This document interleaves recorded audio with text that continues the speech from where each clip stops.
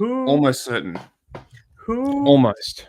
Who are you actually? What movie are you actually thinking about where Tom Cruise is retarded? I'm right.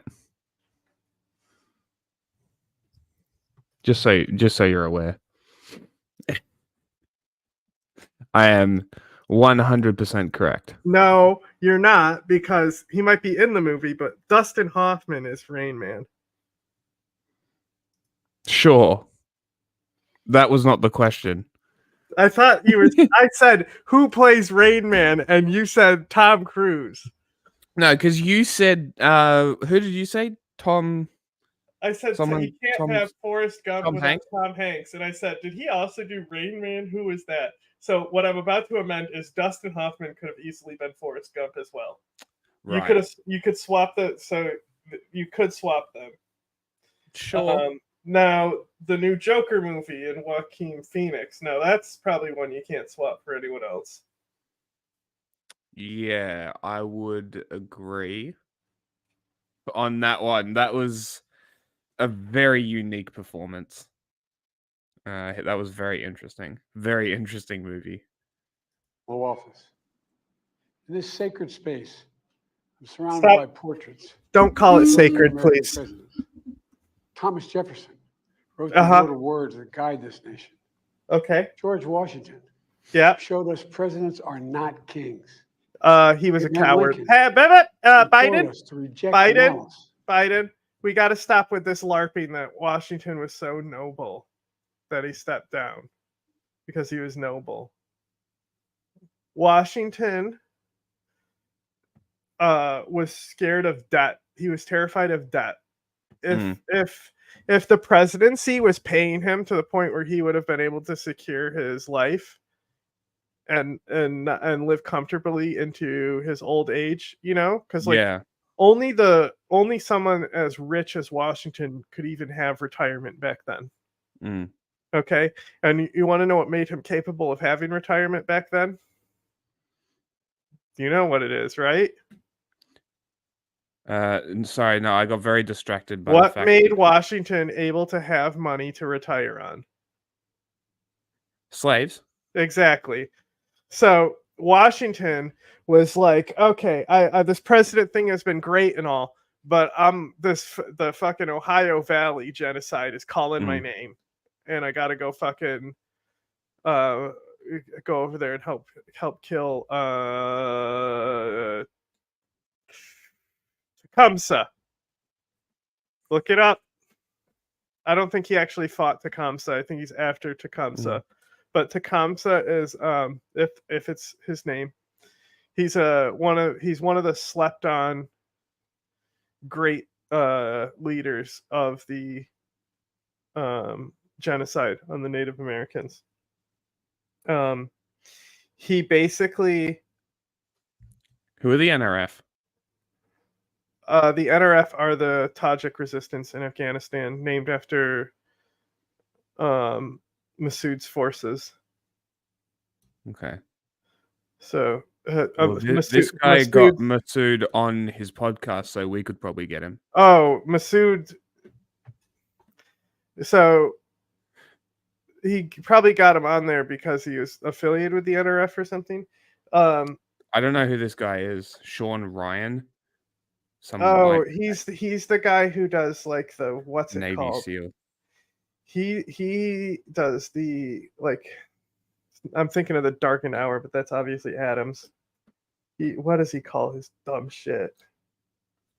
It's like the battle line or something. I don't know. But yeah, of course he got him because he can fucking pull resources to get somebody like that. Yeah. But another guy who's in the NRF who's like because Massoud is the military leader of it. They also have a political leader. It's this guy right here. We are a superpower, but we do not have super patience. Fuck the NRF. They're better than the Taliban, but like.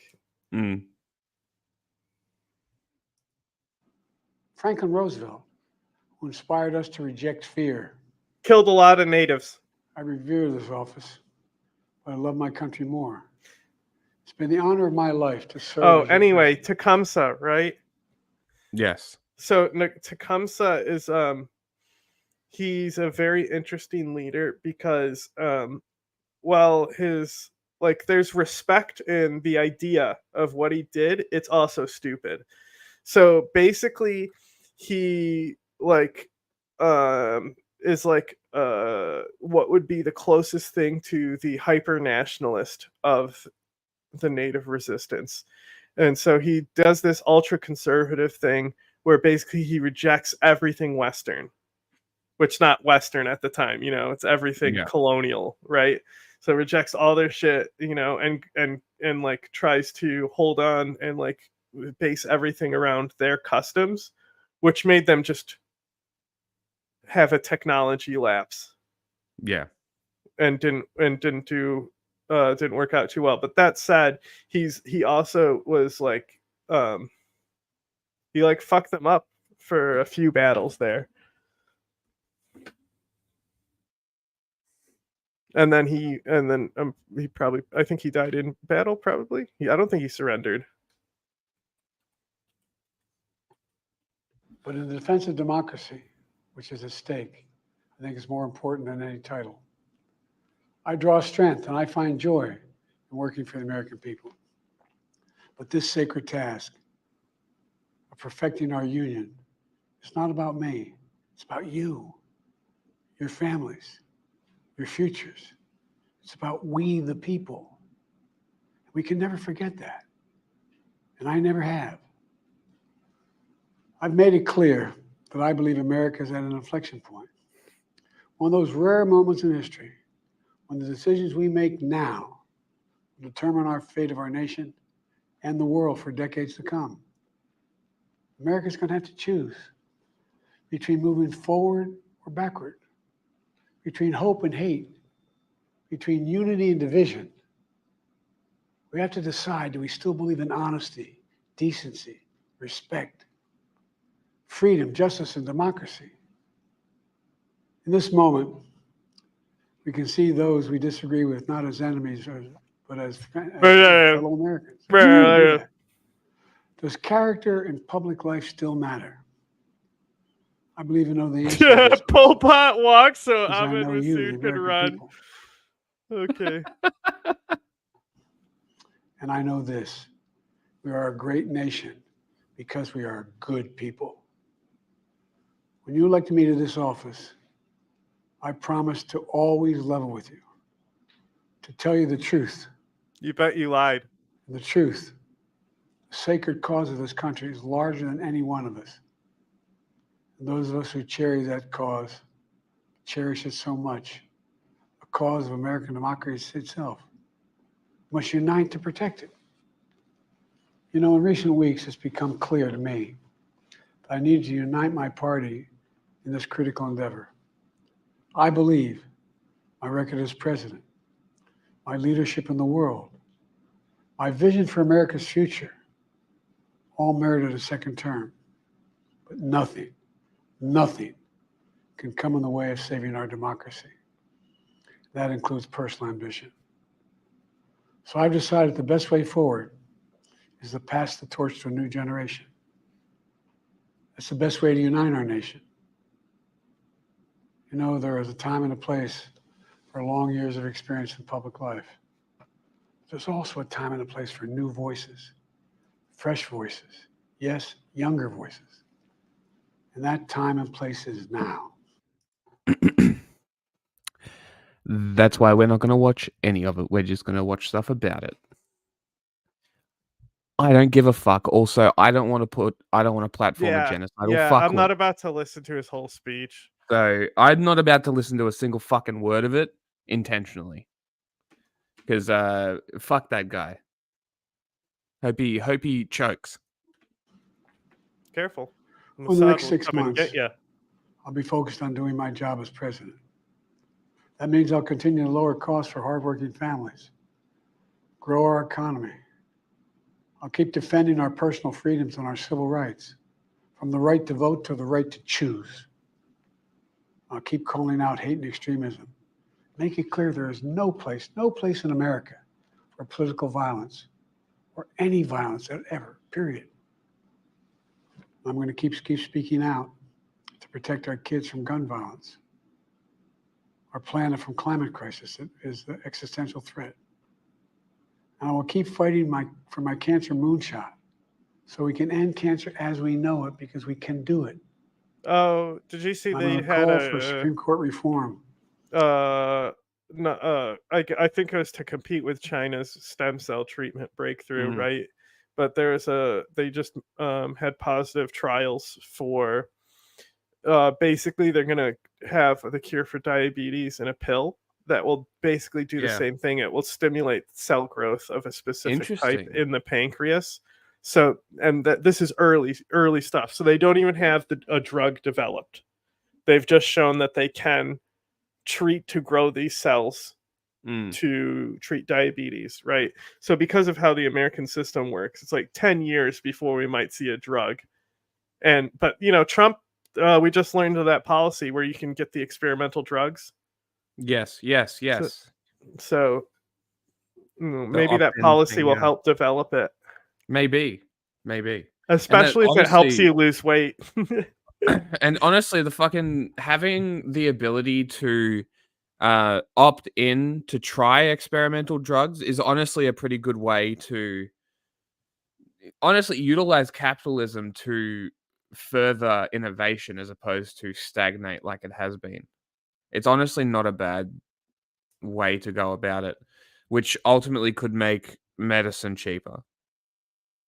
But probably not, because they're negotiating all these lowered prices to insulin. What if instead of lowering those prices, if it's not like we actually make money off of insulin for the government, we take the money we would be paying them to lower those prices and we put it into curing diabetes? Because this is critical to our democracy, Supreme Court reform. I will keep working to ensure America remains strong, secure, and the leader of the free world. I'm the first president in this century to report to the American people that the United States is not at war anywhere in the world. We'll keep rallying a coalition of proud nations to stop Putin from taking over Ukraine and doing more damage. We'll keep NATO stronger, and I'll make it more powerful and more united than any time in all of our history. I'll keep doing the same for our allies in the Pacific. When I came to office, the conventional wisdom was that China would inevitably surpass the United States. That's not the case anymore. And I'm going to keep working to end the war in Gaza, bring home all the hostages, and bring peace and security to the Middle East and end this war. We're also working around the clock to bring home Americans being unjustly detained all around the world. Based. Wow, crazy. I can't believe you. Since my what a bold move.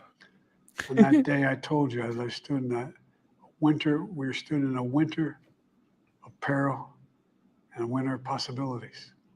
Peril and possibilities.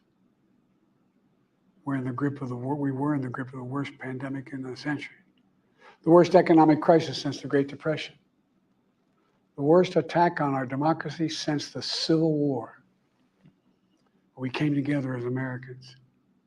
We got through it. We emerged stronger, more prosperous, and more secure. That's the phrasing of it as being an attack on democracy instead of an attack on the country. Yeah. Is a little better phrasing for that messaging, but I think damage has already been done for it. Mm-hmm. And then what else did he just say? Let's go back. I'm sending you cool Tecumseh facts I'm finding. On our democracy yes, since I saw. The Civil War. Before this. We came together as we were in the grip of the worst pandemic in the century. The worst economic crisis since the Great Depression. No, that's the other one. The worst attack on our democracy since the Civil War. We came together as Americans. He did say something else, but I don't remember when. We emerged stronger, more prosperous, and more secure. Today, we have the strongest economy in the world, creating nearly 16 million new jobs, a record. Wages are 16 million. Inflation continues to come down. The racial wealth gap is the lowest it's been in 20 years. That's a We're pretty literally good. rebuilding our entire nation, urban, suburban, rural, tribal communities. Manufacturers come back to So America. he was saying we're in We're a leading winter. the We could world be in a again winter with of chips and this science or a and winter innovation. of that, right? He was like a winter of We despair or finally a beat winter Big of hope Pharma or after all something. these And I years. was like, yeah, but it's summer. Oh, he should transition to this by saying that it's a brat girl summer. Because I have brain To rot. lower the cost of prescription drugs for seniors. And I'm going to keep fighting to make sure we lower the cost for everyone, not just seniors. More Fuck people have them health old care people. today in America than ever before. And I signed one of the most significant laws helping millions of veterans and their families who are exposed to toxic materials. You know, Not Gulf War most syndrome, significant though. climate law ever in the history of the world. The first major gun safety law in 30 years. Today, the violent crime rate Gun is safety. at a 50-year low. Yeah, safe We're storage. also shit. securing our border. Border crossings are lower today than when the previous administration left office. I've kept my commitment to appoint the first black woman to the Supreme Court of the United States of America. I also kept my commitment to have an administration that looks like America. Bro, be a remember president how for I all said? Americans. Remember how I said? Wait till you see this next Tecumseh fact. Remember how I was just saying he's like the closest thing that you would have to an actual ultra-nationalist leader? Look at that factoid I just sent you. You like that? Jesus Christ. When we see arrows and Nazi imagery, it's literally from Tecumseh. Epic. Very cool. That's what I've done. I ran for president 4 years ago because I believed and still do that the soul of America was at stake. The very nature of who we are was at stake. And that's still the case. America's an idea. An idea stronger than any army, bigger than any ocean, more powerful than any dictator or tyrant. It's the most powerful idea in the history of the world. That idea is that we hold these truths to be self-evident. We're all created equal, endowed by our Creator with certain inalienable rights: life, liberty, pursuit of happiness. We've never fully lived up to it, to this sacred idea, but we've never walked away from it either. And I do not believe the American people will walk away from it now. Just a few I heard him months, swallow. the Yucky. American people will choose the course of America's future. I made Gross. I've made my views known. Swamp creature. I'd like to thank our great Vice President Kamala Harris. She's experienced, she's tough, she's capable. She's been an incredible partner to me and a leader for our country. Now the choice is up to you, the American people. When you make that choice, remember the words of Benjamin Franklin hanging on my wall here in the Oval Office, alongside the busts of Dr. King and Rosa Parks and Cesar Chavez.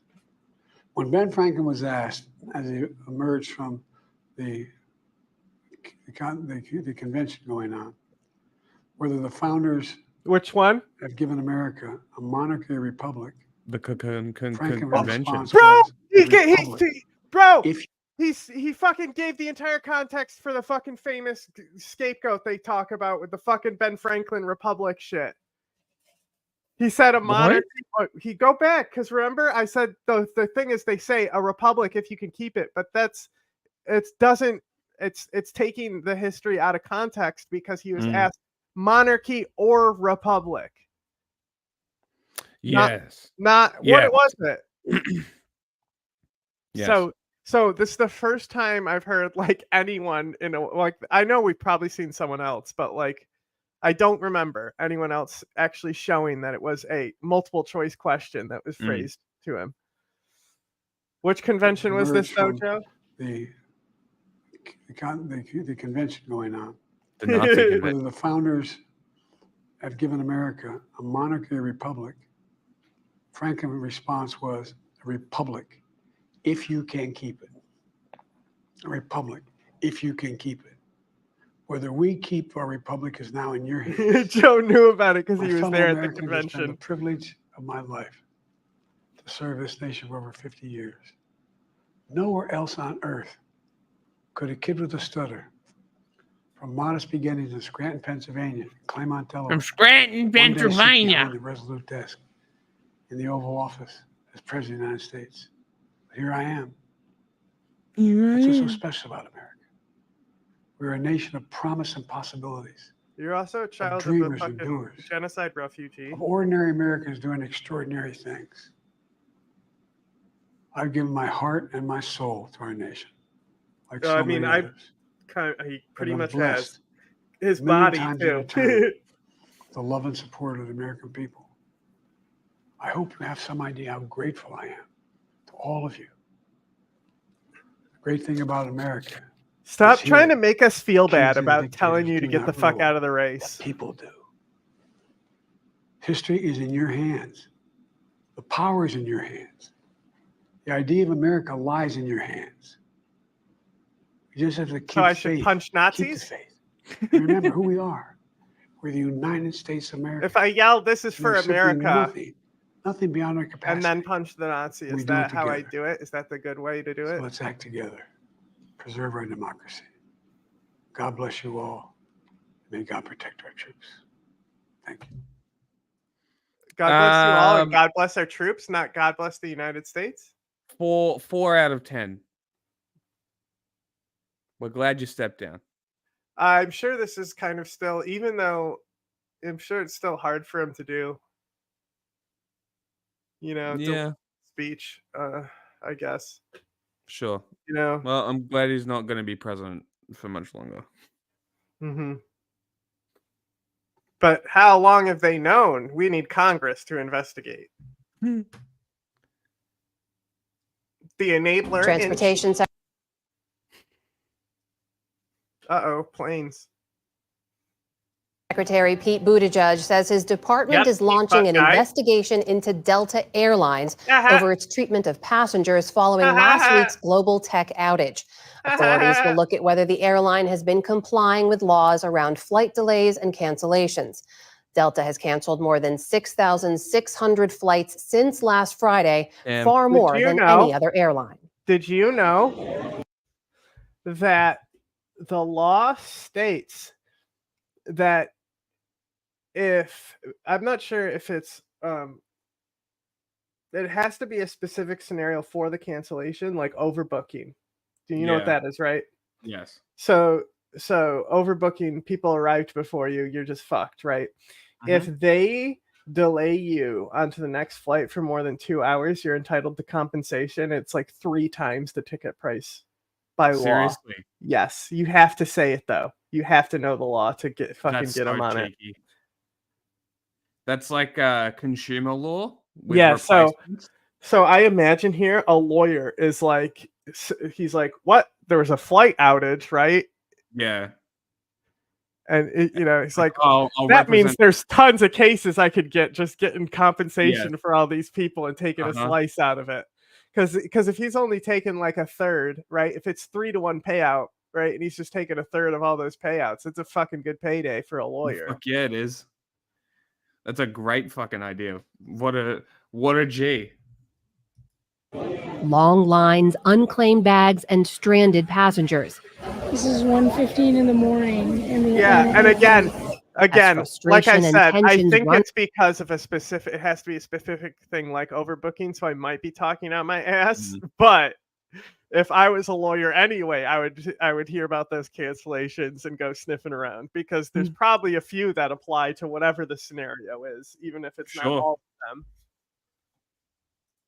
On high inside Atlanta's International Airport, where some have been stuck for the last 4 days. Look around. There's bags everywhere.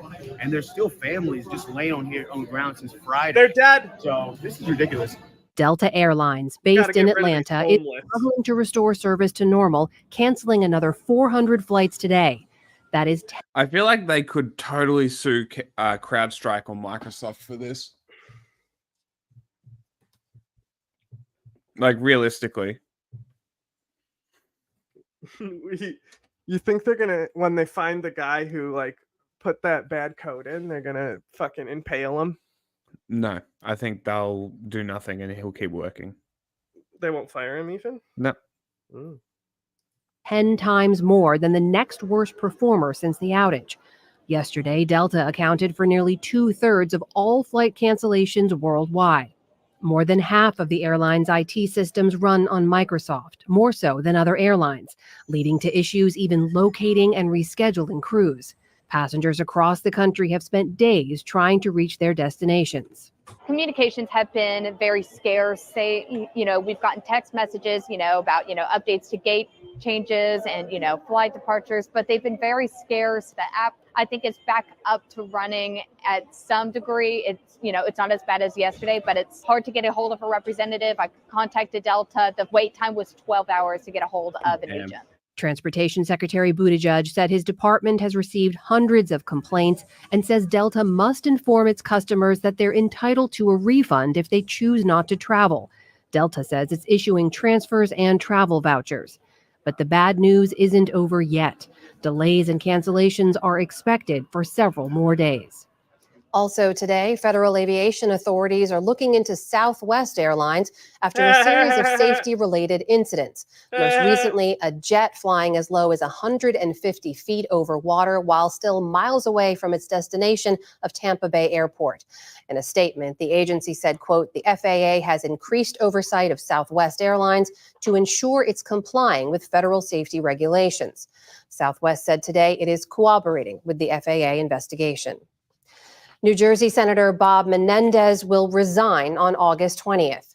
Pressure had been growing on the 70-year-old Democrat to step down after he was convicted last week on all 16 criminal counts at a federal trial in New York.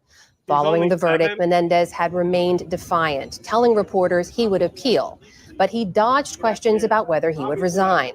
New Jersey Governor Phil Murphy, also a Democrat, will select someone to serve the remainder of Menendez's term, which ends in January. Thousands of people have evacuated Canada's Jasper National Park to escape wildfires threatening the area. Blazes are burning on both sides of the town of Jasper in the Canadian Rockies. Authorities gave residents and park visitors 5 hours to clear out overnight. Damn. Evacuees say they fled west through smoke and ash, hitting bumper-to-bumper traffic at times. By day, eyewitness video captured flames consuming trees and smoke billowing into the sky. That's fucking crazy. Local officials in Ethiopia said today that at least 229 people have died in recent mudslides triggered by heavy rains. Children and pregnant women were among the victims in a remote part of the country's south. Many of the victims were killed on Monday morning as they tried to help survivors of a mudslide from a day earlier. At least 5 people have been pulled out alive. Landslides are common in the country's rainy season, which is expected to last until mid-September. Palestinian factions Hamas and Fatah have agreed to form a government together. The two groups issued a joint statement during meetings in Beijing, but they provided no details on how or when the government would be formed. Hamas and Fatah have been bitter enemies since a bloody civil war in the Gaza Strip ended in 2007. Previous agreements between the two groups have failed. Israel remains opposed to any post-war government that includes Hamas, and they swiftly denounced the agreement as... I wonder how much of Gaza was promised to China out of this deal. But that's the thing is that it's not. There's no way China's doing it out of the goodness of their own fucking heart. No, they're doing it because it's good for their diplomacy. Like, what is China losing or in the exchange? I'm sure. Right, so they're doing. But this is what I'm saying. China never does anything unless they get something out of it. Yeah, but the stuff like where they mediated peace talks with different with they went in. It wasn't just them though, was it? No, but they've been pushing their diplomacy in the region because of CENTCOM. CENTCOM's so focused on that region that of course they are. Plus, they need the oil from the region. Fair enough.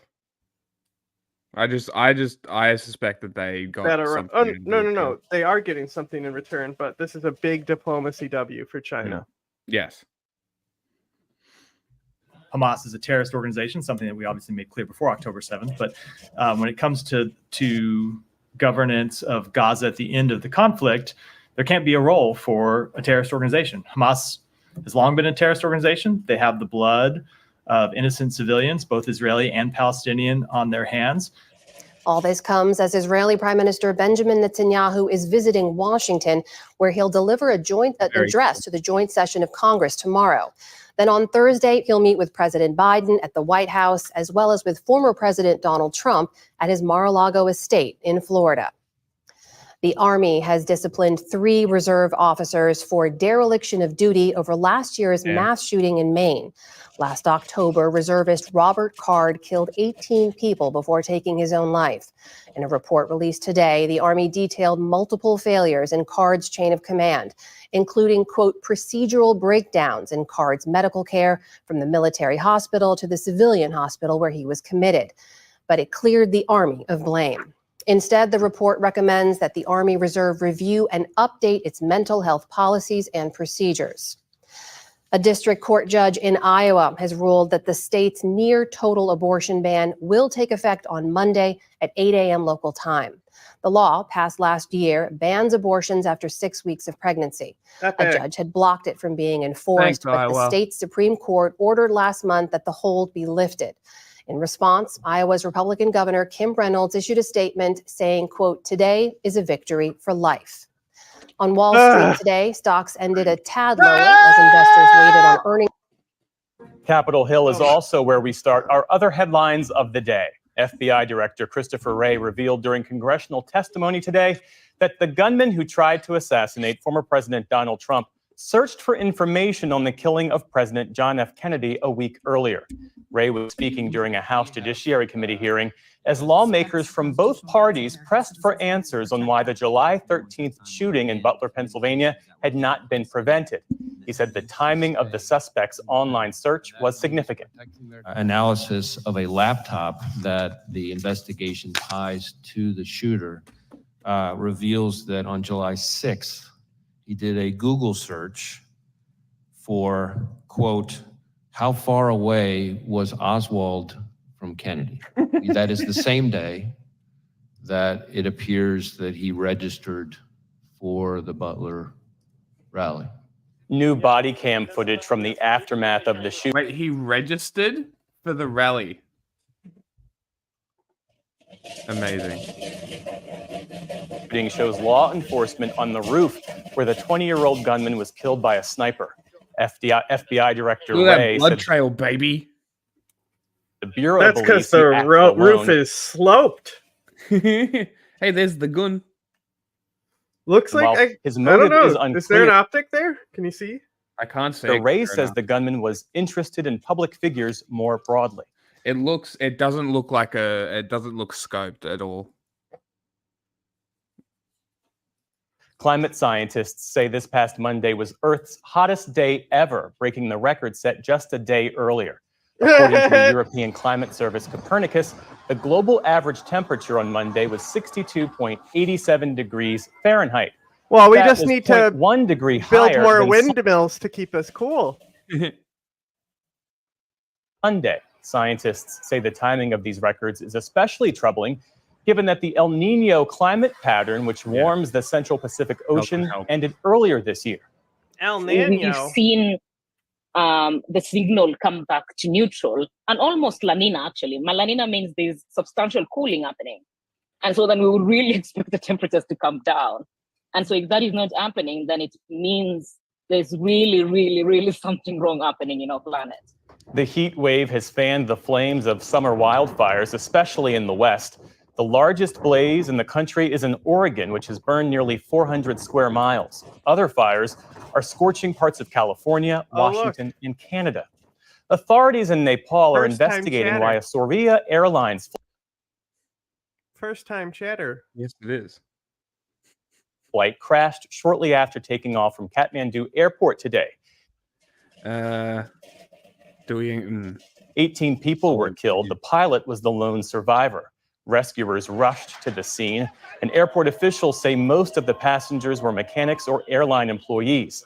Witnesses described the moment of the crash.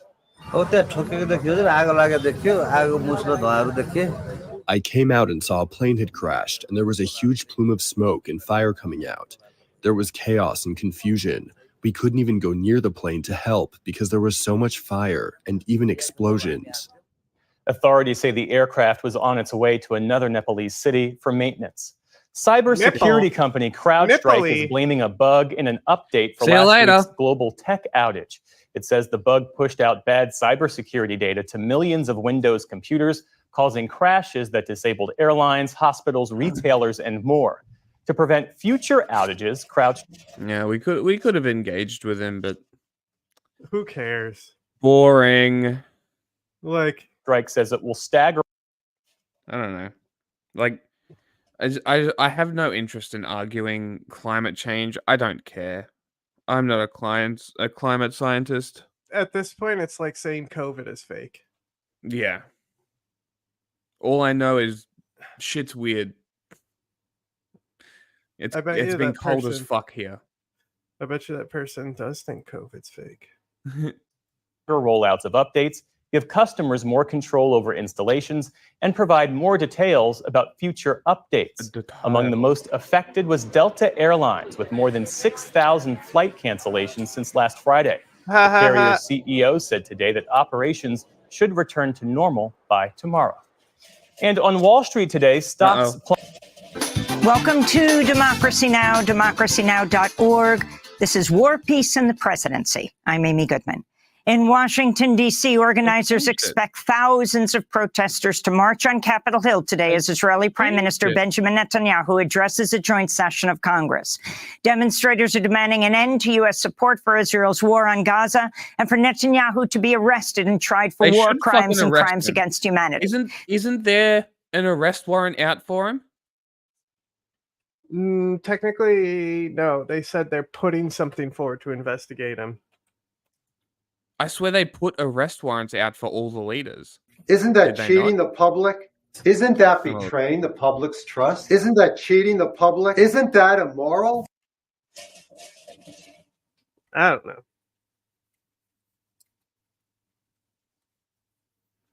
I'm telling you. The ICC takes unprecedented actions with Israel-Hamas leadership arrest warrants. Okay. So they have actually issued the warrants. So they could arrest. It was probably the sanctions that the U.S. got all pissy about. That they were investigating if sanctions were potential. Could the United States police force arrest Netanyahu? Yeah, sure. Why not? Could they theoretically? They would have to get past the fucking personnel of security he has. The security. What are they going to do? Shoot cops? Well, that'd be interesting. I'd like to see that happen. It's the Secret Service, so the Secret Service. Yeah, they protect diplomats as well. Okay, so get the Secret Service to arrest him. Yeah, you'd have to. Well, they take their orders from the federal government, who are loyal to Israel. Their demand comes just weeks after the chief prosecutor of the International Criminal Court announced he was seeking an arrest warrant for Netanyahu. Dozens of Democratic members of Congress, both Congress members and senators, plan to boycott Netanyahu's speech. Meanwhile, Republican House Speaker Mike Johnson welcomed Netanyahu back to the halls of Congress. Rashida Tlaib. I'm happy to welcome Israeli Prime Minister Benjamin Netanyahu. She showed up to the speech with a like a Wile E. Coyote sign that says "War Criminal." I imagined on the other side it says "Duck Season," but it looked like one of those. It looked like that's what it looked like. It's like the duck season thing. To a joint session of Congress.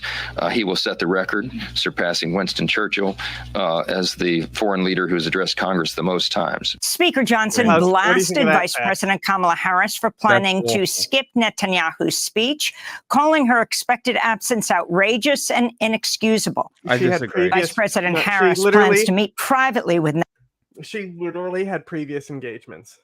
So it wasn't even like a malicious thing. She's like, yeah. Oh, I'm not. So like she had previous engagements. She's still the vice president, right? Yes. So like people are posting this picture, and it's like it's showing her holding that Ukrainian flag behind Zelensky.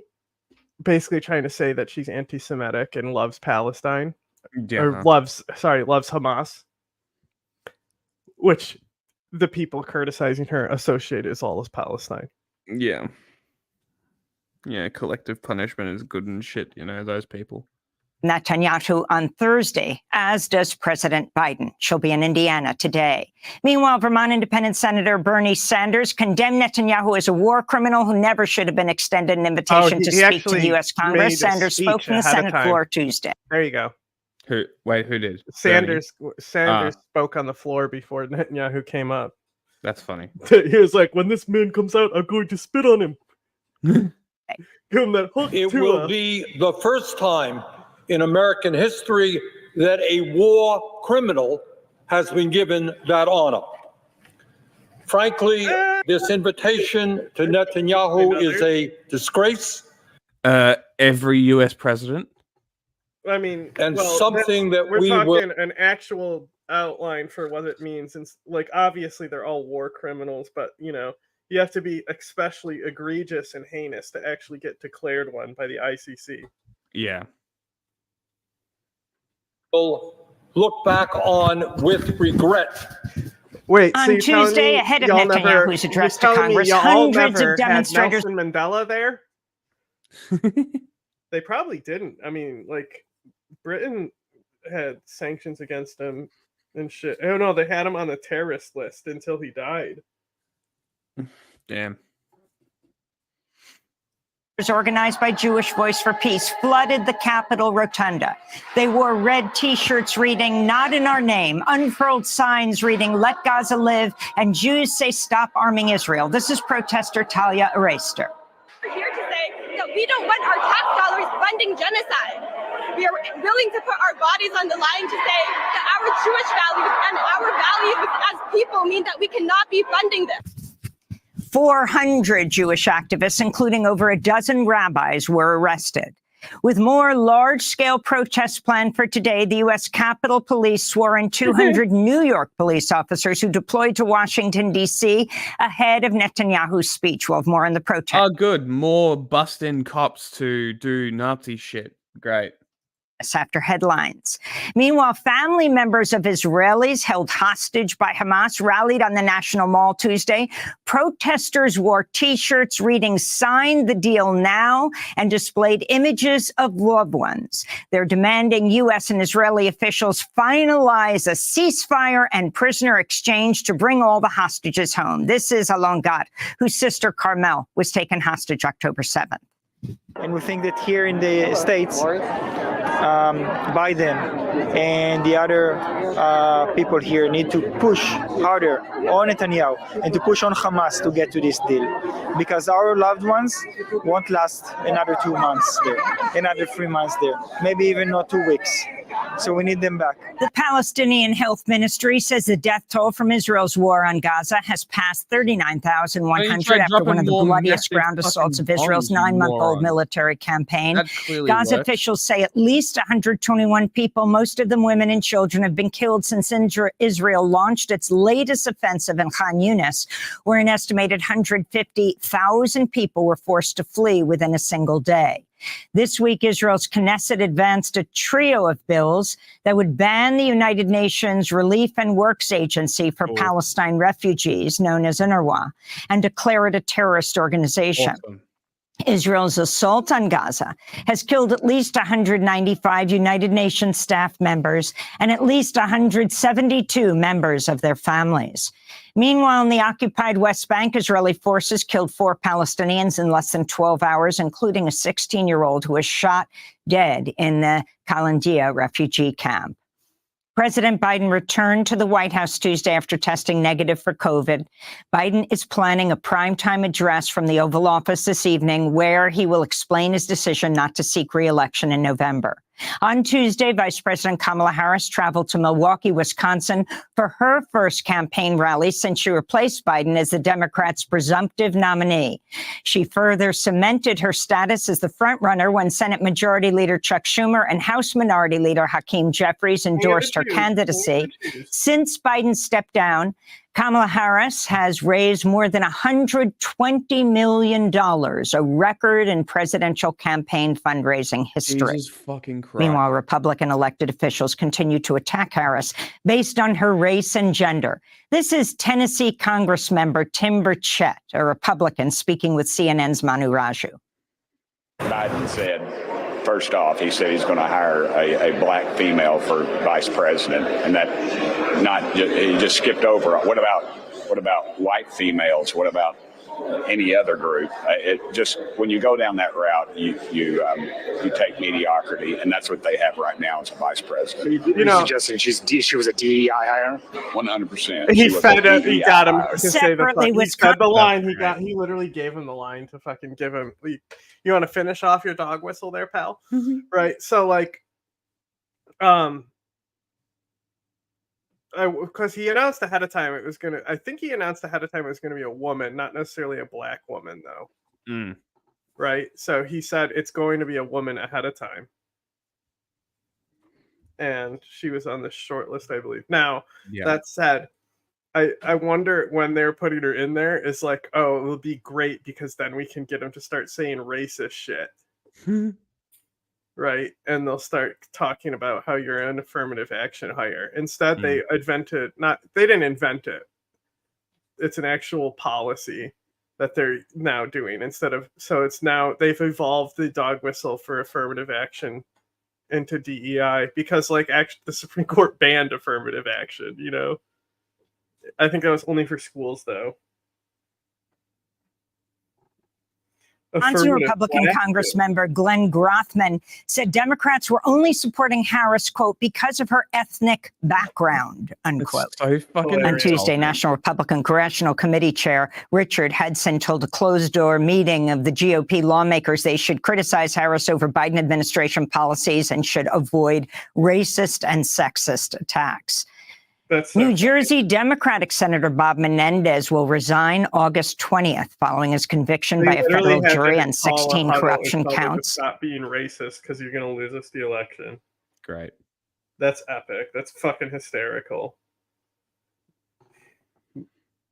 Menendez was found guilty of bribery, wire fraud, extortion, obstruction of justice, conspiracy, and acting as a foreign agent for Egypt. Menendez faces years in prison when he's sentenced in October. New Jersey's Democratic governor, Phil Murphy, will appoint a replacement to carry out the remainder of Menendez's term, which expires in January. Don't trust guys named U.S. Phil. Secret Service Director Kimberly Cheadle resigned Tuesday over security failures ahead of the July 13th Trump assassination attempt, when 20-year-old would-be assassin fired 8 bullets from an assault rifle in under 6 seconds before he was killed. Cheadle's resignation came a day after she faced intense questioning by both Democrats and Republicans on the House Oversight Committee, with lawmakers of both parties calling for her to step down. In Kenya, youth-led nationwide protests have entered a 6th week as police continue to violently crack down on demonstrators. Armed forces Tuesday fired tear gas and rubber bullets at anti-government protesters in Nairobi. Dozens have been killed by police since last month, but protesters are not standing down, vowing a total shutdown of Kenya as they seize control of Nairobi's main international airport. In Ethiopia, at least 229 people, including children, have been killed in 2 landslides triggered by torrential rains in the remote southern region of Gofa. The death toll is expected to rise as the search for survivors continued for a second day. Heavy rains in the... What? Go fuck yourself. That's why they call it Gofa. Sure. Region have worsened due to the climate crisis, while other parts of Ethiopia experience severe drought. United Nations warns millions of Ethiopians face malnutrition due to climate-related events. And in more climate news, scientists have confirmed Monday was the hottest day ever recorded globally as deadly heat waves continue to scorch large swaths of the world. Monday's record broke the previous all-time high temperature set just one day earlier. Carlo Buontempo, director of the European Union's Copernicus Climate Change Service, said the latest record is unlikely to stand for long as the climate crisis continues to worsen. Not in Australia. It's something we need to get used to, because as the climate keeps warming, as a consequence of the increase in greenhouse gases in the atmosphere, we are bound to see new. I'm no expert, but that's not true. The increase of greenhouse gases actually makes it cooler. I think that they call it the greenhouse effect. Because we're not putting CO2 into the atmosphere and we're actually allowing I don't the know. Earth to Oh, recycle the suddenly someone is a CO2. climate scientist, I guess. Hold on. I am Are you repeating or are you what I not? Well, heard didn't you just from say a you're not one? climate scientist. He Source? said that the Earth should be hotter. It is cooler because we kept a constant blanket of CO2 blocking the sun's heat from the Source? Earth's surface. Source? So as the CO2 is taken out of the atmosphere and recycled, as the Earth cycle does, it actually makes it hotter. Source? Literally, a climate scientist. A guy. I will get the fucking video. Amen. And I will find it. New record being broken in the next few months, in the next few years. Gaza has also been hit by a which, blistering heat wave, worsening living conditions for Palestinians who've been. Another name thrown in the ring for vice president. I'm behind it. Okay, it's literally okay. There's two people from the military that have done enough for this country that they can transition from military to be the president, right? One of them is Petraeus, even though they would bring up the whole how he gave people intelligence during his divorce, and that's why he got fired from the CIA director position, right? Which is like no big deal if at this time, because he would be a Republican, right? The other guy, right, is Admiral McRaven, who also helped kill bin Laden because it was SEAL teams, right, that killed bin Laden. So that would be cool to have McRaven as a VP. Because, like, imagine Republicans doing a campaign against the guy who killed bin Laden. Good luck. Okay?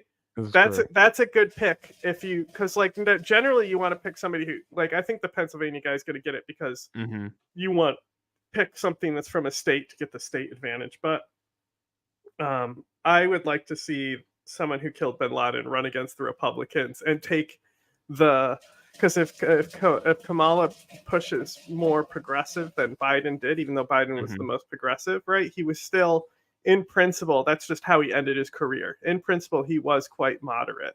Yeah. Okay, first of all, here's a little child graphic for you.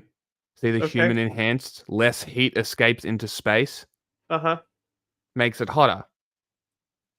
But as the natural greenhouse effect reinstates itself, the Earth will get hotter. Because it should be. What about the hungry caterpillar? What? Hungry caterpillar.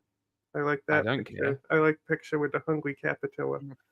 Display. I had a hungry caterpillar board game. I don't remember what it was, what it even is. I think you collected fruit and went around the board and got fruit. I don't know what the goal is or how you even played it. And those are some of the headlines. This is Democracy. Thanks, Amy.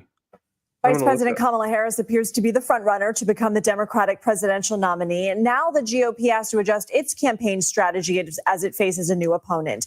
CBS News political correspondent Caitlin Huey-Burns joins us from our D.C. bureau. Caitlin, I just want to get your reaction. We had Danielle Alvarez, Trump campaign spokesperson on, or advisor rather, in our the beginning of the show. And you could start to see some of the strategy taking shape, really attaching Harris to border policy, trying to paint her as an extremist.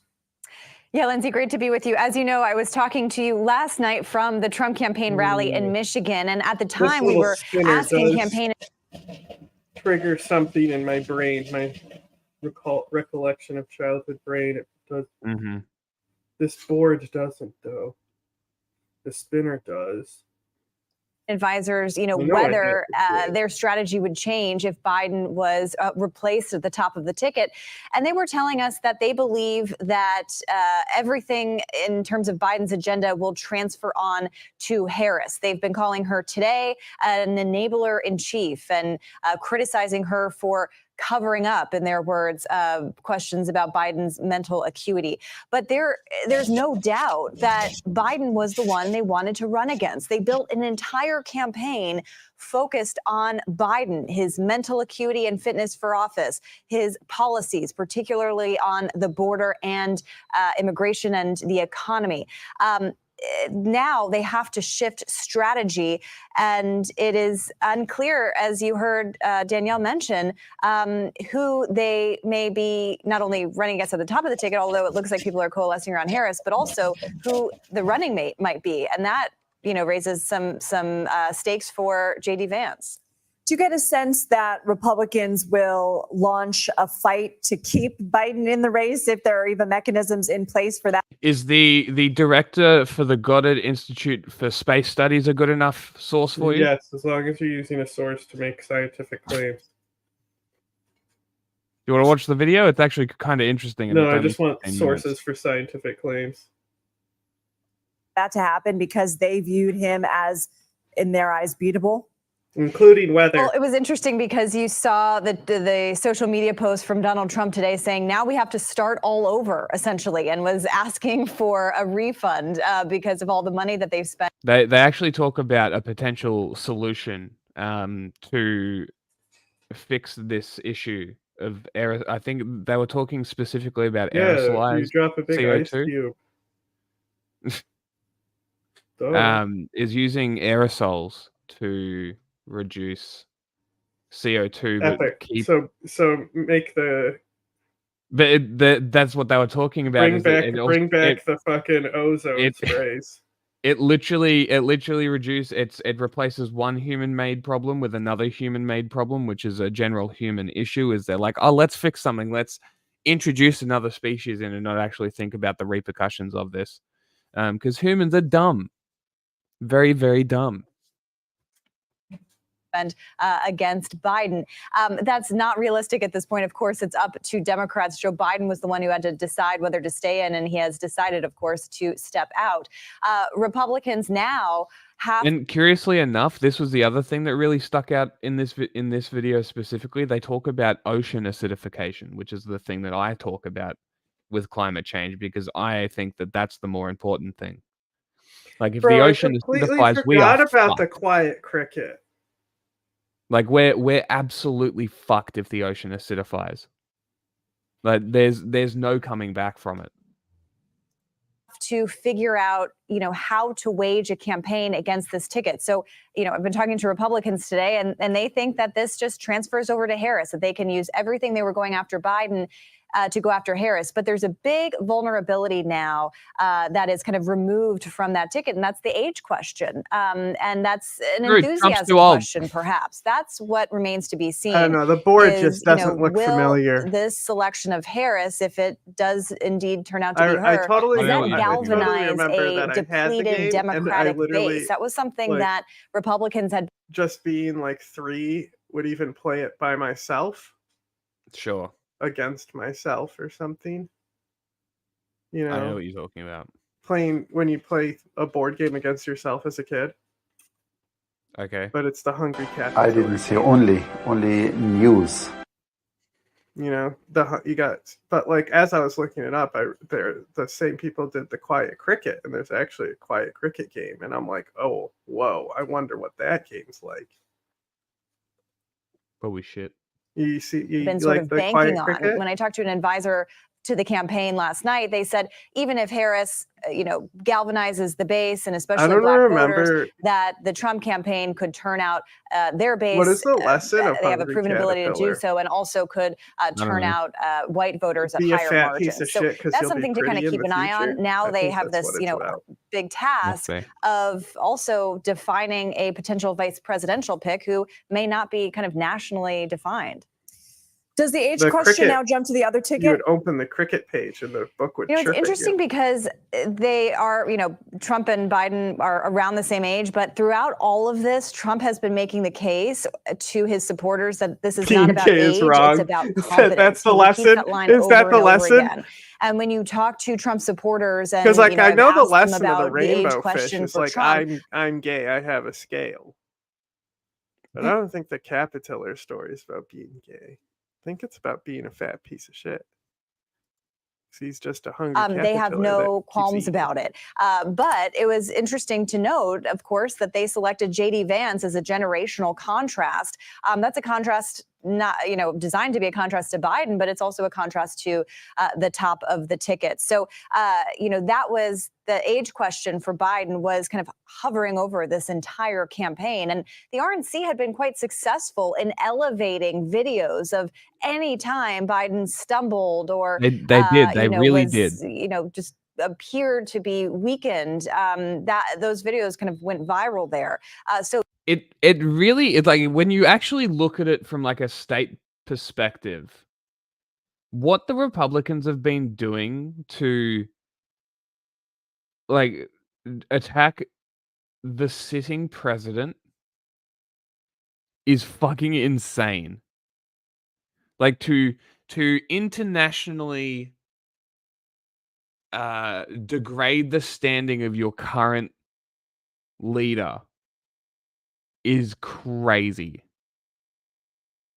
When you really think about it, it just shows you that it's literally everything that everybody says about the GOP, the new GOP, Trump's GOP, is basically true. They banned Like, the it's hungry crazy. caterpillar. Sure. So again, this campaign built around campaigning against something else. And now with just 3 or so months to go, they have to shift strategy. But they've also maintained that their strategy remains in the Midwest. And that's also going to be a question if Kamala Harris can pull those voters. Caitlin Huey-Burns, thank you. But even Democrats are worried about the president's age. The Wall Street Journal had a poll showing 2/3 of Democrats say Joe Biden is too old to run again. Are you prepared to be commander-in-chief? Yes, I am, if necessary. But Joe Biden is going to be fine. And let me tell you something. Okay, this is boring. Let's hear why we should vote for Trump. Young Turks at the RNC. Cenk Ugranik. It's very nice. You can tell Charlie Kirk joins us. It's been a while. Yeah, it has. Good to have you here from Talking Points USA. And so close. Turning Point. Oh, did I say that? That's hilarious. I meant Turning Point USA. That was a Freudian slip. Okay, so Charlie, you and I now have some strange agreements. Okay, so the whole world is just it's coming to an end. Right. So, but believe me, we have plenty of disagreements, so we're going to get to it. So we both think Biden's a bad candidate. We both. Say that we represent the populist wing of our parties. Jack, right? this article let me I'm start with sending a you simple question. on my point Is it about the hungry caterpillar? I don't care. Bro, you gotta read the article. I don't care. Bro, you gotta read the article because it's funny. Just skim it and you're gonna laugh because it's literally reverse Ron DeSantis. It's so funny. It's literally the same policy in reverse. He's wearing one of the shirts.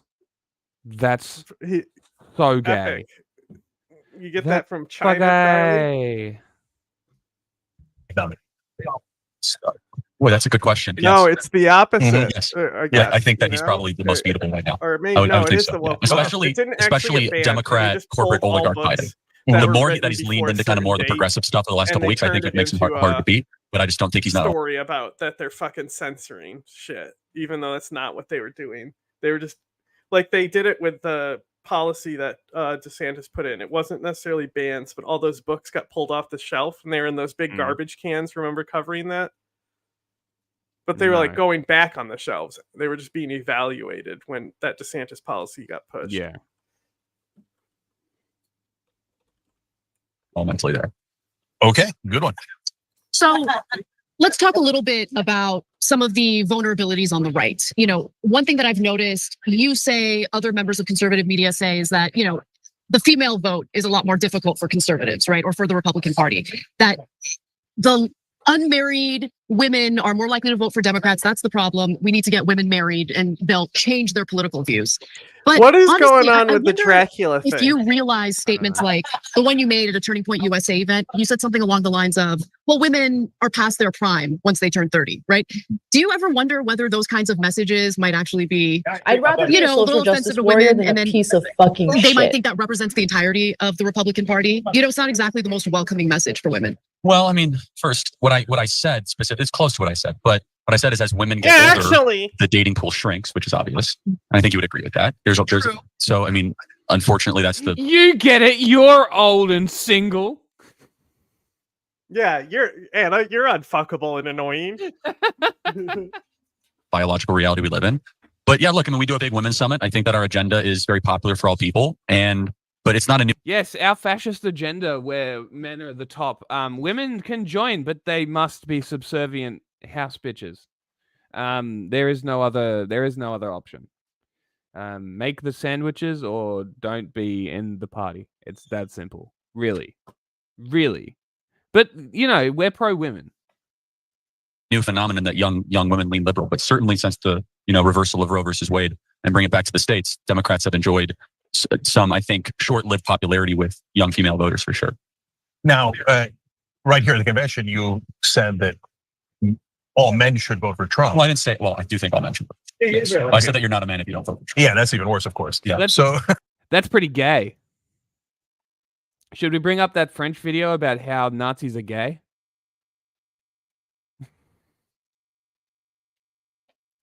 So look, I mean, come on, Shank, look at that. I mean, can your candidate do that? I cringe. No. That's cringe. What? Can you do what? Stand up and do a fascist little photo op? Yeah, I would say Biden probably could if he wanted to. Probably, yeah. So look, I'm honest. Who's your preferred candidate? Crime. Where did you buy that T-shirt from a Chinese manufacturer? Probably. Charlie, Mr. America. Migrant crime. Made in China. I would never. You think Bernie could do this? If Bernie got shot, would Bernie do this? Look, I hope nobody ever gets shot. How about Gretchen? We never find out. We never find out. Hey, Gretchen Whitmer almost got kidnapped by you guys. So, he was pretty courageous on that too. Funny. So, okay. Anyway, but do you think Gavin Newsom would do this? He got shot. He would run. Look, it was also mostly a Fed plot, but like, yeah, we have to talk about that. One quick away if Gavin Newsom got shot. So, but I'm giving you a hard time. I know, Charlie. Look, I said that Trump that day was courageous.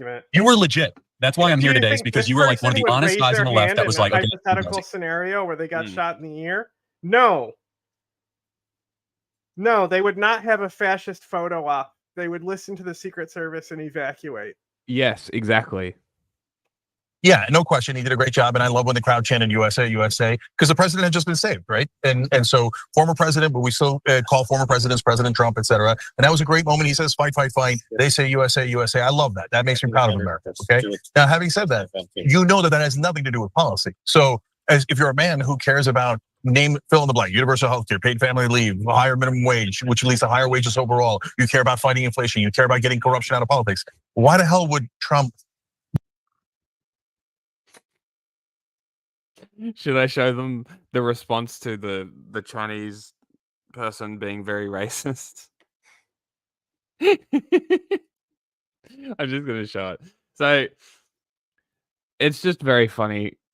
It's like wildly fucking racist, the shit that this person's saying. So white racism doesn't exist. Of course not. Anyway, this is what I responded to them with. You're racist like, for saying it's racist. I really enjoy drinking water from a tap.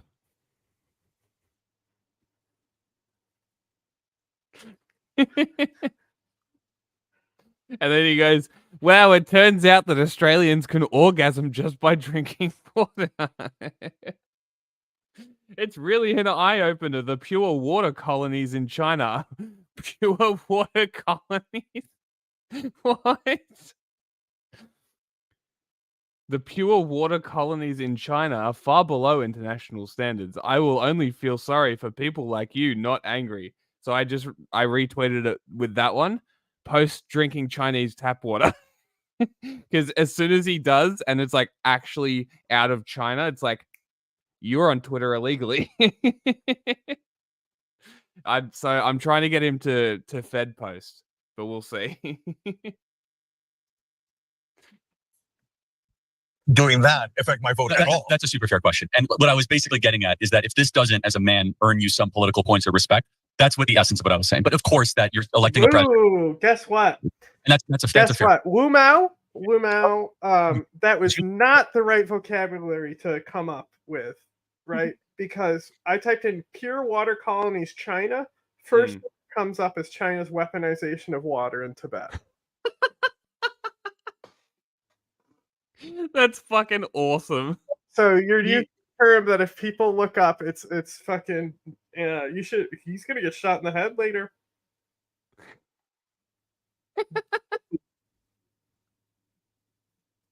You guys for the Romney. Okay. Okay, you can call whatever you want. Hey, listen, in a sense, I'm leading the charge against Jamie Harrison. That's fucking hilarious. Maybe that's why it was hidden in the spam.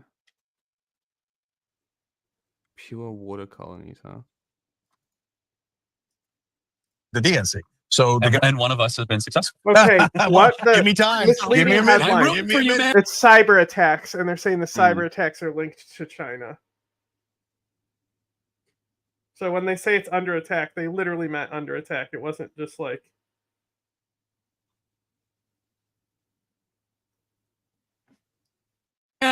Okay, so look, now even Jake Tapper today basically called Jamie Harrison a liar at the DNC because he is a liar. He's been lying the whole time, and he's lying about the Ohio issue now. Thanks for watching. Our audience has helped.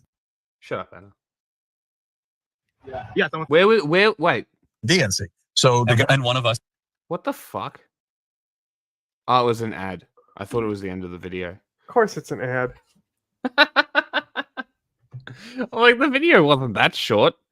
I just instinctually fucking skipped it because it was like an end card. I don't think has a voice for the grassroots right now. And in fact, I think if I was advising Democrats, it'd be like, your power is in the Bernie Sanders wing of your party. Like, why are you not tapping into that? Not into this like old stodgy neoliberal warmongering, weak Bush Cheney version of the Democrat Party. But anyway, what am I to give advice to Democrats, right? But no, my critique of Ronna McRomney was that, yes, there's a track record of losing. Fine. Okay, I've made mistakes in the past. We're trying to all adjust. More importantly, though, is that conservative grassroots did not have a seat at the table. Is that we have an agenda that we felt was not being represented, not being listened to. And then there were some like very wonky parliamentarian things I think that you would agree with. And this like Robert Rules of Order, like how these parties operate, right? Yes. They steamroll the little guy. They steamroll the states that aren't as important to fundraising. And we found that to be objectionable. And so we Donald Trump made the ultimate decision, but we led a very, very heated campaign against Ronna, and ultimately that was successful. Hold on, one quick follow-up, Anna. Sure. So, Charlie, here's what I don't understand about the Republicans. On the Democratic side, I think it's fairly clear because the establishment corporate Democrats have all the money. So the Bernie side has grassroots money, grassroots energy, but that's only earned. You have to actually deliver, otherwise the grassroots don't give you the money, right? So that's why the DNC says, well, I can't count on that because I'm corporate. I'm serving these donors. I'll never get the grassroots money. So I'm going to halfway give up on that. And so I'm going to be purely corporate, right? So on the Democratic side, it's really stark, right? But on the Republican side, the grassroots also has tons of donor money. So why do they object to the grassroots? They have no reason to. That's an interesting point. It's because of their values. Mm-hmm. It's because the grassroots represent a value system that the Vichy French Republicans do not believe in, which is that we believe neoliberalism has been a failed experiment in the modern. There's no fucking way. What? What? Was that a French Revolution reference? Vichy French Republicans point, it's because of their values. Mm-hmm. It's because the grassroots represent a value system that the Vichy French Republicans do not believe in, which is that we believe neoliberalism has been a failed experiment in the modern era. I think you actually might agree with part of that, both of you guys. I definitely agree with that. Definitely. But this is the thing I don't get, and this is why, for the first time, I find the convention, the Republican convention, so fascinating because I do see this growth. No, the Nazis. Yeah, the Vichy France was World War II. Government of Vichy France. Nazi occupied France. Collaborationist ruling regime. Yes, okay. That's risky wording to use, my friend. I wouldn't point to the Nazis and be like, yeah, but they're the Nazis when it's you guys. That's risky. See if this pays off. Faction of Republican voters who are headed in the direction of economic populism, right? They like Social Security, they like Medicare, they want better wages for workers, they want protectionism in regard to trade and tariffs. And I find that also fascinating. But at the same time, you seem to be empathetic to that message and to those desires by some Republican voters. At the same time, like on your show, you had this one segment. Not a fan of Social Security. Yeah, so let me clarify. Wildly popular, even among Republicans. I'm just not a fan of things that aren't properly funded or go bankrupt. So would you be in favor of lifting the cap on Social Security taxes in order to fund Social Security? Educate me what that would look like. So it's around $174,000 if I remember right. So like rich people shouldn't get Social Security effectively? No, not at all. They should definitely get it. Everyone gets it. Everybody should get it. Regardless of age? Or no. Everybody in terms of income, right? But because universal programs work better, everybody buys into it. Because if the rich don't get it, they'll kill it. That's usually how it works. But how's that any different than? No. Hold on. Deducting tax for Social Security past a certain income, and every year it changes. So, for instance, let's say you're making $200,000 a year. After about $174,000, the FICA tax no longer they stop applies. taxing you on Social Security. Okay. Yeah, I'd have to think about that. That sounds like probably a good idea, but I'd have to like look at the counter argument. Okay. I mean, but look, as far as what my critique of Social Security is that it is going to go bankrupt soon. It has been.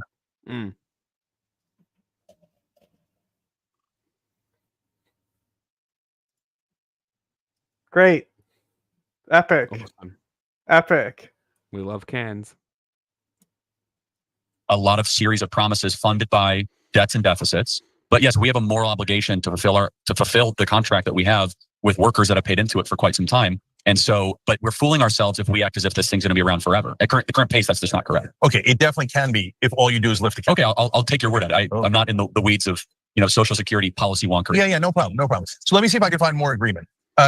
Paid family leave. 84% of Americans agree with it. 74% of Republican voters agree with it. 12 weeks off for a mom after. That's what we do at Turning Point. Yeah. We do 3 months family leave. That's exactly what we do at TYT. So we're another point of agreement. Okay, so, but we can't get corporate Republicans or corporate Democrats to say yes. Well, I think either Rubio or Romney pushed this. You guys can correct me. Yeah, Romney, great. My favorite guy.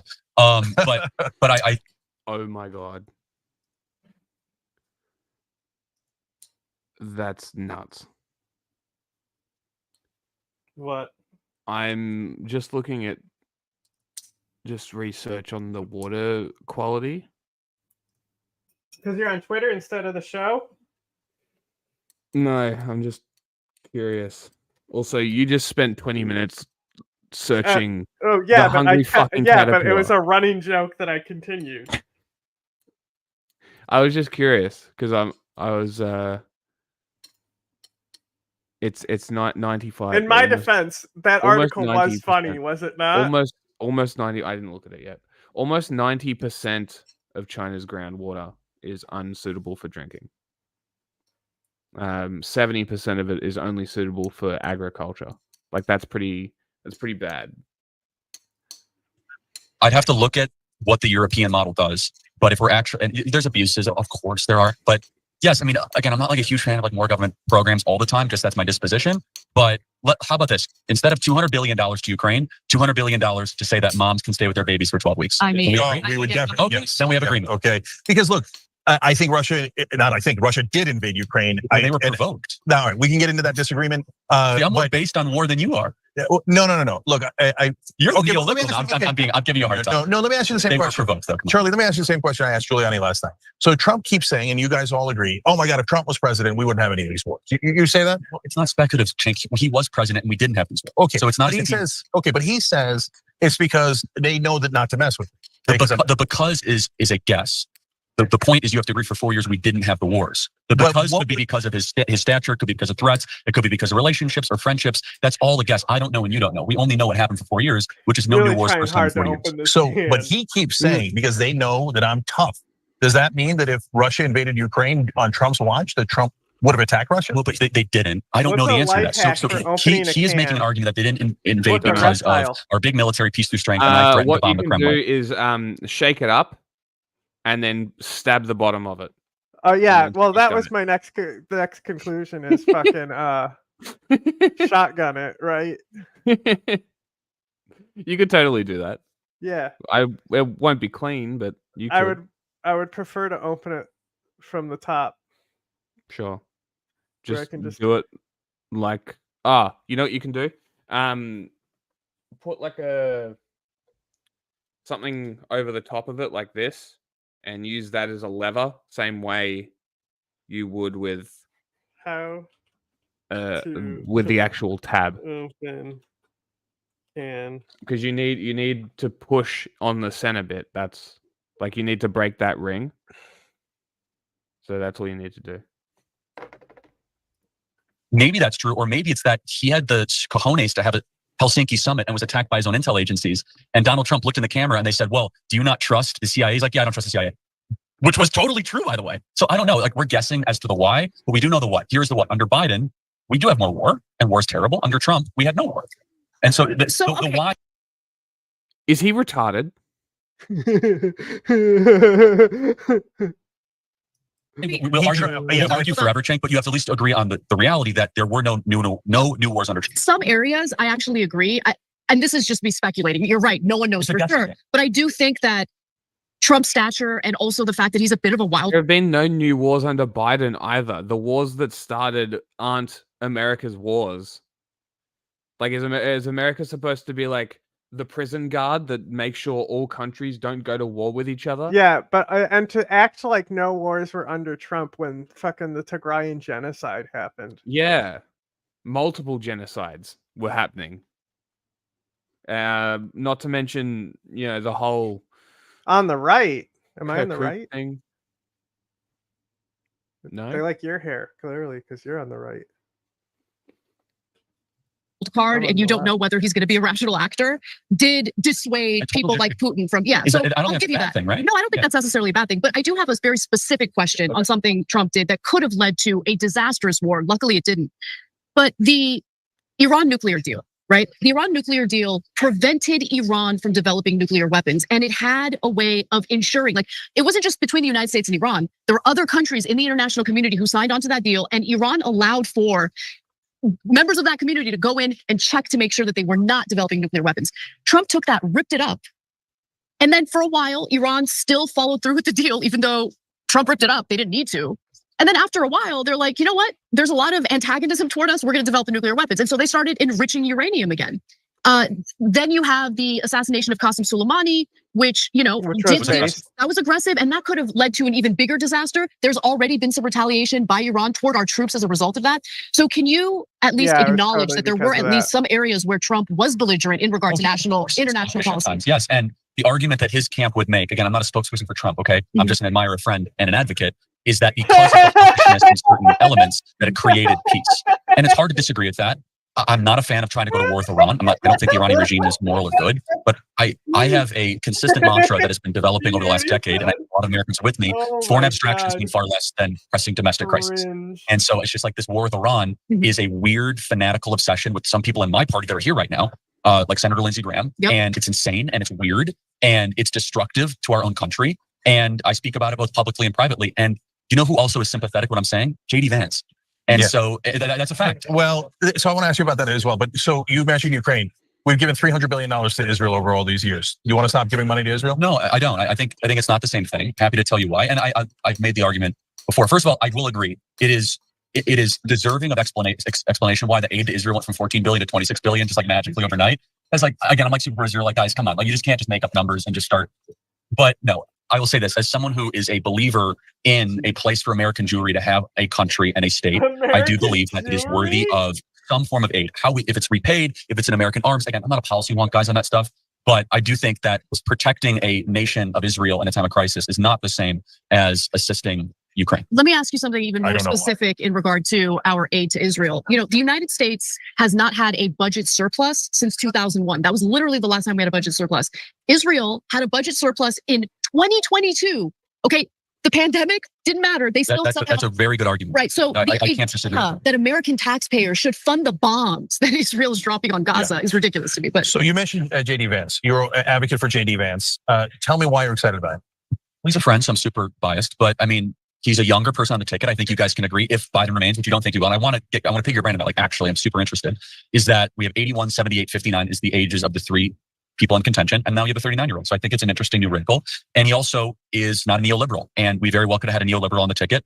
And he is a legit conservative that understands the America First agenda that you see here on full display.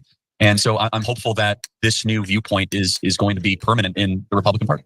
Are you worried that his stance on abortion, which is no exceptions in rape and incest, will be very damaging to the campaign? No, I don't. I think he has said that he agrees with the president, sent it back to the states. I think he's been really fair, and now it's a joint ticket. And so he will harmonize his views with that at the top of the ticket. Okay.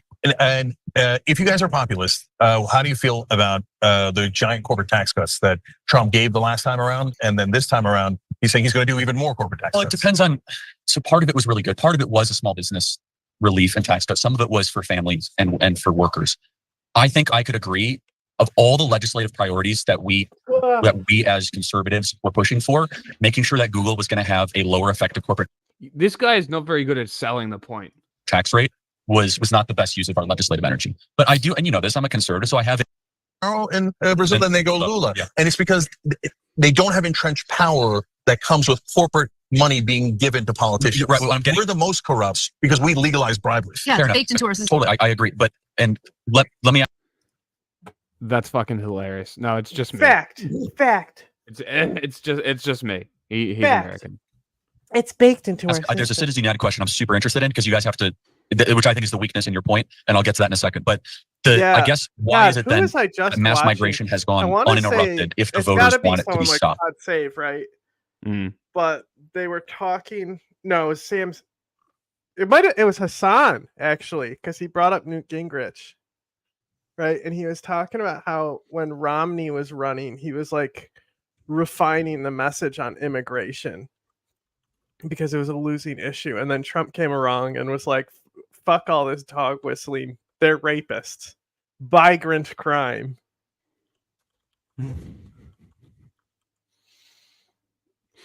So that depends on a number of things. But Le Pen nearly won in France. Okay, fair enough. So that's the answer, is that it's actually showing signs of life that.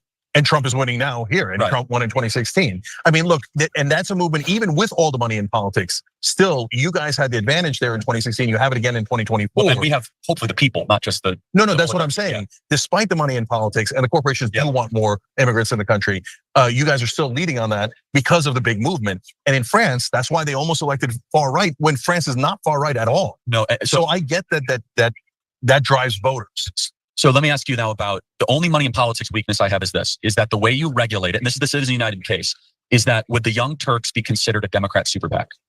I mean, that's not a facetious question. No, I totally get it. That's actually a good faith question, because you see what I'm saying? No, I do. So, because turning point media, right? No, same thing applies for both of us, okay? You have to carve out media. First of all, it's a constitutional issue, because freedom of the press. That's why they decided Citizens United the way they did. No, I know that. The Hillary Clinton book, as you know, is the essence of the... Yeah. So I know this sounds pretentious, but it's okay. JD Vance is from Yale Law. I debated the guy who won. I didn't go to college. So okay, I know. So I debated the guy who won Citizens United case and Floyd Abrams, quickly top told constitutional him lawyer. Care about him not going to college there. Yeah. He was like, yeah. I didn't go to college. Yeah. Shut up. In the country in Oxford, and beat him 2-1. Not because I'm that great at it, because it's so obvious, right? People don't want. What do you think? The lizard controlled people by in the charge? money that they are getting directly or indirectly. When it comes to media, there is no way to solve that. Where even in countries that don't have the money in politics problem, they still have media. And so media is going to be right, media is going to be left, media is going to be in the middle. You can't end media because then you have a freedom of press and freedom of speech issue. Hear me out then. So let's just say the billionaire class can no longer give money to Joe Biden or Donald Trump. Why wouldn't they go spend $100 million and publish books in media and just... Is literally a nonprofit. They function for businesses to donate to for tax write-offs, to donate and raise money among young voters for the Republican Party. So this guy's sitting here being like, talking about money out of politics and stuff. Motherfucker, that's you. That's literally what your organization is. And like the Young Turks also, they created the Justice Democrats, which got a lot of people elected who ended up being in the squad and shit. But that died.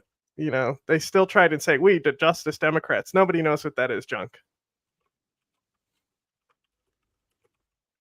They would. They definitely. Okay, so that's no, but what? I said that was the Justice Democrats' whole thing, is the money out of politics, anti-establishment thing. No, I know that. The system is... But Charlie, think about it. No, it's not. So two things. Number one, it's not going directly to the politicians. So that creates... Fair enough. So some distance. It's a significant distance, right? So for example, if they gave it to us, I'm not going to go and advocate for politicians just because somebody gave us money. I know others would. I know others, okay? But they have to win over an audience. Do you see what I'm saying? Well, hear me out. If you're a billionaire in January of an election year, you could stand up a shell corporation with $100 million, run a bunch of ads and call it, Patriot Media or People's Media, and and do a bunch of attack stuff against. What I'm getting at is at the essence of the Citizens United case. I know your audience knows this very well. Was that is it constitutional to write a critical? Hold on. There was an API leak showing a white list for specific accounts to not get banned that can use slurs. Yep. This happened? Sure. When did this happen? I don't know. Is it a campaign finance violation if I were to write a book? Child porn in there too? Oh my god, it was this account that I really don't like. That's really funny. What account? The Antifa turtle. They're just Oh. belligerent. But they posted. Yeah, I fucking hate them.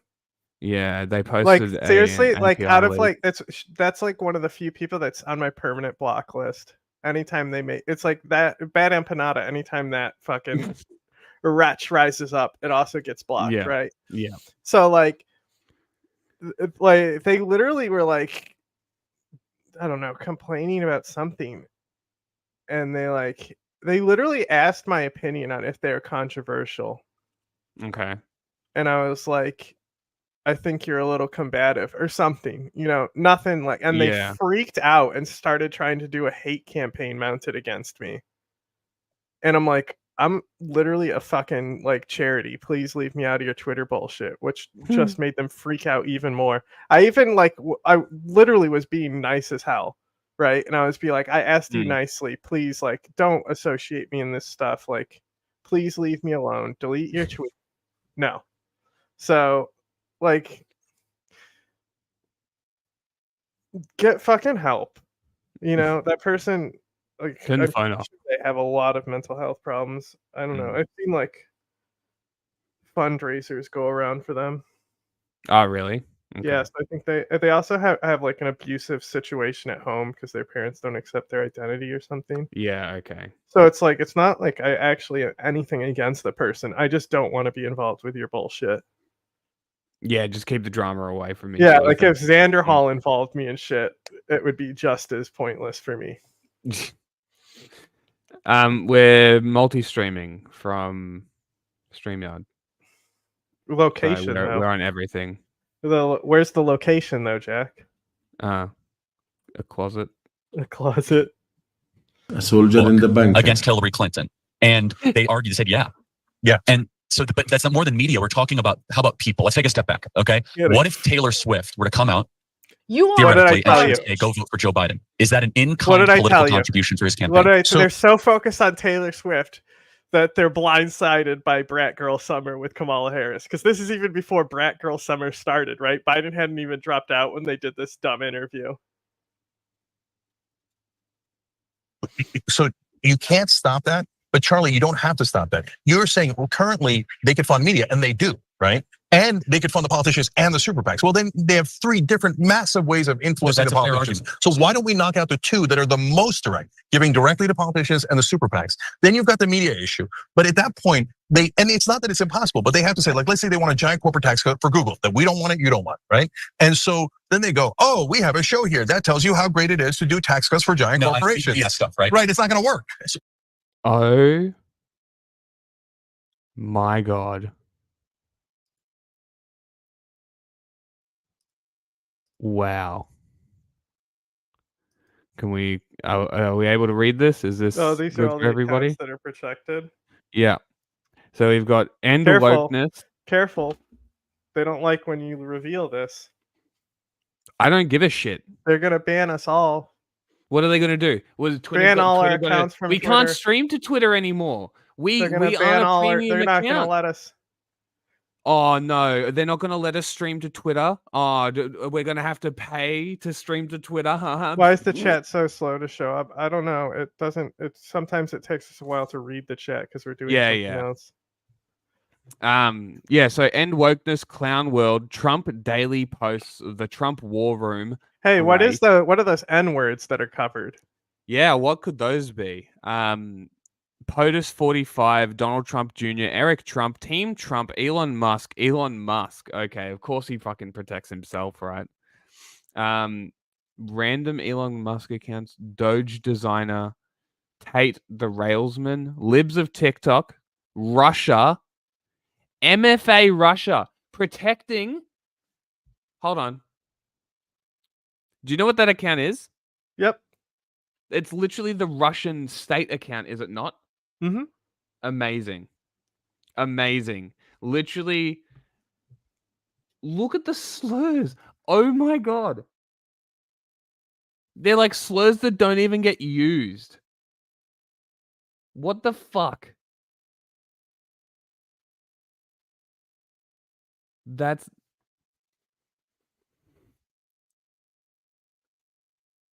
So someone could just be like on Twitter, call someone darky and just get away with it if they're one of these accounts. Is that what it's telling us?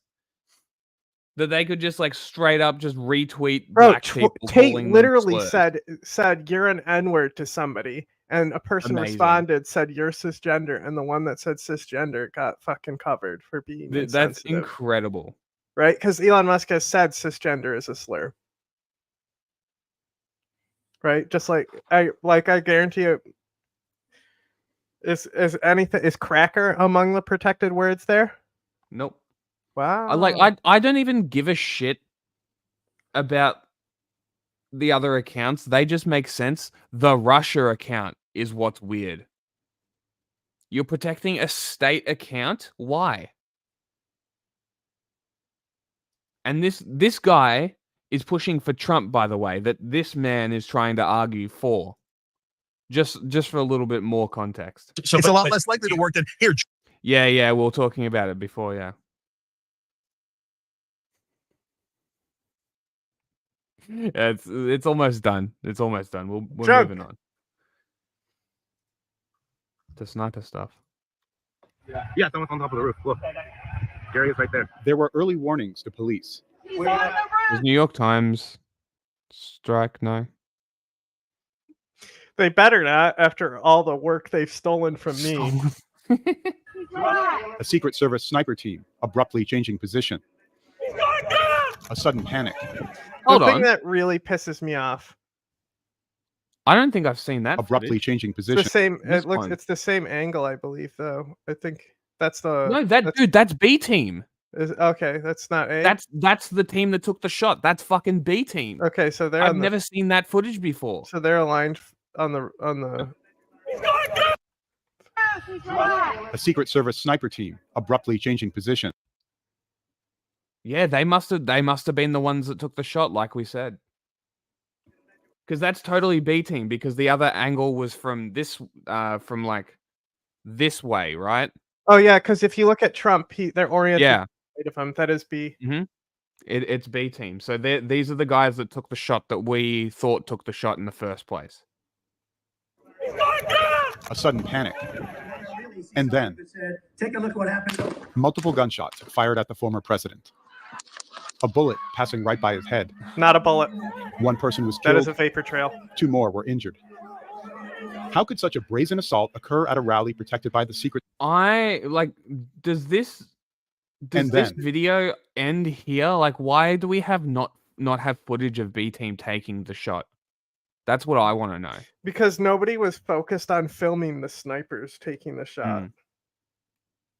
Yeah, but like none of the footage got them at all. Just A team.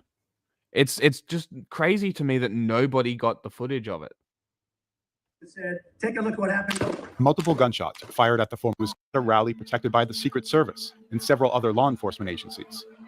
To piece together what happened second by second, the New York Times reviewed dozens of videos and photos.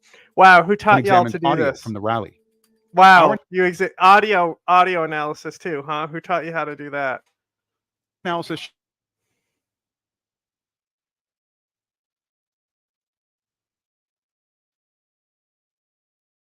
He's all broken. He broke. He broken. Thousands are attending a weekend rally for Donald Trump at a showground in Butler, Pennsylvania. Butler. Behind the stage where Trump will speak, 2 teams of Secret Service snipers are posted on top of sheds. They're facing in opposite directions, covering different areas of the rally. There you go. So B team literally had to turn around, which is why it took 20 seconds for them to take the guy out. So A team must have had the shot blocked, as you predicted, right? So A team must not have had the shot. B team had to turn around. Interesting. I did not know that they were facing the opposite direction. The Secret Service is also protecting the area closest to the stage. For areas further away, state and local law enforcement are responsible for security. And they are using this building as a staging area. Snipers are positioned on the second East floor. Asia. I consider myself a liberal. I mean, we're more liberal friendly than we are conservative friendly. I'd say that. But I don't. Like, what are we talking political stances though? Because my stance is well, if you're from East Asia and consider yourself a liberal, I mean that's like I'm a normal person. You know, like I'm not racist. I don't hate people based on like their sexuality and skin tone. Yeah, like know? it's pretty much. I mean, what was He's lying. He's lying. We're fascists. Because it's like my political positions tend It's to fascism. sway in whichever direction benefits the people the most. So generally anti-state. If that explains a lot. I don't like idols. I don't like statues. I don't like looking up to people. I don't think people should idolize people. You know, no hierarchy sort of shit.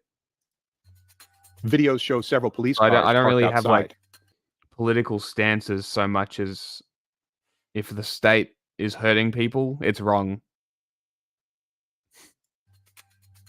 An hour before the shooting, the suspect is filmed loitering in this area. A local law enforcement official told the Times that around 20 minutes before Trump began speaking, a police officer took a photo of the man who was acting suspicious. The officer circulates the photo among other officers, but loses track of the suspicious man. This is a big crowd. At 6:05 p.m., Trump begins his speech. It will last just 6 minutes. Right now, the sharpshooters behind him appear relaxed and are standing upright. At 6:09 p.m., exactly 2 minutes before Trump is hit, rallygoers start pointing at a man crawling atop this building, next to the staging area. It's the building closest to the rally area. Right there, see him? He's laying down, see him? Yeah, he's laying down. Interesting. People, criminals. We have criminals. He's on the roof. He's right. We have people Right here, right on the roof. As the crowd yells warnings. Actually, that's interesting. East Asian liberal. That's interesting. Are you Milk Tea Alliance? No, I'm more thinking because like I've been looking into Milk Tea Alliance based. The population decline in Korea and Japan a little bit, and it's so Tea Alliance fascinating. Based? I don't know what that is. You don't know? You're such a noob. See, the answer is yes. And it's interesting that liberal. So I'm just curious whether it's like male or female, because like the theory is that it's conservatism and liberalism separating genders, creating a bigger divide than anything else, which is super interesting. And I'm just looking for some anecdotal stuff. So is this Japan or Japan, Korea? What are we talking about? I'm curious. China. Maybe. The Times identified at least one local police officer walking alongside the building. At the same moment this scene plays out, footage captures one of the sniper teams behind Trump turn around and face toward the building. The other sniper team can also be seen looking intently in the same direction. My guys, take a look at that chart. Take a look at the arrow on the bottom. As Trump continues his speech, the man continues to crawl across the roof for over a minute. At some point, according to a local official, a police officer is hoisted up to check the roof. They also drops couldn't when the see him gunman aims because at him. he had to get past the peak of the slope too. Yes, that's the other thing, right? People like, why didn't they take him out? It was sloped. The Secret Service literally said it, right? Sloped roof. It like he's crawling. There's a reason, right? That's exactly what I thought when he said, "I don't know what milk tea is." The Milk Tea Alliance. I don't give a shit about groups. The Milk Tea Alliance is based as fuck, though. I'm sure it is. I don't follow groups. I don't give a shit. Okay. You do follow them, though. Local official. I guarantee you follow and support everything that the Milk Tea Alliance has done. I probably do. You're probably right. But I don't care about groups. It's not a group. This officer is hoisted up to check the roof. It's a but term drops to when the refer gunman to a aims at him. specific type of political movement in the region. Ah, okay. Were they like the Hong Kong protesters and shit? Yeah, that's one of them. Okay. According to a local official, The a Milk police Tea officer is Alliance hoisted up to check the comes from, it's mainly Thailand and Taiwan, where the term comes from. Oh, interesting. Because of boba tea. Yeah, yeah. It's No, I it's got from that, Taiwan, but yeah. Thailand is interesting. Mhm. The Thailand's included. Well, because they Proof had it the started drops as the because gunman aims the at him. rubber ducky protests where they had the ducks, the duck floats. Yes. So that's where the term started being used, is that protest. Okay. Fair enough. But also Myanmar is And part look of what it. happened to our country. Seconds before he opens fire, people at the rally's perimeter see he's holding I'm a from weapon Mongolia. and begin That's to run. based as fuck. Oh, Based interesting. Mongolia. That's so interesting. That's what's up. Wait, Mongolia proper? Interesting. That's very Mongolia interesting. is a very interesting country. Their It diplomacy really is. We just did a video not that long ago on their diplomacy and how they have to balance between Russia and China. Yeah. Because it's a lot of empty space as Yeah, well. some people do even consider Ukraine as part of the alliance. The issue is that they use the Hunger Games salutes, which isn't the best salute in Ukraine to convert. The three fingers? Yeah. Bash thing, right? Well, It's yeah, because, if you is it spread because them of out. Is it because of the trident on the flag? No, well, Savoka, the Nationalist Party. That's their logo. Is the three fingers. Yeah. Okay.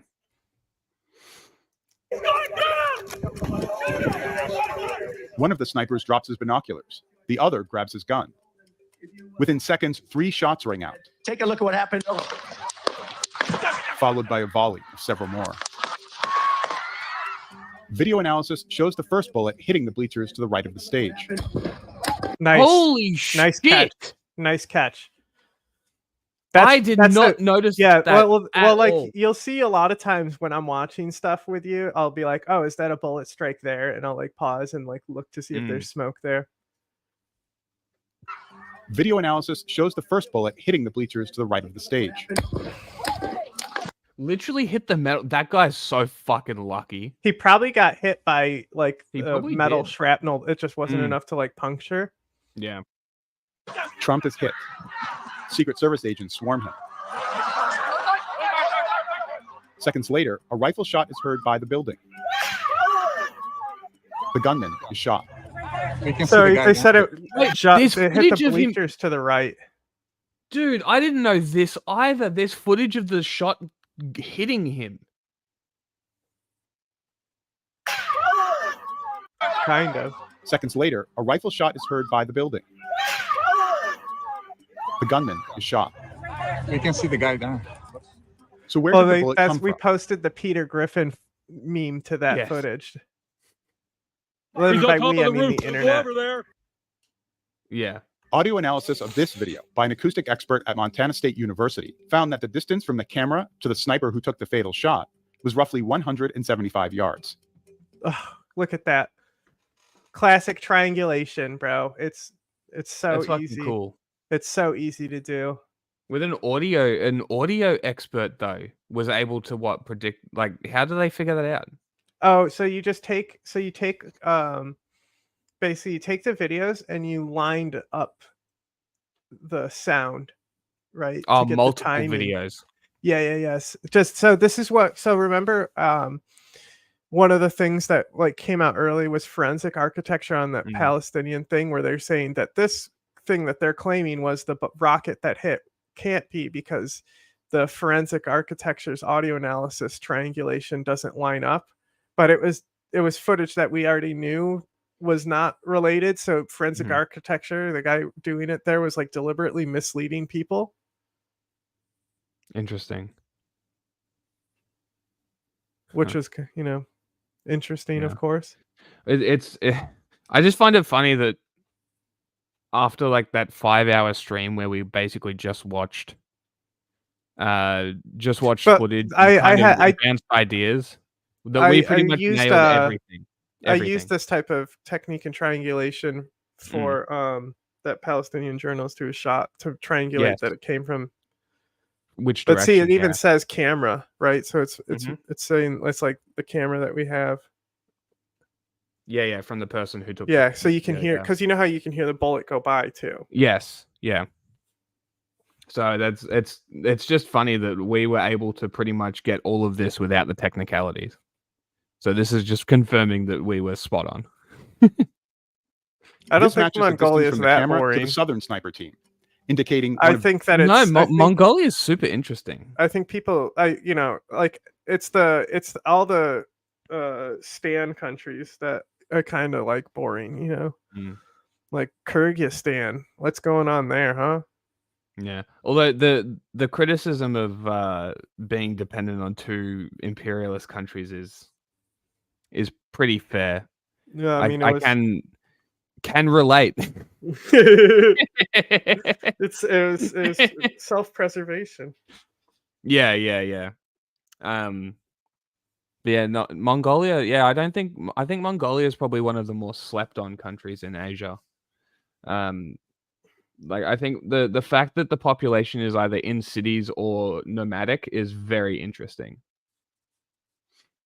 Like from my understanding of it, that's how it is. And then I the think Dalai that is Lama cured them of exactly alcoholism. It's a real claim. These officers likely killed the Dalai suspected Lama will gunman. tell you the whole We story. also know from aerial imagery of the area that a tree blocked the northern sniper team's line of sight to the gunman. But the southern Wow! team had a clear- Thanks! Wow! Thanks, New York Times. They definitely looked at the shit I've been posting. Like once again. Told you. I fucking told you. Because you were on this early, real early. I said it was Sniper Team B very early on. I remember like within the first hours, I was like, I just wanted to have a nice Sunday. Well, and also Trump like has to I go looked get at shot. I also did the Dalai Lama is a child tongue sucking freak. But like also I just did because I also have a little bit of blood splatter and like bullet tracing background, which is like you have to go to like school just for blood splatter, Yeah. like so like it's not something that you can like just accurately say with limited background, but just looking at the direction where I believed the entry wound was, like because we looked at the blood and we're talking about how the blood pooled and everything, and we determined that he got shot just below the nose. Yeah. And the way it was angled, it was more on the like left side than the right, I believe, as well. Yeah. I think that's what I'm we not came to sure the though. I'm not conclusion sure on. if I also, but I definitely early on was like, I think the tree was blocking, and a lot of people then were saying that was incorrect and they could see from the tree. But the thing is like, even if they could see him, how much of a clear shot did they even have to begin with? And like the 300 Win Mag is a big bullet, but you want to have a guarantee. You do not want that bullet flying off and hitting someone else. Mm-hmm. It's a big round. Review. Back at the rally, 1 minute after Trump is hit, the Secret Service say the shooter is down. Correct. Exactly 1 minute. As they move to take Trump from the stage, he orders them to stop. And mouths the word "fight" to his supporters. Yeah, wow. It's almost like this is exactly what we said. Thanks, New York Times. If only we had the resources to condense it down. We would have had this 7 days ago as opposed to 6 days. They had good people On the come in bleachers to behind make their him, visual 3 people have been investigation struck by department bullets. before fucking a lot of those people A volunteer over. firefighter named Corey Comparatore was killed by a shot to the Look, it's hard to say, but basically the cops were there. It said the earlier in cops were video- already behind. Like he had already been confronted by the cop, pointed Yeah. his rifle at the cop, and the cop had to then basically jump off the roof, and then the shooter turned around and opened fire. So the shooter, even though he was crawling up for like a minute, he didn't actually have that full time to like settle his rifle. Yeah. And he So- would have, and as soon as the cops had confronted him, the adrenaline would have pumped like spiked. Yeah, and he obviously that he also already would have been reduced his heightened with that adrenaline as well. Yeah. So you've got a lot of factors that nobody is taking into account for. It's like, oh, yeah, I can shoot 150 meters and hit 16 out of 17 rounds fired. Look at me. I'm a congressman that's never used a gun. Like the Right? reason why Oswald was so It's successful is silly. because of how calm and collected he was taking the Exactly. shot. He was so determined to do it that he just didn't care. And then he casually walked home. I think he ate a sandwich. Also, don't forget Went and that saw he a tried. movie. It was his second assassination attempt. He tried an earlier assassination, Mm. and it's funny because the other guy was like a more valid target for his ideology. He was a very pro-war type of guy, like a general. Yeah. Then he said he got And Kennedy. he was foiled, but not enough that he was actually detected as a potential threat. Ahead. 2 other rally goers were critically injured.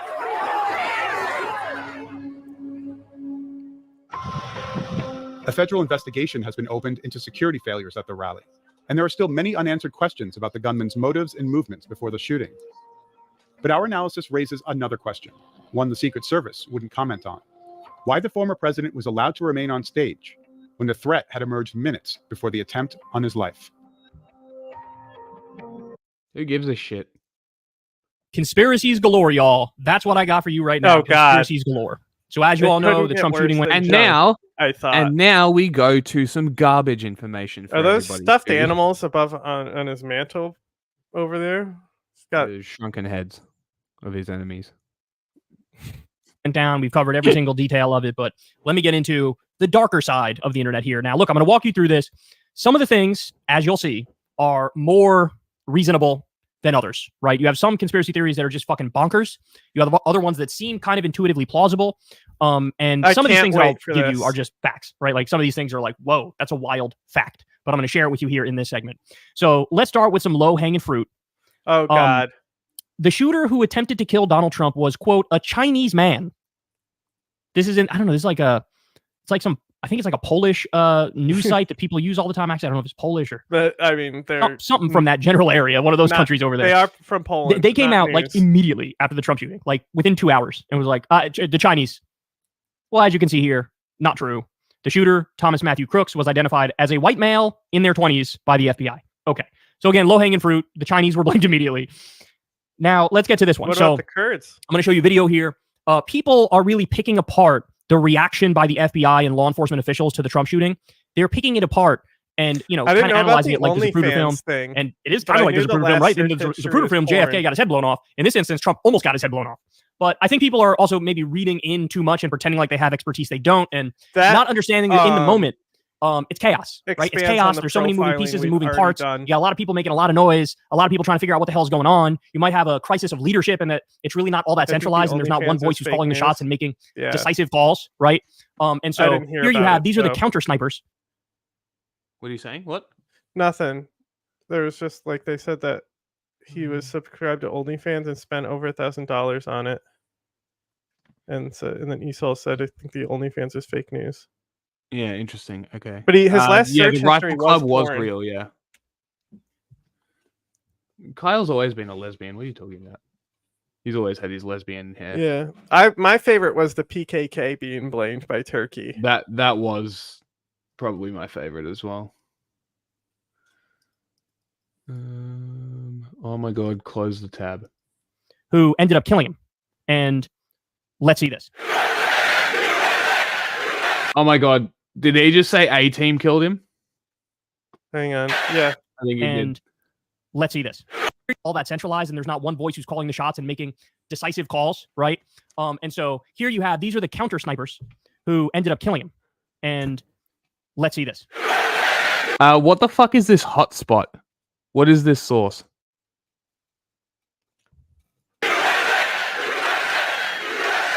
Bad source. That's when I left office. That was the lowest point, and that comes right from the government services. Comes right out of Border Patrol. I love this. Fucking. I'm so hungry, but this is so dumb. They got the arrows on the screen. He dropped the barrel almost 20 degrees. That guy was one looking... I blame hit scan rifles in video games for this. He was looking nowhere near the fucking shooter, and he was looking past that building. He was scanning further buildings. because I guarantee they didn't know where it was. What do you mean? They couldn't 360 no scope him with a hit scan weapon? Yeah, jump off the building and 360 no scope. Yeah, that'll work. Take a look at that. So that arrow is the lowest. And they literally think that the going back down sights is the shot. Where's the shot? The puff of smoke. Where is that? Because the last sniper shot, as I said in our deep dive of the footage, was 20 seconds after the firing stopped. Because it took them that long to reacquire him. It was also, from what we gathered, the police were the reason, the local police around him were the reason that he stopped firing. So amount of illegal immigration. So it says on screen, already looking down the scope. Yeah, well, there's also like the big misinformation thing is somebody created a Steam profile, or they changed the name on a Steam profile, right? And the narrative around this was so funny because like Fox News printed a story where it was like he was registered on a gaming website that features this game where the goal is to assassinate President Trump or something, and it's the game where you have to protect him, right? Oh, that's funny. So it's like the misleading headline just to be like, oh, it was Steam. So just it didn't say that he had played the game, and they even say that in the article, but they still mislead with the title that it's on a site, and they never redacted it when it came up that this profile, because it was the profile from Steam that the FBI originally had claimed that was him, and then later redacted that and said, oh, we were wrong. But Fox News didn't amend it and kept it up. Classic Fox. They see him moving on the roof a little bit, and they know it's suspicious, so they start to lock in here, and this is one of those moments where it's like you got to make a decision, right? It's like a split-second decision. Is this person an immediate threat to the president? Are they not? I'll give you one of my theories in a second here, by the way. In recorded history into our country. And then the worst president in the history of our country. Kyle, took over. you think they're communicating with the B team, giving them fucking readings so they can scope in quicker to get this guy because they literally have to turn around? Million people. And that's a little bit old, that chart. That chart's a couple of months old. And if you want to really see something that said, and the reason that they jumped, right, because you could almost see him flinch at the shot. I don't think they were expecting him to fire, right? Because he was probably turned around, Yeah, looking at the cop behind him. Yeah, so if I'm wrong and he wasn't even looking at him, right? And he was looking at him, but unable to take the shot because there wasn't clearance. Like the local police are going to have the radio, so it was called up that he's on that roof. So they're setting up to acquire the target here, knowing that he's over on that roof. They may not even have visual sight on him for a period of this time. It's very possible. Unless we are able to talk to the snipers themselves, we will never know. If you know them. Take a look at what happened. Okay, so it says on the screen they did not take the shot. Well, that's not exactly true now, is it? Yes, it is. Thomas Matthew Crooks got Yes, it is true. You fucking dipshit.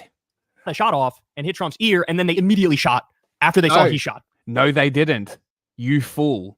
Right, so it's not exactly right to say they did not take the shot. They did take a shot. It was just a split second too late. No. Right now, having said that, again, Trump survived, hit his ear, and people are reading into this. The Secret Service is in on it. It's an inside job, right? It's an inside job. That's what a lot of people are interpreting from this. Now, what's my theory?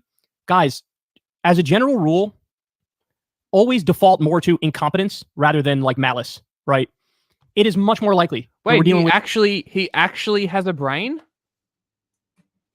Unbelievable. How can you go from one of the dumbest assumptions you can ever make, assuming something in an assassination that nobody knows anything about at that point? You then go on to demonstrate that you have this ability to discern information. So was that an active choice? Asking for a friend? Asking With for a incompetence homo. than we are with some high level, plot, and it's malicious, and they're part of a multi-layered conspiracy, right? Occam's razor is the simplest answer is always the most likely to be correct. In this instance, what's Occam's razor? Occam's razor is incompetence, right? Chaos going on. They're not exactly sure. Now, one of my theories, by the way, and this is something I said literally as soon as it happened, you could ask Crystal. I turned to her and I said, one of the problems at these events is that you have so many different levels of law enforcement and security. You have federal agents, you have state agents, you have local agents, you have the police. And in this instance too, you had the police they were responsible for certain areas to like guard them, right? And you had the Secret Service responsible for other areas. And, at one point after Trump gets shot, somebody gets up there on stage. It's like a SWAT police officer or something too. It's massively, massively decentralized. It's not like you have one person who's the head of security, and that is literally all of the security. One person who's calling the shots and not only telling the Secret Service what to do, but also telling local police, state police, whatever other federal agents were on the scene. That's not the case. You have like Secret Service talking to other Secret Service, local police talking to other local police, state police talking to other state police, so on and so forth. And so you get these little factionalized pockets. And in a scenario like that, there can be confusion, right? So one of the reasons why maybe they didn't take the shot immediately is they couldn't see him. They didn't. Hey, is that somebody who's with a different security force, right? Is that somebody who's with the feds or with whoever, right? Maybe and that's, by the way, probably one of the main reasons why he was able to get as far as he did is, people looking like he's just one of the security people, right? And it turns out that's not true. Now I'm going to give you some more insane facts though. So look, having said that, this is still not good. If it Maybe don't spit out theories like that.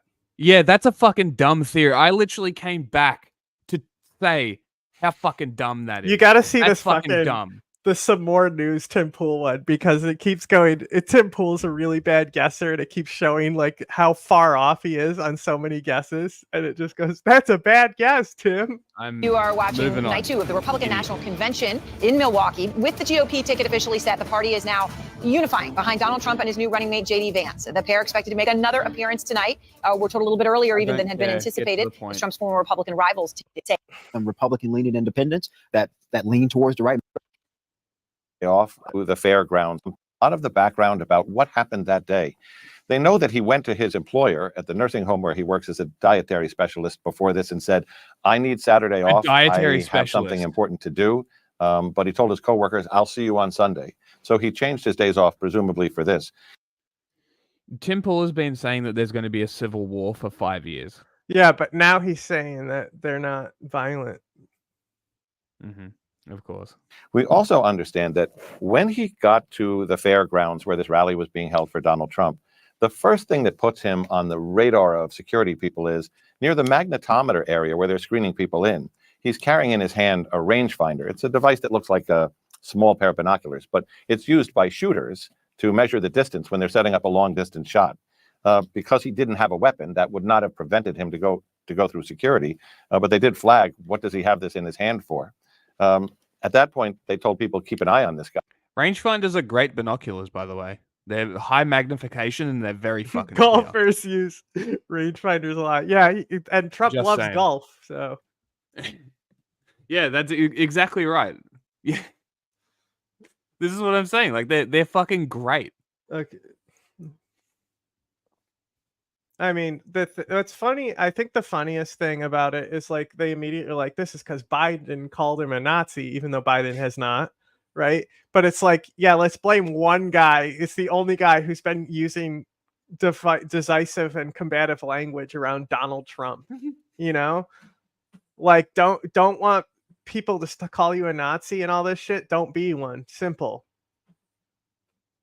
Did we address this one? I mean, we also have to acknowledge that this is Donald Trump, not the president. It's not 18. But also, like, she could be new. No, but like,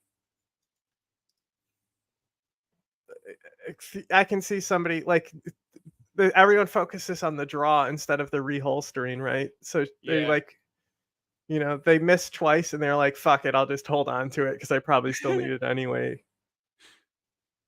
Guy, but then he leaves the secure area, the staging area, and he doesn't turn up again for some time until the crowd says there's a guy crawling up the roof and it appears he has a rifle. There is an eerie moment in here, Aaron, where he's taking the rangefinder and he's looking through it at the counter sniper positions, and one of the counter sniper positions is looking at him through the scope, At this point, there's not a gun in the picture, as I understand it, but they're saying he's looking at us, looking at him. Then when people alert the police and they try to come up the ladder to get him, and he confronts them with the AR-15 gun, they dive for cover, and then a moment later he opens fire.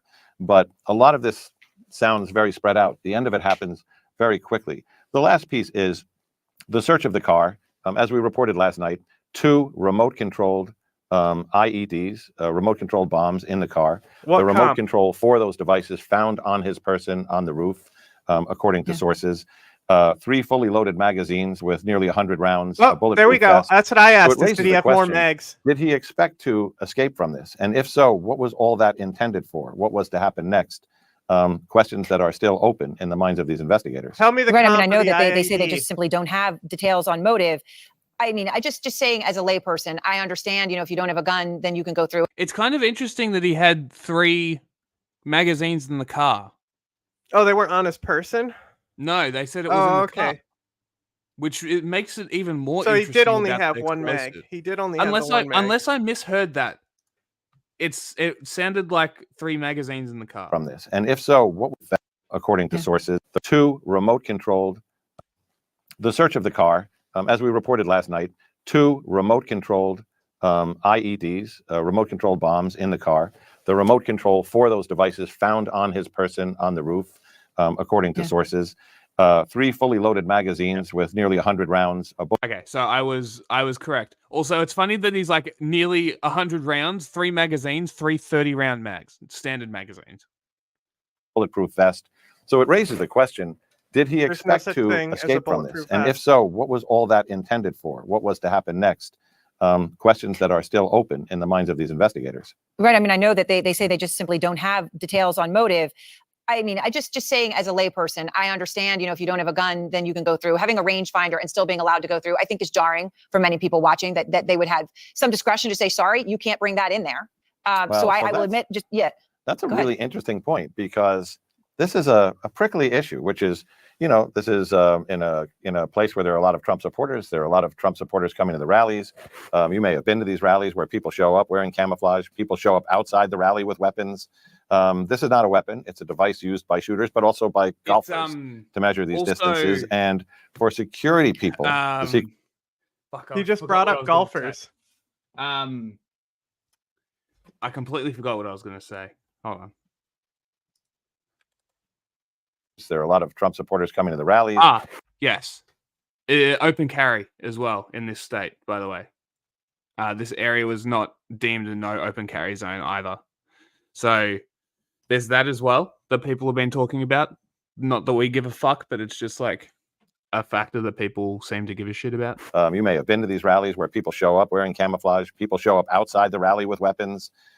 This is not a weapon. It's a device used by shooters, but also by golfers. Jack's so to measure hungry, these he's losing his distances. memory. And for security people, the Secret Service I told uniform him he division needs to to make a meal prep decision for about you stream, can't so come he in just throws something in could the actually microwave for backfire 3 on minutes. on the rally organizers and so on. So So can I ask you one other thing, John? I think and it's important, the context that you just gave about who would be there, the message you'd be sending to others. But then this question that he goes through the screening and he has the rangefinder, but obviously he ends up with the gun, which he uses on top of the roof. So when does he get the gun and where? So when he leaves that secure area and appears to depart, he goes outside the inner perimeter, outside the outer perimeter to that 3rd layer, which is that, that football field and a half away. I mean, the working theory is he goes to the car, he retrieves the weapon. I don't know how he carries it or conceals it, and then moves towards that building. Yeah. And there's a So long wait, can I just, I'm time- sorry to interrupt, John. I'm trying to understand, and maybe it is unclear at this time. But if you clear security and the metal detectors, you can get back all the way to your car to get something and not go back through the metal detectors? So to be clear, when he was in a secure area with the rangefinder, there was nothing that would have stopped him from clearing security. He leaves that area, then he goes to get his weapon, presumably, but then he doesn't go back into the secure area. He's way outside the perimeter where they're doing security screening. In fact, the people who spot him are among the people who couldn't get into the rally or didn't go through security, who are outside the wall where it's happening and looking in the direction, because you can't see it from there, but you can hear The it. Jonah You piece can on see it if Monday you're on was the pretty roof. wild. Right. All right. And I mean, just crucial and incredible details here, especially bringing that scope in through security. John Miller, thank you so much, breaking all of those new details for us. I'll tell you what's amazing about the. What was that? I live in Pennsylvania, and there's shootings every other week. It's an issue. Gun violence is an issue in general. Yeah, gun violence is an issue. Trump assassination attempt is there. It seems to have almost completely evaporated from the news. I mean, once the right, if you want a picture of how we can't get Kyle Glass. And I don't think this is all the media's fault. I think Destiny also got banned. I think there's a combination of things going on. But if you want a picture of how the right wing in this country dominates or can dominate the media coverage, this assassination attempt, remember, one person killed. It's crazy that we're coming back to this now, considering it's not news anymore. I tried to do it yet on Monday. Yeah, I know, but it's just funny because there still is like a few things that are interesting. Yeah, well, there was just a few things that I saw on the list that I'm like, that's some stuff we haven't looked at. This is a video I haven't seen that sort of sums it all up. I think it's a good time to sort of sum everything up and look at everything. And then also laugh at the idiots who are completely wrong. And then brag that we were right 2 hours after it happened. Yeah, 2 people seriously injured. I did push the Trump Glass narrative after it was debunked, but in my defense, I took a nap immediately after Trump got shot. True, because I was Trump got shot. I don't care. I'm going sleepy time. Also to your defense, there was no footage out at that time that we'd seen of the prompt. There was also nothing redacting that specific information, saying it was wrong. They just removed it. But I couldn't find the original Axios source, so they definitely took the article down. Interesting. That was my first clue that I was behind on things because I took a nap. Like I've seen this on Twitch. Sorry, Twitter. Sorry, Twitter. Yeah, well, what's funny about Twitch is that that's where we get the Nazis in our chat. Yeah, it's I think you're in the 5th gen one. Because we have 2 Twitch streams. Yeah, because we're simulcasting on Twitch. Yeah, so you're in. Yeah, that one has 4 viewers. Yeah, so we've got one in politics, and that's usually where we get the Nazis.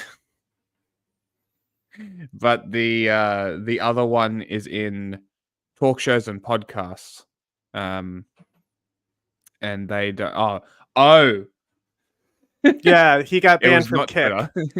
Yeah, literally no, but like, did you see that thing about the Kick Predator, the video that the guy made on it? All I know about that thing about Kick, I think I said we should look at it. It's owned by Australians. And I think that's funny. I think I said we should look at it, but yeah, they did an entire expose on this dude who is like literally, like they would be like, "How old are you?" And they'd be like 15, and you'd be like, "Did you say 18?" And they're like, "Yeah." And then he would like go private with them and like record the private video call, and then he was posting it to his Discord, literal like child porn, revenge porn. Oh, very cool. Yeah. Very cool. Graphic. I mean, it was literally a half an inch. But when it became clear that this shooter was a registered Republican, the whole media narrative fell apart for what everybody was interested in. When it became sort of like a John Hinckley type of situation, and maybe it wasn't. It could have been this guy was just, it could have been he had some type of complete, delusions. It could have been he was suicidal and wanted to go out and make a name for himself. It could have been he was hoping to start some type of civil war. We don't know. Maybe we will, and maybe we won't. But what's clear was that he was not like some rabid liberal or lefty who felt like they were going to save the country from Trump or something. Right. Or at least that's what we understand now. And so the value of that narrative to the Republicans stopped. And they stopped talking about it. Now, a good campaign for the Democrats would have been Joe Biden should have come out and said, we need to get rid of those guns. No. That would have driven a wedge right through the Republican Party. That would have been dumb. It would have been dumb. Joe Biden, instead of just being friendly and saying, we can't be, say mean things. Seiko is Neanderthal. Sam Cedar having a bad take on guns yet again. Not surprising. Like he's consistently bad on guns. So well, he was talking about doing it just to drive a wedge in the Republican Party to try and get the Republicans to move. So I guess if the strategy was to push the Republican Party to split to try and create a fracture that's naturally has to happen, that could be a strategy. It's not guaranteed, and but as long as it's not a win an election strategy, could easily backfire too. Things he could have said, we're going to do something materially in reaction to this horrible attack on Donald Trump, and we have to outlaw those guns, because if that guy did not have that weapon, maybe one person would still be alive today. Maybe two people wouldn't be so injured. Maybe he wouldn't have been able to get off 5 shots so quickly. 8. And but he didn't do that, and so the story is just sort of evaporated. But the fact that JFK Jr. center, from QAnon so was literally right behind him dealing is with these one of the best parts about it. It didn't even occur to anybody in the White House. Like, why wouldn't we call for gun control at this point? Like, it's so obvious. In fact, the thing is that they have been doing shot. They literally are they have put this in their platform. They just don't talk about it that often because it's divisive. Right. But like Joe Biden has said, if I get reelected again, we're going to ban assault rifles. He said that. It's part of their platform, but pushing it hard to split the Republicans, I mean, it's a bold move, but I can see why they didn't do it. Because they don't need to. They already had their grenade ready and primed. And that grenade is a coconut grenade. Brady bill named after one of his aides, I think it was, who was shot and killed or had brain damage. Brady. I mean, so it's amazing that we didn't get that type of response. And then the other one is like the sort of the preciousness. Like you would imagine, like, look, as far as I'm concerned, they can keep Morning Joe off the air from now until eternity, and I wouldn't have a problem with it. But what happened to all the cancel culture people? Apparently, Monday morning, MSNBC pulled Morning Joe. And the weird part is, it's like, they could have just said, we just want to do rolling news coverage. Although Morning Joe, it sort of does that, I guess. But it turns out they pulled Morning Joe because they were afraid they were going to say something mean about Donald Trump. And here they are reacting to it. We start this hour, Willie. I just wanted to briefly talk to our friends and viewers that watch us every day. That's why you got to put them at 1.5 speed and speed them up. What happened yesterday? We were told in no uncertain terms on Sunday evening that there was going to be one news feed across all NBC News channels yesterday. The Today Show would be Lester Holt, other people that you worked with on Sunday, and that was going to be one news feed across all NBC News channels, that we were going to stay as a network in breaking news mode throughout all day yesterday. That did not happen.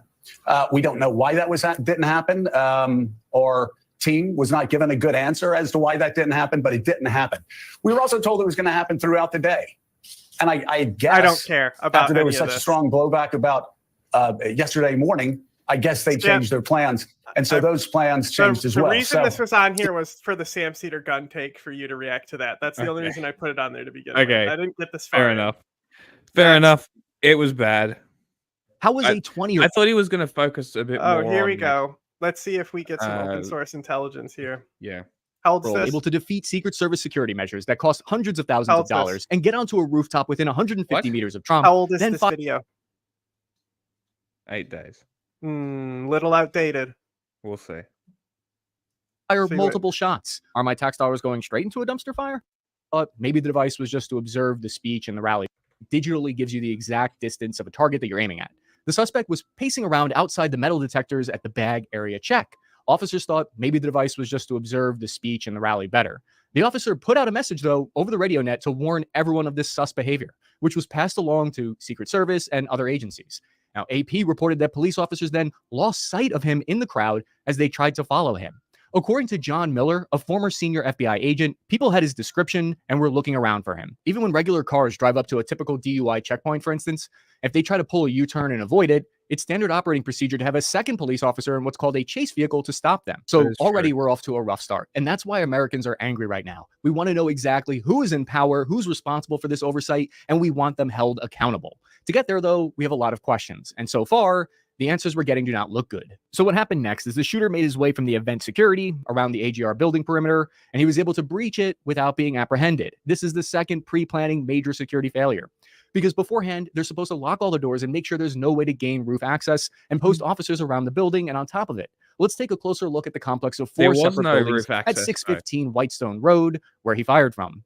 Google Maps Street View actually shows us the parking lot, and we can see there are multiple locations just in the 2 seconds of looking here where someone could jump up on top of that storage shed. Hey, this is what I did. I did this on stream. He's pointing out that you can mantle on the AC unit too. Yeah, I didn't actually see that. I wasn't paying attention to that. I was just trying to see the distance from the building to the stage area. We were looking at the trees and get to the rooftop even without a that's right. We were looking at the trees right there. This occurred on a Saturday after 6 p.m. So good, the building was likely to closed. Be able to know that in detail 8 days in advance. That's what I'm saying. It's like a lot of times this guy is also doing his Syria video is so good, and it's all his own independent research. No, he does pretty well. Anyone acting sus around here, walking around? I think it's just him, isn't it? Task and purpose. So yeah, no, I think so. That's what I said is that this is mainly the cops' fault more than the Secret Service.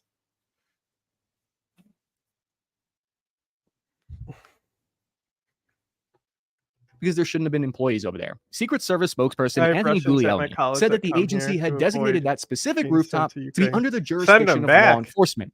Director of Secret Service Kimberly Cheadle, in charge of the whole Secret Service, said, quote, there was local police in that building. There was local police in the area that was responsible for the outer perimeter of the building. Butler County District Attorney Richard Goldinger told NBC News, though, that his office deployed 4 quick response teams and 4 sniper teams at the rally on Saturday. Chasing him, right? Because if the cop that was chasing him saw him mantle onto the AC unit, like also so think about this, like he has the ladder in advance, and we don't think he used that ladder, right? The cop he probably saw the cop, and the cop was already approaching him, and he used the AC unit to mantle instead of the ladder because he judged it as a split-second decision to be quicker. Yeah. Because he already has the rifle on him at that point, that close to the rally, he's getting detained. And then they would search his car and find the IEDs. Yep. So that wasn't his goal. His goal was to die. So, of course. He claimed that the Secret Service was responsible for security outside the Butler Farm Show and that they were the #1 in the command hierarchy there. So where I'm standing, it appears like the Secret Service looks like they're casually shifting blame and suggesting that it was someone else's fault for an operation that they were fully in charge of. I feel like the only thing I would need to complete my blame game bingo card is if someone comes out and says mistakes were made. What happened next is shocking to watch, not because it's graphic, but because it's hard to imagine how this failure in perimeter security in advance could happen. Attendees standing here noticed the shooter already on top of the roof. It was recorded on video and posted on X. But they didn't notice him getting onto the roof, did they? On the AGR rooftop. For about a full minute, the video plays and shows the shooter on the roof while people are trying to warn authorities. Lined up video with the moment in the speech shows that the crowd had spotted and was warning police for about at least 2 minutes before the shots were fired. The attendees did the right thing here, trying to alert the police, and listen to what this eyewitness has to say about it. I noticed 2 officers that were looking for something or somebody, and went and told the officer that he was up there. Ingliosi is a former Secret Service agent, and he gave some insight into what might have happened. That it might have been possible they couldn't tell if the suspect had a rifle in hand and wanted to fire on them. They might have dispatched officers on the ground to check and confirm. I've had some time to process what has happened, and personally, I feel like if you're on a restricted rooftop within 150 meters of the president, even if you're just holding your dick in your hand, you're asking to get brained. According to Butler County Sheriff Michael Sloop, this is what happened next. 2 local officers were already looking for the shooter due to what happened at the metal detectors. One officer was hoisted up by his partner by standing on his hands so he could look out over the edge of the roof to get eyes on the suspect. The second officer on the roof had both of his hands holding himself up in like a pull-up position to peer out onto the rooftop. I thought the second, so they encountered the shooter mantled onto the AC unit, So but I guess missed not. what you were saying. What'd they say? They did a fucking team-assisted boost. Yeah, that's what the New York Times said, that he got. So I he thought got it was boosted. I thought it was he mantled, Yeah. and it was just So him. no. So there's 2 I guess of them. that's why he had to drop down and they couldn't respond fast enough. He was on that roof. The gunman turned around and pointed his rifle directly at the officer, so the officer fell back down to avoid getting shot in the face. That's when the shooter took aim and fired at Trump. Fox News spoke with Bill Gage. He's a 13-year veteran of the Secret Service, and Bill said, quote, just because someone's on a roof doesn't mean the counter sniper guys can just open fire. They operate under Graham v. Connor use of force rules. So what that means is that legally they would have to have perceived a threat in order to pull triggers and not end up getting thrown into jail potentially later. And literally, so like they could have, as the gun was identified by that cop right there, that is the earliest possible time a shot could have been taken on the shooter. Yes. The earliest possible. Sticks, hex, and hammer 666 sounds not good. Do you know that he was like atheist plus people, like atheist YouTube sort of times, and he's like full Trump retard now. Okay, it's kind of like cringe. the sticks, hex, and hammer is the hammer more about a commie thing? Because I can see sticks, hex, and 666 being a fuck you Christianity thing, but the hammer. Yeah, I'm not sure where his name comes from, but yeah, he's like full Trump tard now. Yeah, it's embarrassing. Of engagement, use of force, should that change, or should the Secret Service be given more resources? As more information is coming out, we're learning that there may have been a total of 4 counter sniper teams in place throughout the rally. Reports indicate that one team was located on the building behind Trump, another team was located closer to the crowd. It's unclear which team effectively engaged the shooter at this point. Another team of police were said to have been actually located inside the building that the shooter was on, which somehow makes all of this worse. I sound like a Monday morning quarterbacking here, but something we did in the Army after every mission I went on in Iraq that a lot of you will probably be familiar with is an after action report, or AAR. The point of an AAR is to look at yourself in the mirror, be self-critical, and look at what went wrong, and it gives you a score for how you did on the mission. Honestly, improve and move forward. And law enforcement works on similar principles and values. This is a developing story, though, so follow me on Instagram at Happy Army for more up-to-the-minute updates that I'm going to be posting there. This eyewitness who saw the shooter sums up how a lot of Americans are feeling right now. My question is, there's only a few buildings around here. Why is Secret Service not in every building? There are 2 aspects to event security that need to be analyzed separately. The first is the advanced preparation, all the aspects that go into preventing a shooting or bombing from ever occurring in the first place. The second is the immediate response to if a shooting or threat does occur. This was clearly a major failure of that first aspect. Yeah, and we may learn details in the future.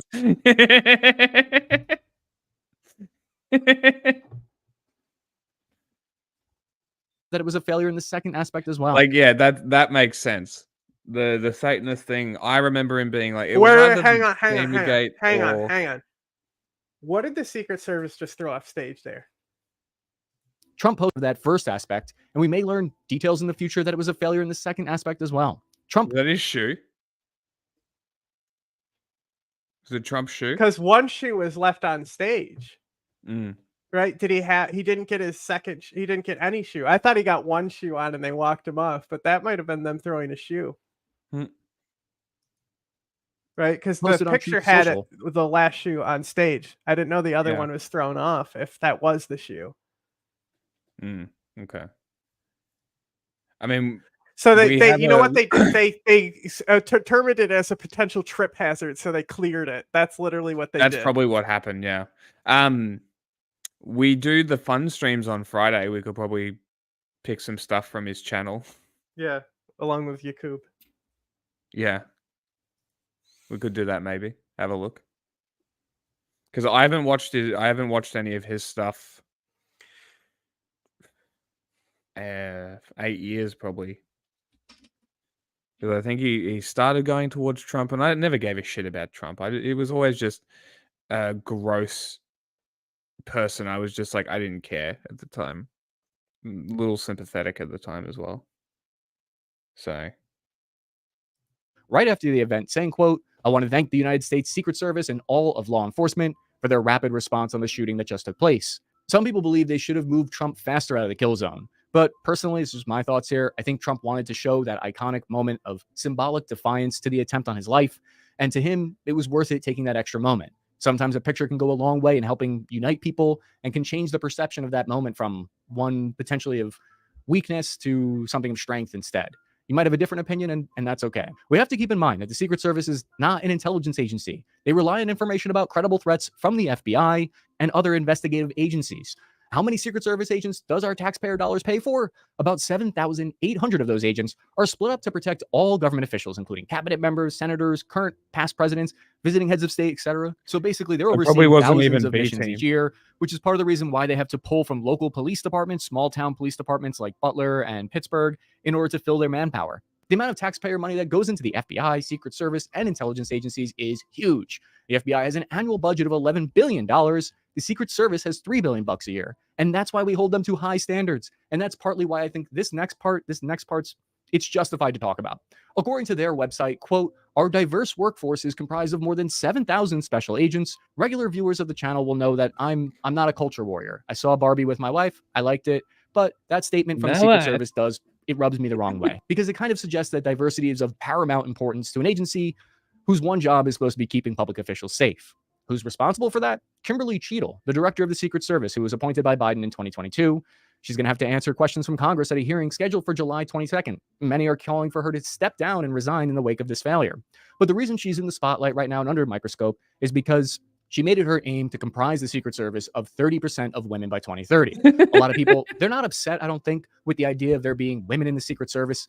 Not necessarily. That's not what's making people's blood boil right now. I think most people are upset because there's a quota, meaning that they're forcing this onto the Secret Service instead of leaving the option open. People don't want to see standards lowered or social engineering experiments where other people's lives are at stake. They want the best person for the job, male, female, gay, straight. This is why people get pissed off when Joel Davis? No, I don't know who Joel Davis is. Sounds like a dickhead. There's a bunch of what do they call it? Lad Society, I think is what they were called. The couple of the guys went to my gym for a little bit. They got kicked out immediately. They were using fake names because, of course, they were, because they're fucking Nazis. Even though the gyms are run by bikies, even they don't want to be associated with the three Nazis that exist in Australia.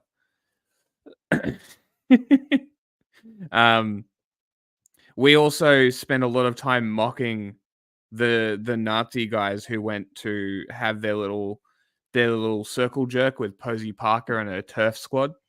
Because they can't grow hair on their legs. Because they can't grow hair on their legs. I'm just saying, if you're gonna wear shorts, their tight little black clothes, manly man, you know. Yeah, it further adds to my theory that fascists are all closeted homos, and that allowing homosexuality to be legal prevents fascism.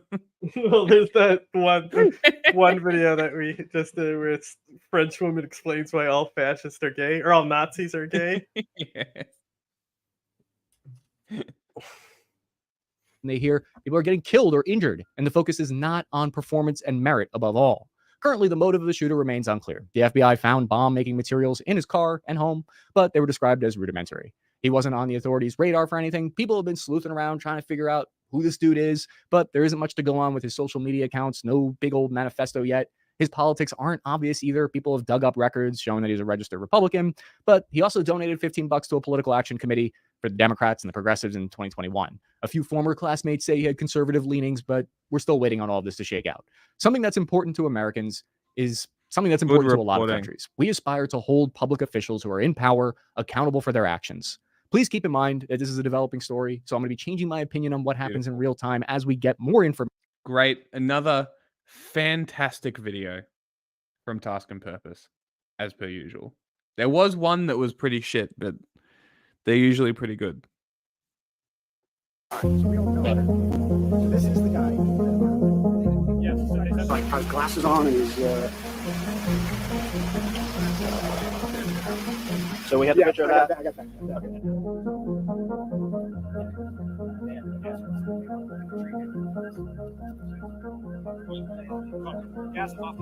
So this is the guy that yes. So they sent the Beaver County sniper team sent the pictures off. This is him. Okay. Interesting. So where did those pictures come from of him with the rangefinder? Was that Team 3? Well, they said that the police were already observing him. Yeah, because this is what this video is. They're discussing whether it's the same guy, and they're talking about the teams. So we have the picture of that. I got that. Okay. Bro, look at this fucking dweeby cunt's leg. No hair. It's literally as wide as my forearm. His fucking leg is as wide as my forearm. No hair. Can't grow hair. Pathetic. Weasel. So we have to switch our Pipe, motherfucker.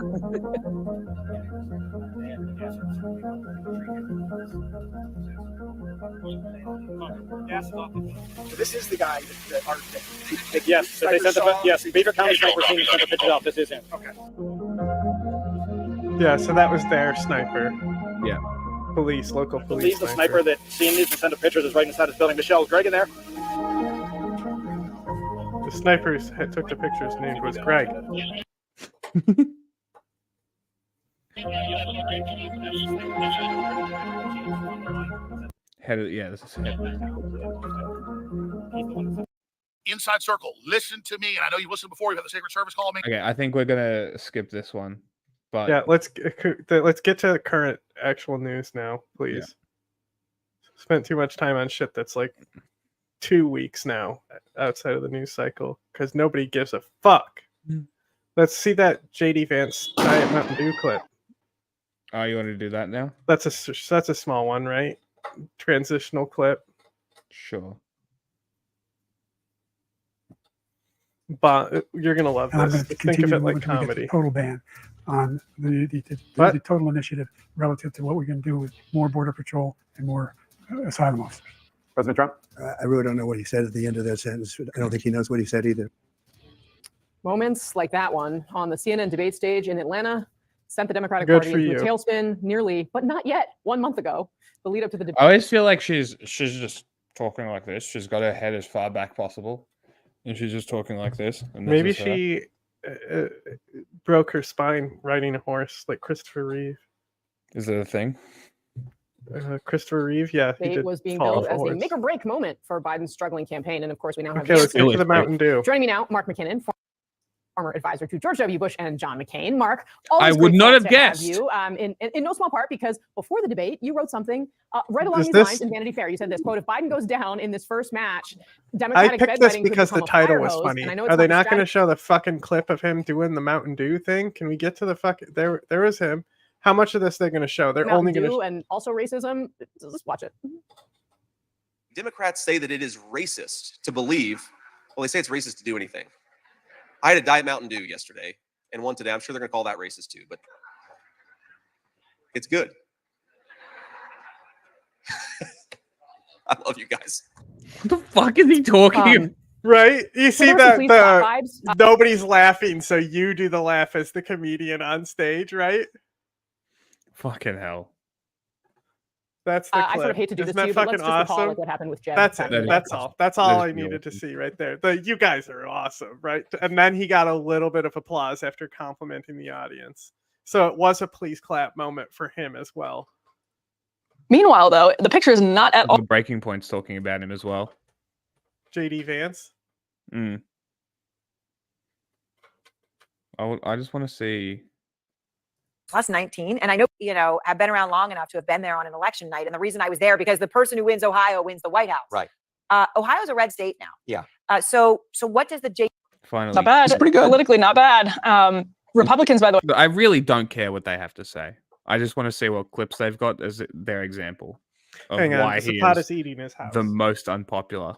We're going to talk about this in the next block, are also borrowing the weird line of attack on and arguably not even borrowing it. I feel like Republicans were making this argument for a long time that they'll talk about the suite of cultural issues, but at the RNC last week, multiple times, speakers on the stage framed this as the election of weird versus normal, and so both sides are now calling each other weird. Maybe our whole country is just weird. So speaking of weird, let's move on to this great JD Vance clip that has been making the rounds.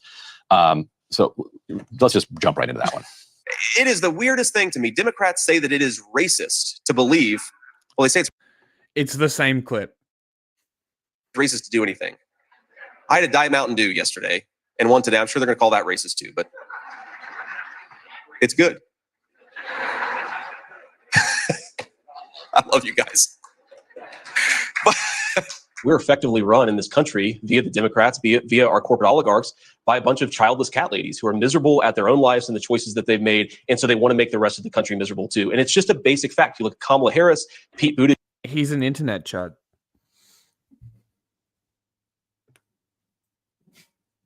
He's a literal internet chud. He didn't hold the stick.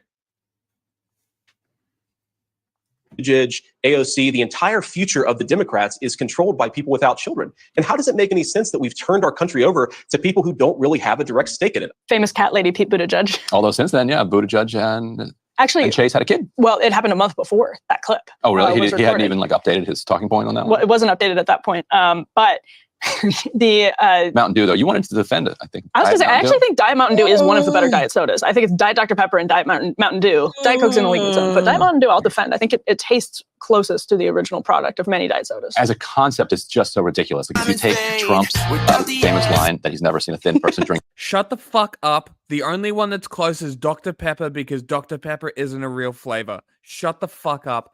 Discussion over. Don't make this show again. You guys have no chemistry. Good Lord. What's in the title? Africa. Kenya's police have banned demonstrations in the heart of the capital, Nairobi, until further notice. That's after weeks of anti-government protests initially sparked by proposed tax hikes. Late on Wednesday, Acting Head of Police Douglas Kanja-Korocho said there was credible evidence that organized criminal groups are planning to take advantage of the ongoing protests to execute their attacks, including looting. No demonstrations will be permitted, the statement read, in the Nairobi Central Business District and its surroundings until further notice. You hear him? No. He's eating a snack. Turn the gain up. I turned it down all the way. This is the other direction. Is that worse? No. This is better? I don't know. I can't hear anything. Is this better or worse? Can you hear me now? That's louder. Okay. Well, he was holding it in his little hand. Now you want the stick? How old is it? I got him on the day that Russia invaded Ukraine. Do you love the stick? This to ensure public safety. Some activists have since been sharing calls for people to gather with camping gear at Uhuru Park, next to the Central Business District. A Reuters reporter said there was a heavy police presence in the city on Thursday morning. Responding to the protest ban, activist Boniface Mwangi wrote on social media that the police and President William Ruto have no power to suspend rights guaranteed by the Constitution. At least 50 people are reported to have been killed in the youth-led protests amid clashes with police. The unrest has continued even after President Ruto scrapped the tax proposals and fired most of his cabinet. Activists are saying they want Ruto to resign and are calling for systemic changes to clean up corruption and address poor governance. I mean, the demands are clear, right? What's the issue? Do something. Resign. Kenya's media say that police have brutally targeted journalists covering the recent anti-government protests. They're holding a rally after the shooting of a local reporter and the detention of a columnist. Well, we can speak to Malcolm Webb. He joins us now from the Kenyan capital. Malcolm, there are people on the streets there, but you're clearly at a different kind of protest today. Yeah, this demonstration is journalists and others on the streets protesting against what they say is a heightened threat level to journalist safety and to press freedom in Kenya since the protest movement began last month. The protest movement which started against the government plan to increase tax hikes and spread across the country. We've seen demonstrations on these very streets every week and in other towns and cities, which have turned into calls for sweeping government reforms to tackle corruption and poor service delivery and in condemnation of the dozens of people who've been killed during these demonstrations. One of them took place Tuesday. We were here. Let's take a look at that story. It's been a similar story in Nairobi city centre every Tuesday for more than a month. Protests started against a government plan to increase taxes, They spread across the country amid growing calls for President William Ruto The red cop armor's kind of cool. to resign. Demonstrators blame his government for endemic corruption. They tried to go to Nairobi's international airport. Campaigners say it's about to be leased to an Indian company. There's roads in Africa? Under a secret deal, which the government denies. The police are only targeting us, peaceful demonstrators, while hired goons in masks on motorbikes with concealed number plates are moving as the police just watch. Early in the day, dozens of men on motorbikes gathered around the city and entered the center. City traders and protesters said they're paid by politicians. They outnumbered them, chased them away, and set this bike alight. It's not even a car, it's a bike. In the western town of Kakamega, police fired live bullets at demonstrators. At least one person died here. Damn. Countrywide, more than 50 protesters have been killed in the last month. Demonstrations took place in several towns and suburbs of Nairobi. Some residents of this low-income neighborhood fought running battles with police. Others got caught in the middle. Meanwhile, MPs sat in Parliament for the first time since protesters entered the building 4 weeks ago. This bill, as we speak, is dead. That prompted President Ruto to scrap the tax hikes and fire almost all of his cabinet. But then he reappointed some of the same ministers, further angering the demonstrators. Police have been firing tear gas. That's what I'm talking about. Even small groups of protesters. But the demonstrators say President Ruto hasn't done anything meaningful to meet their demands of sweeping reforms in government, to end corruption and improve service delivery. Some of the protest movement's prolific activists, like Hanifa Aden, show no sign of giving up. We've had to endure years and years of systematic corruption and failure, a system that works against us. So if write that name down. If anyone I was already on it. systematic corruption and Literally got my pen and my sticky notes. Had a bunch of names stuck to the bottom of the computer that I gotta figure out emails. Now he eat the stick. Do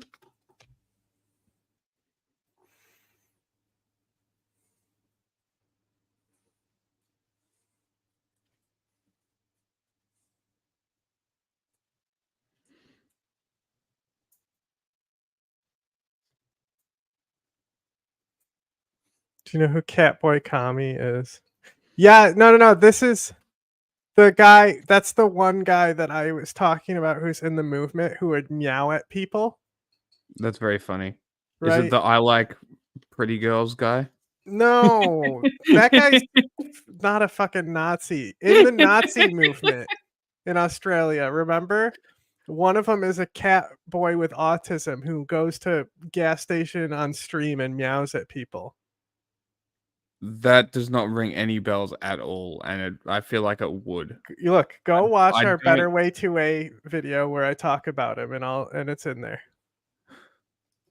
failure, a system that works against us. So if anyone should say that it is us, enough is enough, and this is why we are on the streets every week, because enough is enough. Enough is enough, is what Ruto said about the demonstration. Hey, go back. Look what type of phone she was using. Because enough is enough. Fucking iPhone.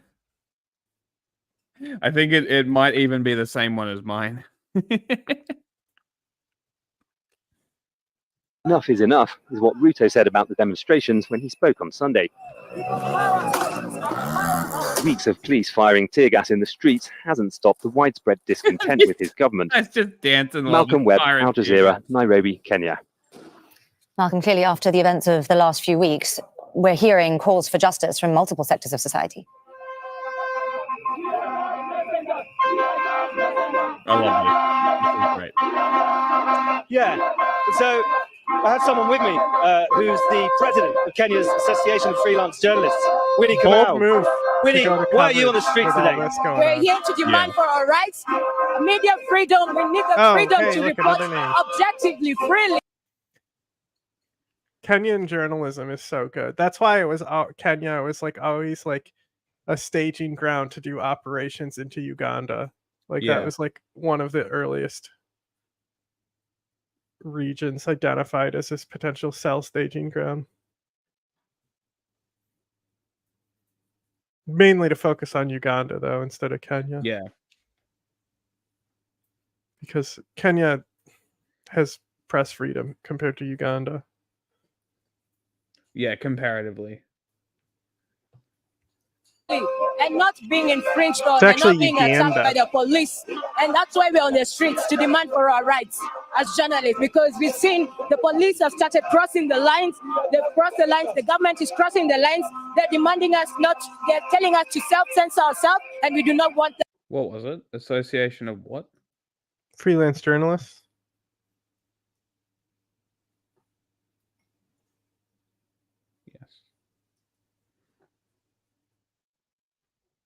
And we've seen so many harassments on journalists right now. And that is the most appalling thing that's happening in Kenya. And it's so sad and it's so unfortunate because we are one of the countries in Africa that are seen that have press freedom, but right now it's all gone. It's going. And we do not take this action right now, then it's going to go completely. And we are defending our rights right now. Why do you think the government and the police are doing these things following the launch of the start of this protest movement? They're doing these things just to stop us, and to make sure that we do not report the truth. Because most of everything that's happening in the country right now is the truth. And what the Protestants, the Gen Zs are doing, they are telling the government the truth. And the truth shall set us free when we know it's the truth. Thank you, Winnie Kamala, from the president of the Association of Freelance Journalists. Now, let's take the camera and have a look at who's here. At this crowd. Tim Pool could never there's do some this. well-known faces here from Kenya's television news networks, as well Uganda as does have a many cool flag. others. So does Kenya, though. Yeah, Kenya's flag. Uganda's got some like crazy colors and shit, though. Up along the way, supporting the press.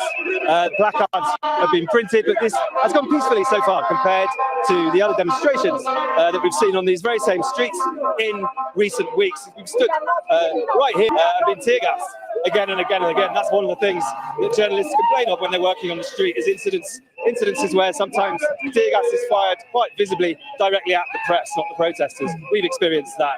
And but that happens in America. Well, like, so some more news just did a video on it, and he analyzes Tim's actual field journalism that he claims as his like journalistic source, and all it is Tim talking about footage that he didn't get. So far, this one's gone peaceful. Not It's a even smaller number. first-hand information. That's funny. See if this march will indeed be completed to the government office, which is just ahead, where the journalists want to submit a petition. That's the Kenyan Editors Guild, Kenya Union of Journalists, and other press organisations planning to submit a petition of their concerns, what they say are grave threats to press freedom here at this time of social and political upheaval in Kenya. Malcolm Webb there with the latest for us from the streets of downtown Nairobi. Thank you very much, Malcolm. Make sure to subscribe to our channel to That was get a the latest news good from story. A lot of bold moves. It's been a similar story in Nairobi city centre every Tuesday for more than a month.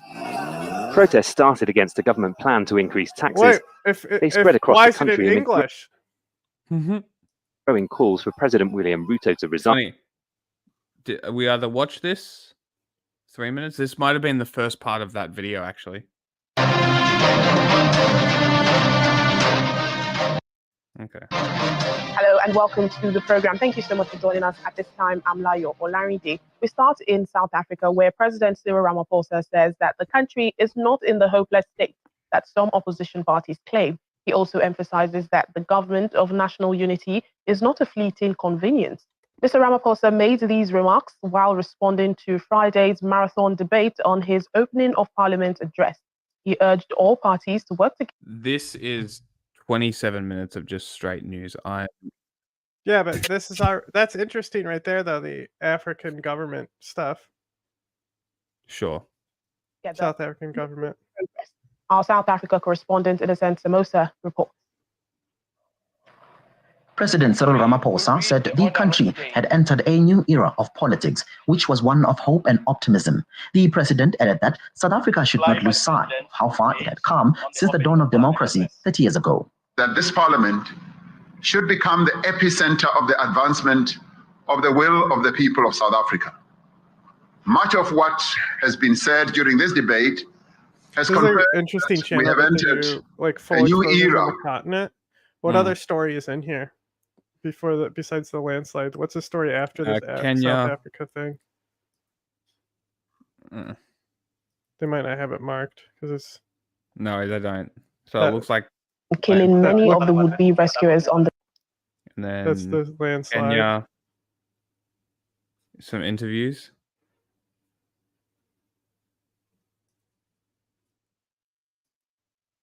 Was that about Biden's withdrawal?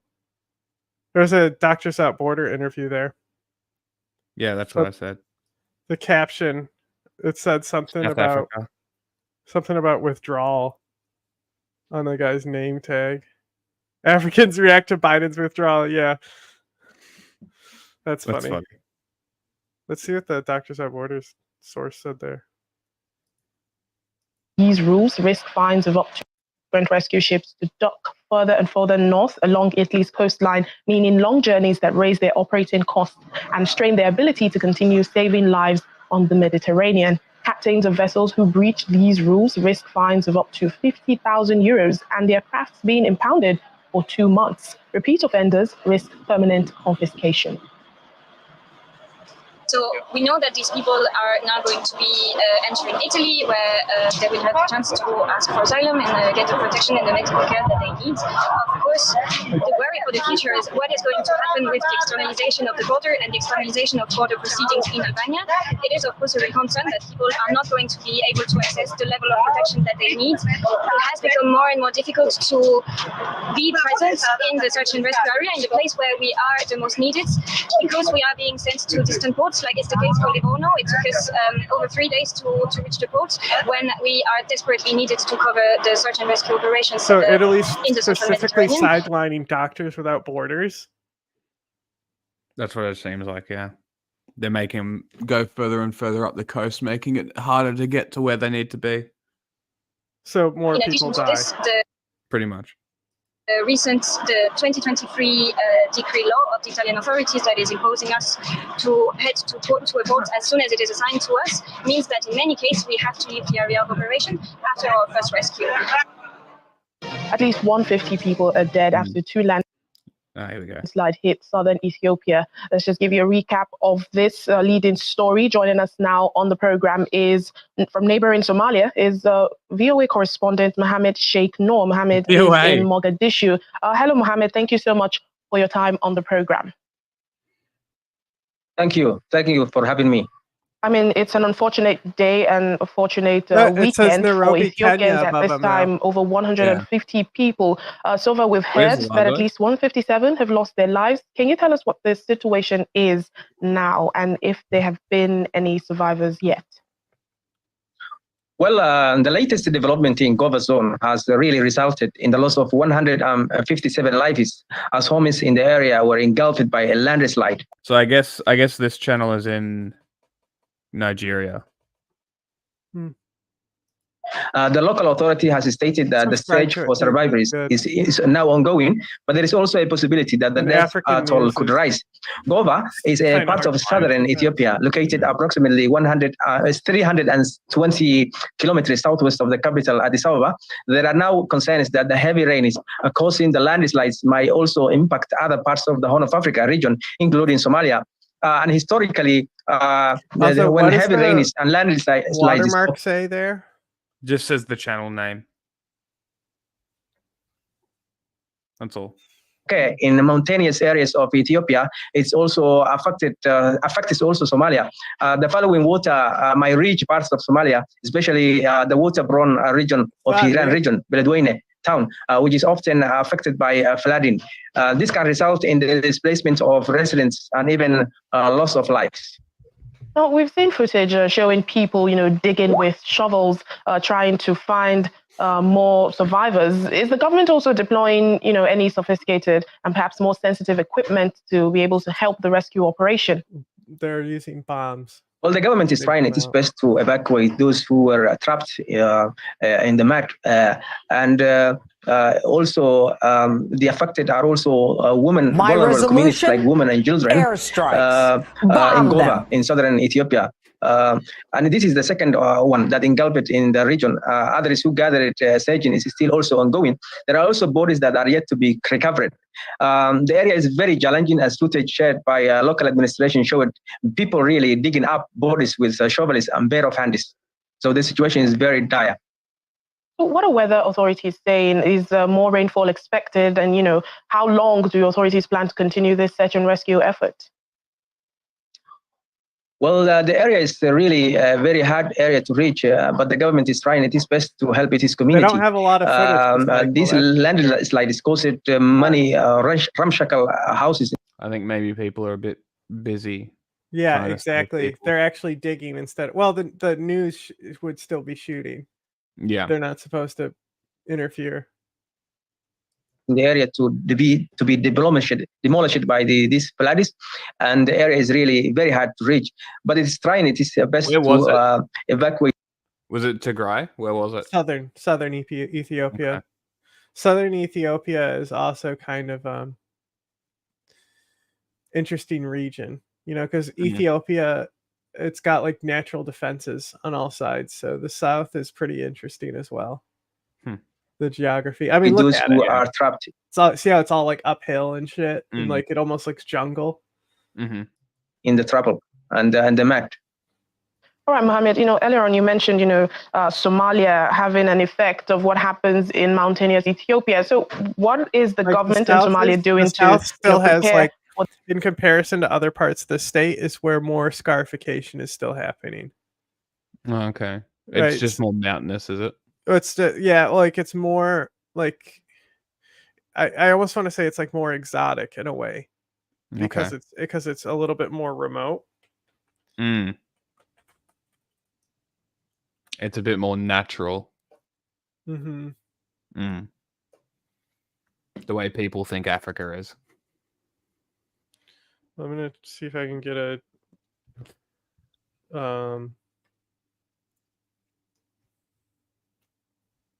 geo map. This impact. Well, as I earlier said that usually when heavy rain is and the landslide is in Ethiopia's mountainous areas, it is usually affected by the border towns of Somalia, like Hiran, which leaves most of Hiran is actually, especially Beledweyne, is heavily populated area, and historically, when heavy rain is like this, landslides occur in the mountainous areas of Ethiopia, it also affects. So Somali government also trying its best to, of course, to brace such. And this is wild. Just the way this country is shaped, like the way it's shaped, from Djibouti, right, all the way through. It looks like something's just come and hit and sliced through the land. That's fucking crazy. Yeah, well, that's actually the waterways or something. Well, actually, there's like basically is like. What we know about the land movement is like basically the Horn of Africa, that whole area of East Africa. It's actually slowly being cut off. It's migrating out away from the continent. So really, yeah, it's so like let me see if I can get another. I'm looking up a specific thing, but let me type in. Damn.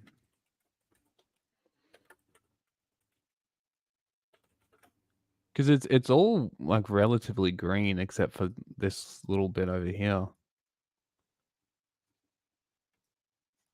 Okay, here we go. Good picture. Good picture. Okay. But yes, something is slicing through the land. You are correct. Interesting. So, as you can see, the tectonic plate is actually what's outlining the edge of that Ethiopian land, right? Interesting. So this whole region is like starting to erode, like it's pushing away from Africa, this whole like eastern region. Yeah, you can see you can see where the splits are in the waterways. Like around Malawi and Rwanda and shit. Why is Tanzania such a big country? What the fuck? Oh, here we go. What is I've check this out. Are they? No. Never mind. I think it's this region right here. But see, like, even though this side is more mountainous, you see the steepness on the mountains? Yes. On this southern side. It's almost like a straight drop Mm-hmm. on the western side. That's interesting. Oops. I got distracted. Incidents because and it's not the first time this area is affected by the landslides that come from the Ethiopia. So usually when these landslides occur in Ethiopia, it usually affects this region, and it is of course a water-borne region, and when it is often affected by the flooding, this can result in the displacement of residents and even loss of life, as it happened in the past. And could we perhaps see some compensation from the government to the families of the victims? How are they coping with No, they finally changed his upper title there. Well, there is little that the What government... region was the landslide in, actually, though? Because it might be on the Somali side. On Kenya? Yeah. It's in Nairobi. That's... oh, well, that's the capital. Yeah, that's Mogadishu is the capital as well. I meant the Ethiopia, though. Where's the landslide in Ethiopia? That's what I asked you. Yeah, I don't remember seeing it. I mean, you have the thing in front of you, so... Yeah, like I think... rushed to rescue survivors. This might be a follow-up interview to this. South Africa. The landslide occurred on Sunday evening after two landslides hit southern Ethiopia. The first landslide occurred on Sunday evening, and as the police and locals rushed to rescue survivors, the second landslide followed, trapping and killing many of the would-be rescuers underneath. Damn. Local authorities Mother Earth double tapped them like fucking Israel. Good lord. Yeah, here's where it is. Or like Russia. So it's right in that, like, it's literally right on the, like, crack in that really steep region, right? Yeah.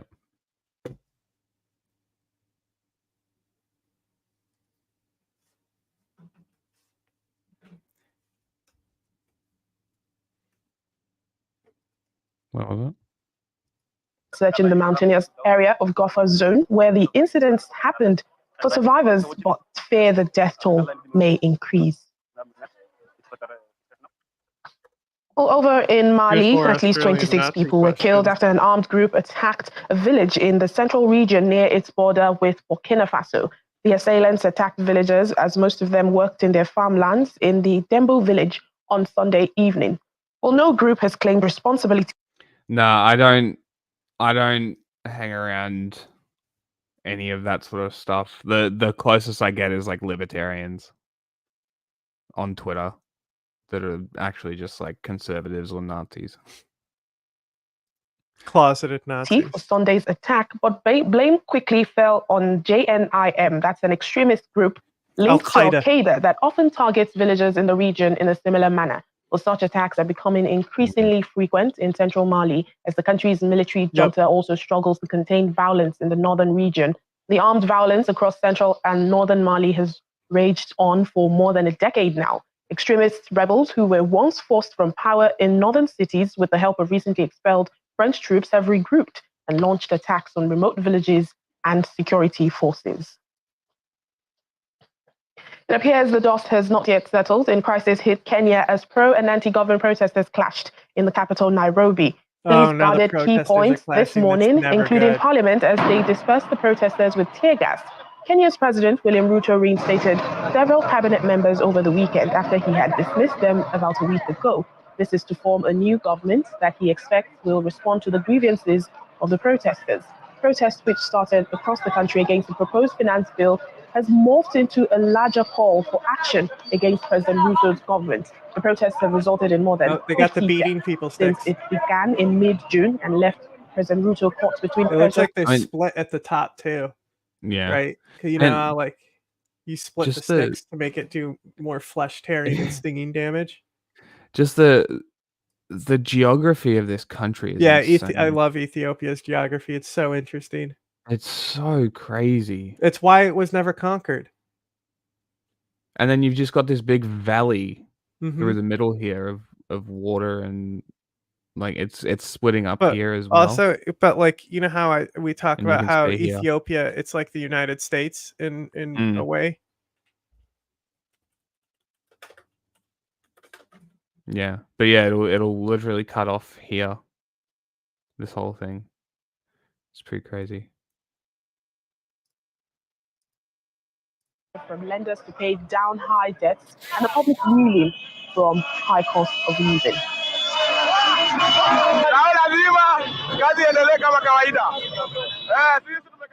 Meanwhile, Kenyans are denying President Ruto's allegations that external forces are... So you're familiar, how there's different states in Ethiopia, but you know how I said the South is like more scarification and like more ethnic and stuff? Yeah. If you actually look, the state is recognized. Southern nations, it's grouping an entire group of people because there's so many like different Individual tribes ones. and shit there. It's Interesting. not a united ethnic group. Huh. And That's it's very because like you see the Ormos, right? They're surrounding this because this is as far as they could push into these tribal zones themselves.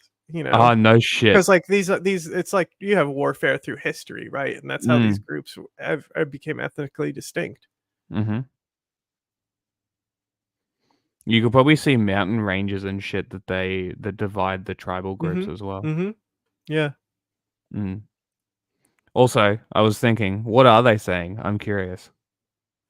If you've got recent updates. A Ugandan court has charged at least 42 people for offences allegedly committed during a banned anti-corruption protest on Tuesday, and remanded them in custody. Protesters had marched in the capital Kampala against what they say is widespread embezzlement and misuse of government funds. A charge sheet produced by the court outlined various offences, including being idle and disorderly and being a common nuisance. The suspects pleaded not guilty and were ordered to return to court at different dates between July 30th and August 6th. New York-based Human Rights Watch said the arrests demonstrated the government of President Yoweri Museveni's lack of respect for people's rights to protest and express themselves. HWR senior Africa researcher Oriama Nyeko said that instead of being arrested and blocked from protesting, those people should have been given a platform and listened to. A police spokesperson did not answer repeated calls for comment. Opposition leaders and rights activists have long accused Museveni of failing to prosecute corrupt officials who are politically loyal or related to him. He has repeatedly denied condoning corruption and says whenever there is sufficient evidence, culprits are prosecuted. Rwanda's President Paul Kagame has been re-elected with 99.18% of the vote, the National Electoral Commission said on Thursday. That result, off a reported turnout of 98%, gives him a fourth term and extends his near quarter-of-a-century rule. And it's not exactly a surprising result. Kagame won more than 93% of the vote, according to the Commission, in the previous 3 elections. Okay. Israeli Prime Minister Now he won. Netanyahu has used his historic speech. Yeah, I think he did. Yeah. To Congress to mock pro-Palestinian protesters, branding them useful idiots for Iran. Well, after Trudy McIntosh, she's on Capitol Hill in DC for us this morning. What's the mood? How's the mood so far, Trudy? Well, Pete, there's a lot of action here. We can't actually get you any closer. We're right near this huge protest which has erupted. Well, the British-Italian conflict conflict is that's more to do with Eritrea, which my cameraman Murray McLean was in there. They were technically burning is flags also at one Ethiopia. point, climbing on top of the statues. They were able have the to same also food get one of the cultures and Palestinian everything. flags on top of So one of the flagpoles there the outside the broader station. Things getting pretty tense at times. We saw a big police similarities between Eritrea and Ethiopia. They aren't that much different than other tribes inside Ethiopia.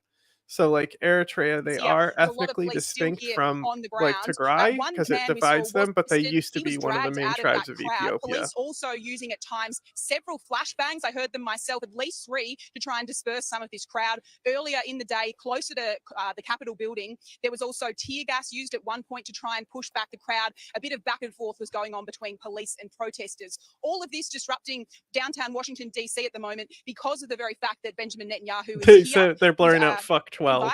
I love this cop like slowly peeling the sticker off his car. To Congress. It's the first time he has left Israel since that attack on October 7 and the ongoing war that we are now seeing against the terror group Hamas inside Gaza. But Benjamin Netanyahu was well aware of the fact that there are protesters for his very arrival here in Washington, D.C. He made a very point of mocking them, really, in his speech to lawmakers there. He says they are being funded by Iran. Many anti-Israel protesters, many choose to stand with evil. They stand with Hamas. They stand with rapists and murderers. These protesters stand with them. They should be ashamed of themselves. When the tyrants of Tehran, rapists and murderers, who guys, hang gays from cranes and murder women for not covering their hair, are praising, promoting, and funding you, you have officially become Iran's useful idiots. These protesters chant from the river to the sea, but many don't have a clue what river and what sea they're talking about. There were lots of lawmakers there in attendance, almost all Republicans, but there were notably big absences amongst the Democrats. Vice President Kamala Harris, she was not there because she decided she didn't want to be, instead on the campaign trail. Other notable absences, former Speaker Nancy Pelosi, dozens and dozens of Democrats deciding not to show up and attend, some of them deliberately boycotting. Worth noting, though, the Republican vice presidential nominee, J.D. Vance, the Ohio senator, he's also on the campaign trail. He didn't come to attend today's speech either. As to the substance, the Israeli Prime Minister used this address to point out the acts of heroism. He says during the October 7 attack, he had 3 or 4 Israeli soldiers in the crowd. He also pointed out the freed hostage Noah, who was there as the guest of honor, sitting alongside his wife Sarah, up in the boxes watching on. She was freed back in June. We also heard, though, a message for President Biden, a message of thanks from minister. Despite that had a tense relationship at times, he was also asking America, though, for more support. I thank President Biden for his heartfelt support for Israel after the savage attack on October 7th. He rightly called Hamas sheer evil. He dispatched 2 aircraft carriers to the Middle East to deter a wider war. And he came to Israel to stand with us during our darkest hour, a visit that will never be forgotten. Today, as Israel fights on the front line of civilization, I too appeal to America. The front line of civilization, he just said. Jesus Christ. In the crowd today, sitting right behind Benjamin Netanyahu's wife, well, it was the tech billionaire What Elon a Musk. He was in the room for fascist. today's big address. Mr. Netanyahu, Pete, now has the honour of being the world leader who's addressed America's Congress the most times. He has overtaken Winston Churchill today, having addressed Congress now 4 times. Winston Churchill did it 3 times. Interesting. I love a good stat, and that's a good one. Trudy McIntosh, I love a thank good you. stat, and that's a good one. Shut up. Al Jazeera senior political analyst. He joins us from Paris via Skype. Just that Was tweet that a there, Nazi just illustrating that even though we heard that support, that clapping to Netanyahu as he began his Clash speech, of there are still about Civilizations 50 is better, Democrats 'cause at who least he are not attending acknowledges that it's a this speech. civilization. What does that tell Instead us of about saying how that much it's division it's there like is the within Romans the Democrats? talking about the fucking Gauls, you know? They're barbarians. We're the civilized ones. That's what he fucking sounds like. But that's the vibe I got from it, is that like they're not civilized, we are. We're Yeah. fighting for our civilization. You can't Yeah. it's the typical fascist anti like immigration rhetoric, right? That these people are bringing their savage culture to the West. Right? It's that shit. Towards Prime Minister Netanyahu. Well, there certainly is a division among the Democrats, and certainly it is today.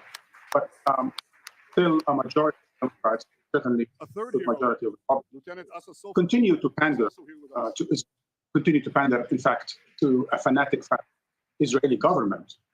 Those who had some courage did not show up. They wouldn't want to be complicit in a theater of the absurd, welcoming and cheering a war criminal while pretending to promote peace and stability and ceasefire and so on and so forth in the Middle East. This was, in every possible way, a dramatic, dark moment in American history. And the fact that those 50 or so Democrats refused to show up is to their credit, because those who did show up to cheer Netanyahu, as we've been hearing just the first few minutes, all this cheering is really in every possible way. And I won't say shameful, it's shameless, because these hundreds of American legislators know all too well what this war criminal has done over the past 10 months. He spoke of dozens of Israelis, but he neglected to mention thousands, dozens of thousands of Palestinian children, mothers, nurses, doctors, engineers, students, professors, and so on and so forth that were killed by his military in Gaza. 1 or 2 former captives showed up in Congress, but the thousands of children that he killed wouldn't be able to make it to Washington. Maybe 1 survivor from a family in Gaza showed up with Rashida, but the tens of thousands who were killed and continue to be killed. I can't tell you how many dozens of Palestinian civilians, how many children died since Netanyahu arrived in Washington. Probably already some Palestinians were killed in the past few minutes as those Congress people and senators were cheering a war criminal. And given everything you've just said, this is his 4th U.S. congressional address. How do you explain his influence on Washington lawmakers? Wow, that's a good stat. Well, look, there's something called an Israel lobby. It's a very influential, very powerful lobby made up of a number of elements, including Christian evangelicals, some Zionist Jewish organizations, some billionaires, and part of the military-industrial complex that has a lot of investment in Israel.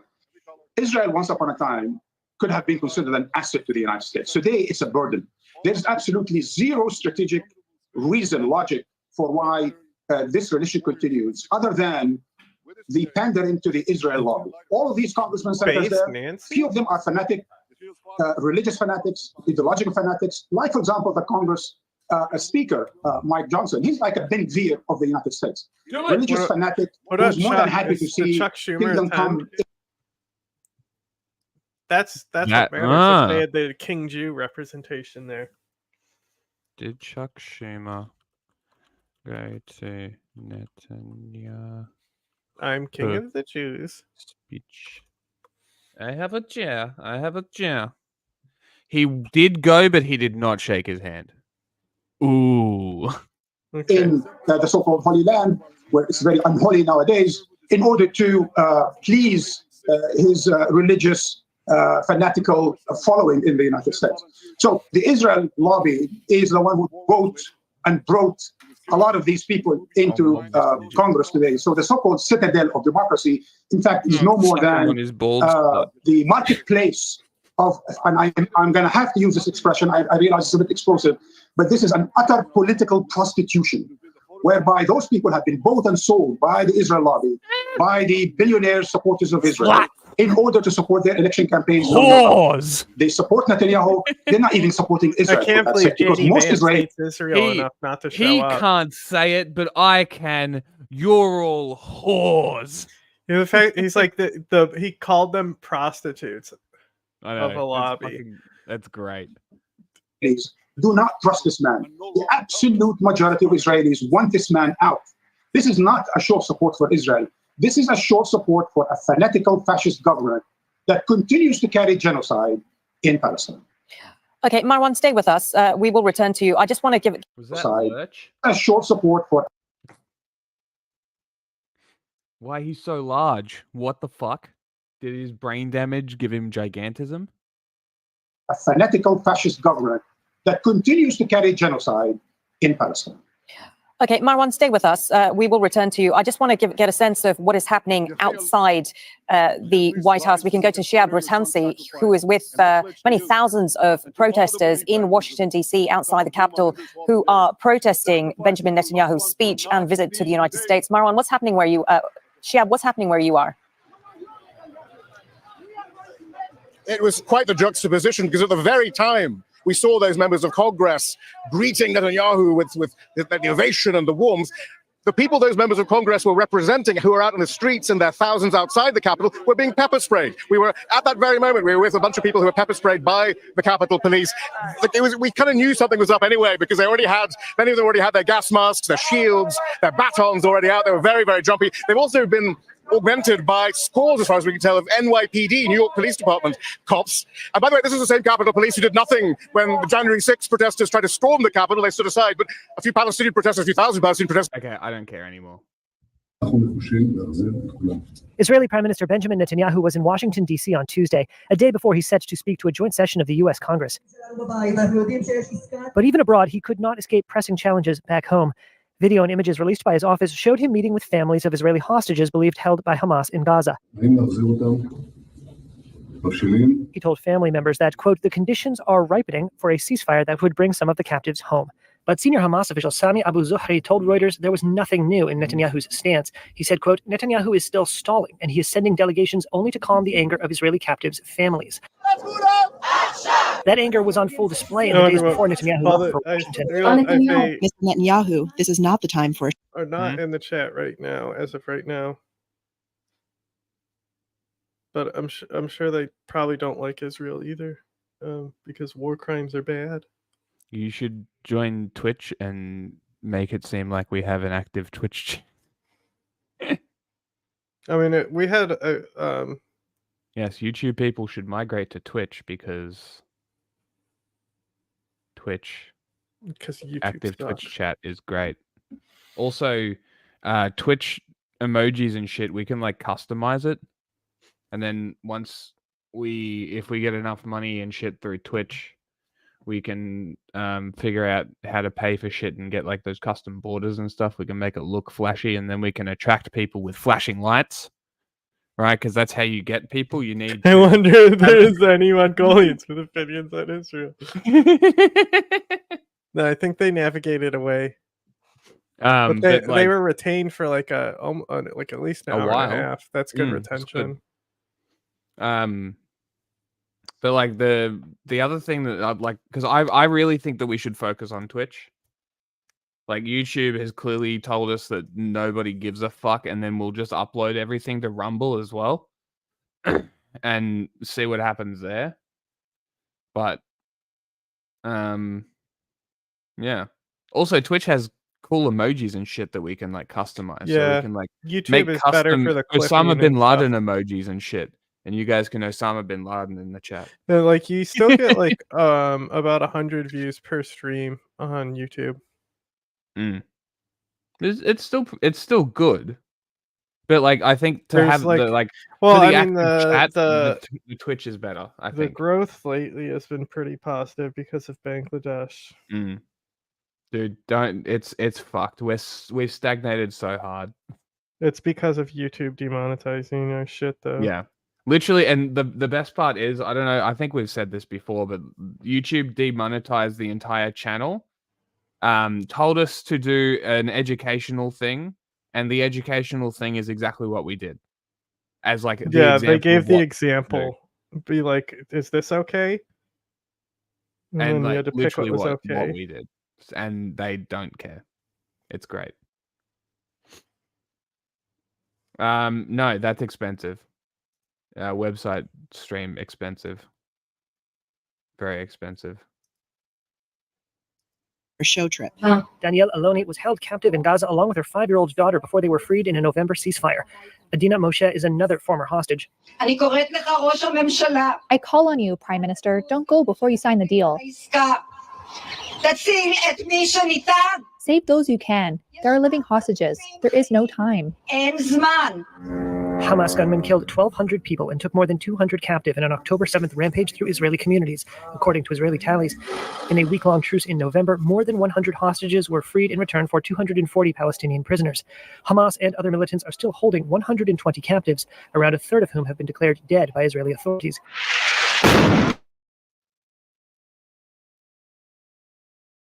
Oh no. Oh no. Oh no. It's all broken. Those forced out include Ibtital al-Brahim, along with her family. She told Reuters they had to leave without food, water, or a... Is this person serious about the pronouns? Who? The one you sent? That they're crying about pronouns because Charlie called this person their name the whole week? Yeah. Is that seriously what's happening now? Like, yeah, if I want to not use dumb pronouns, I'm going to use your name. It's pretty simple. Yeah, I'm not going to be an asshole and like call you whatever the fuck.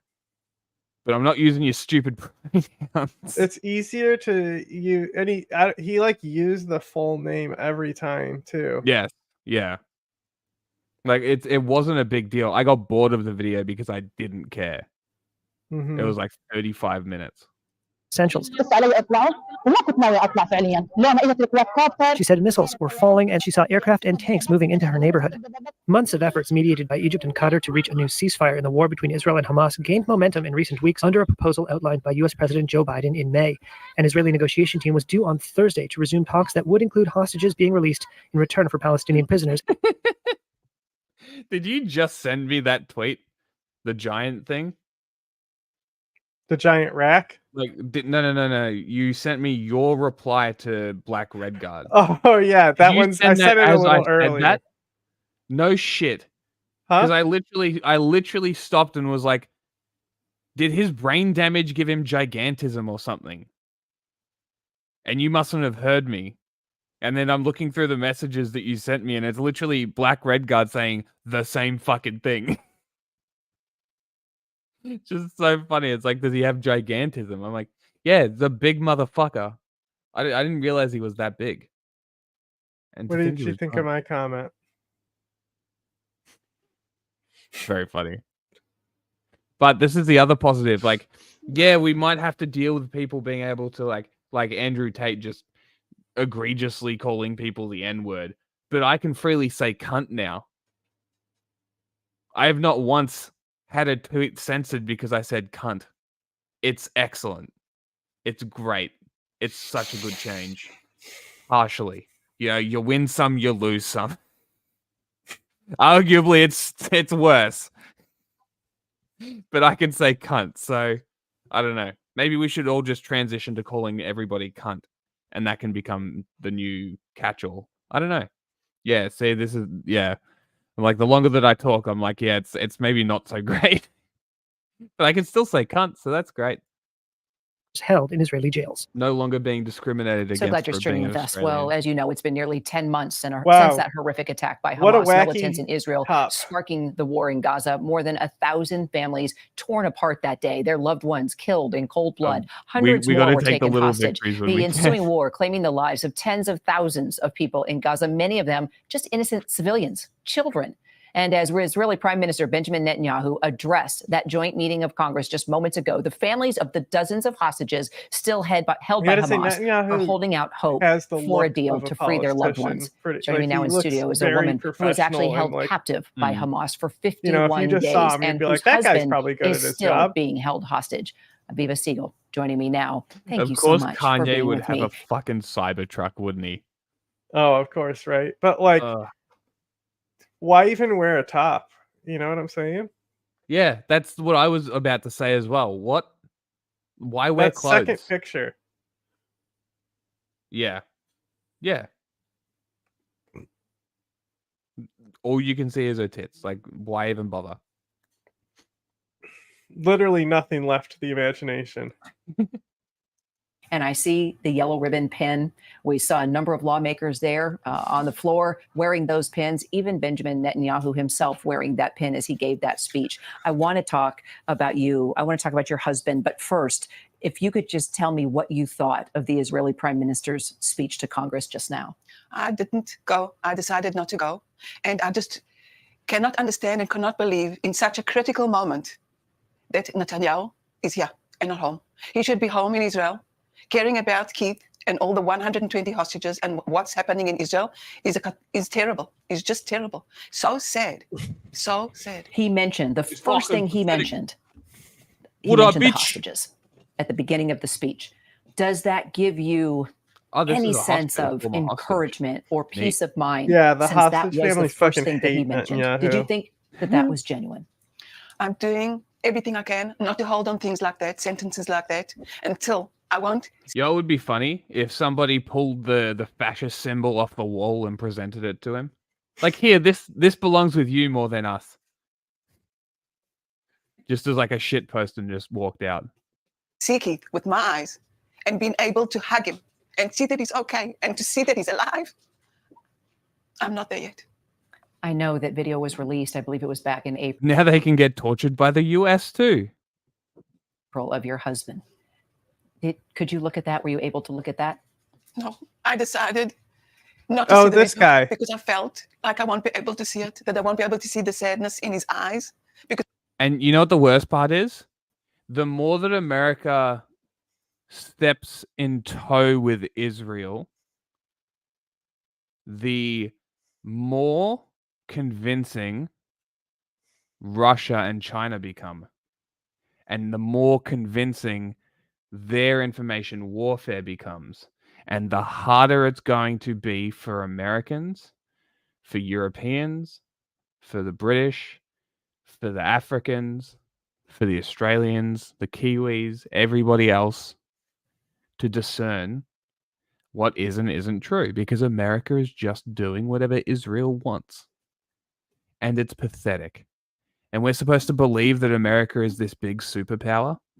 Like, you're trying to convince me Sounds like you have some anti-Semitic conspiracy that the elders of Zion are actually running this country, Jack. It's Have you considered that you're literally Hitler? literally. Do you think I look good with the? Israel has the right to defend itself. Well, I have too little connection between my lips for the little. Well, you can like that one homo who went on TikTok and said they're the reincarnation of Hitler. They just did and the just Hitler had the nose mustache ring. with a septum ring. You could do that. I could do that. It's pretty drippy. I could finally be openly gay. Because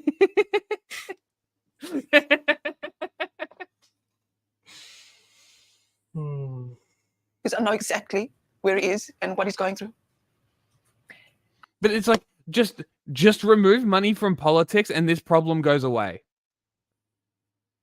Well, that was the whole debate with Charlie Kirk and Junk. It's like it's not that easy. Ending lobbying is lobbying for other countries should not be a thing. No. Lobbying for shouldn't be a certain thing. causes is a different story. And lobbying should be just convincing arguments, not I give you money, buy you expensive things, you vote the way I want you to. Legalized bribery, as Junk would say. Well, yes. It literally is legalized bribery, right? It's do this for me and I'll contribute to your campaign. That sort of shit. It's legalized bribery. It literally is. It shouldn't be a thing. It especially shouldn't be a thing for foreign countries.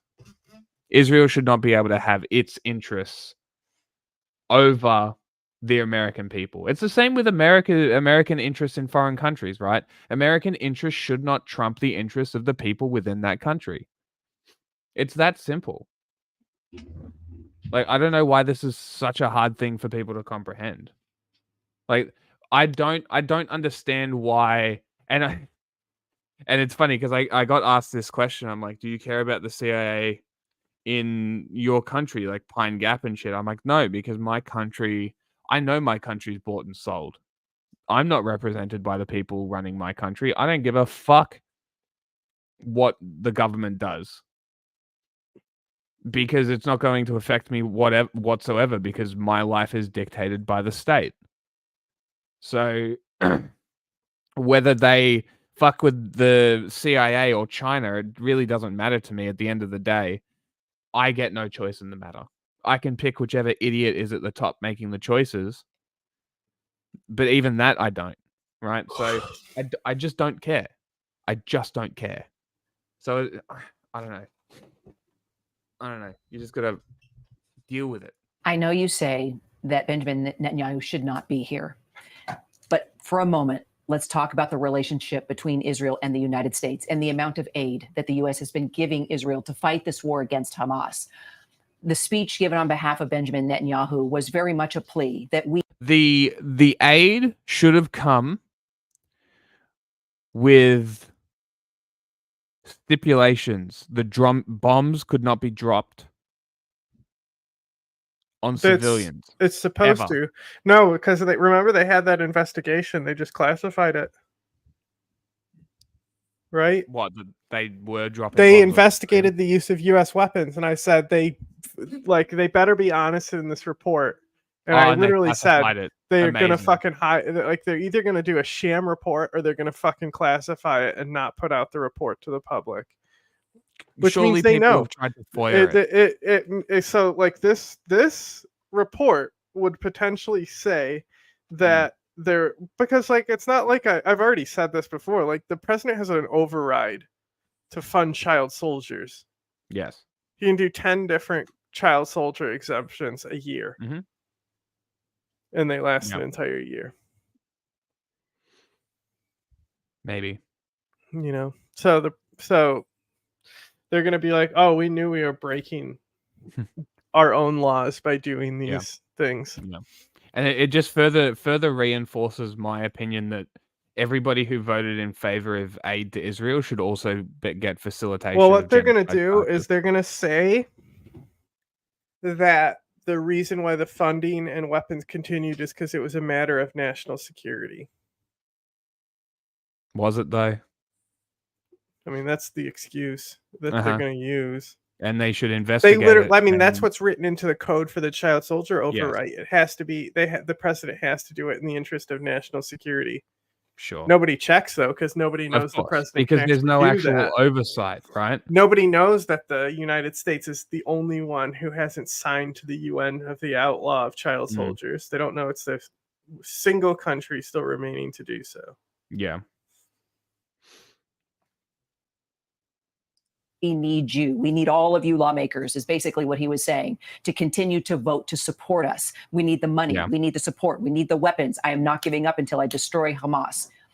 Does that give you any sense of peace? Are you happy with any part of that crop? Let's destroy Hamas, but in the process, kill 5 civilians per Hamas fighter. Yeah, epic. What is the law you are Support. referring to? Does it that, validate what's in great any way Netanyahu about being this here in your eyes? is that if I do 5th gen child soldiers, I wonder if this comes up actually. let me see what comes up Are you first. Googling it? No, you're gonna have to put Ethiopia. I don't Maybe. think we actually put in what the policy was that actually enables it. I believe I do. The article's child soldiers. The African Horn. I've already got it. yeah, I just seen. It's even typing in the specific article. It's not in the top. the link? Yeah. I'm gonna send a link in chat. There you go. Enjoy. Read the article. Do that thing. Why are thing not come up? Subscribe to our Substack.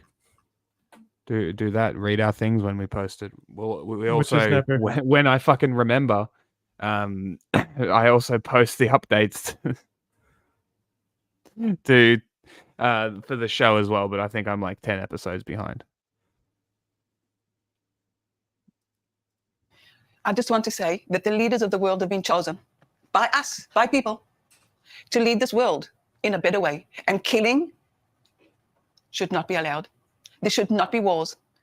The leaders should handle loophole built in the life national and interest waiver. things that is happen what between it's called- countries what in a it's different called. way. I'm against killing. If you are against killing, Hamas has killed so many innocent people.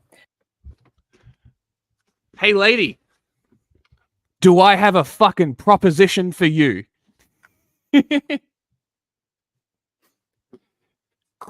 Gladiatorial rings. Where the leaders of the countries or groups who want to start these fights go into the ring, they fight to the death.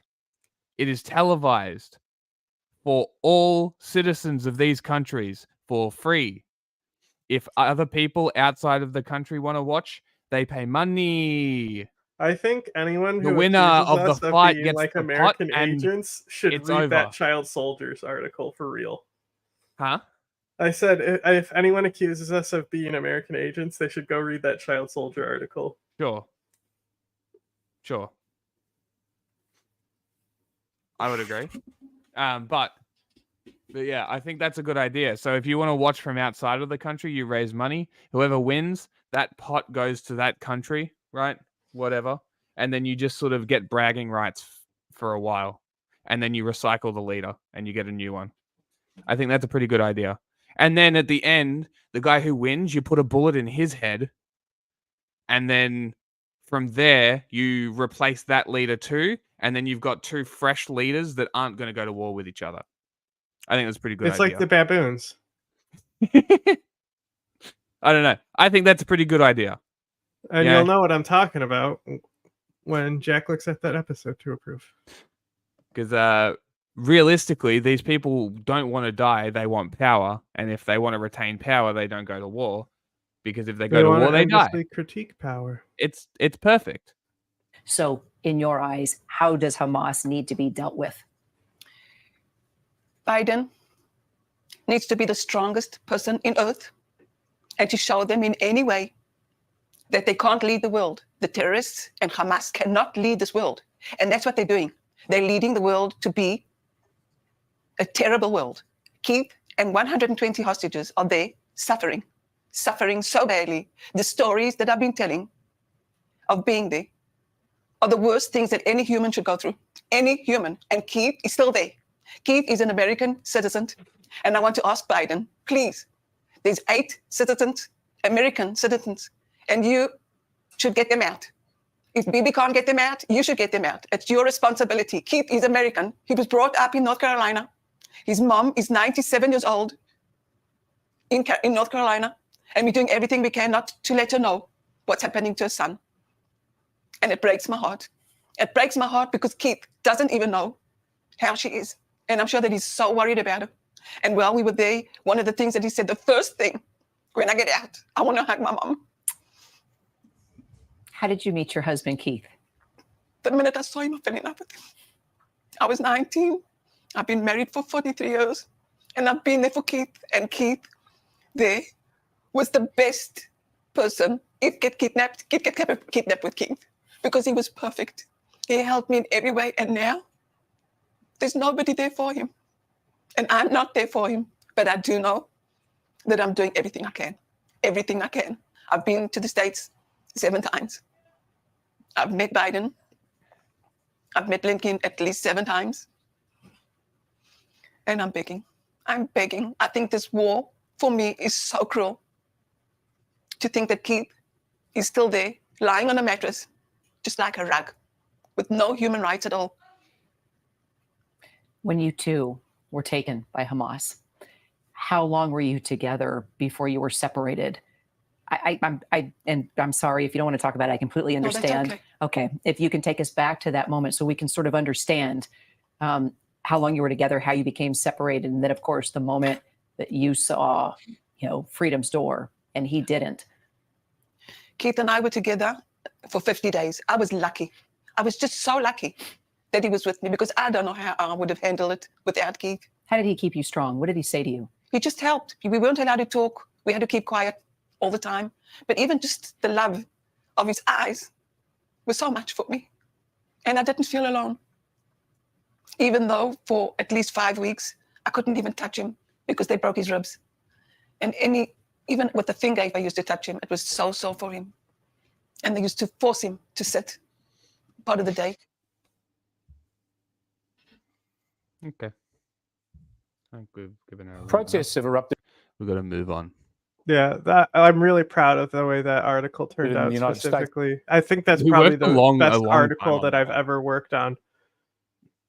Because like pretty much everything as far as the research and the sources, like they were hard to find the sources that I actually use in there. It was actually difficult to find sources that are talking from, because Ethiopia controls so much of the media landscape that even just trying to search anything about Tigray, it comes up with the child soldiers being used today, denying that Ethiopia also used child soldiers in the Tigray conflict. Mm-hmm.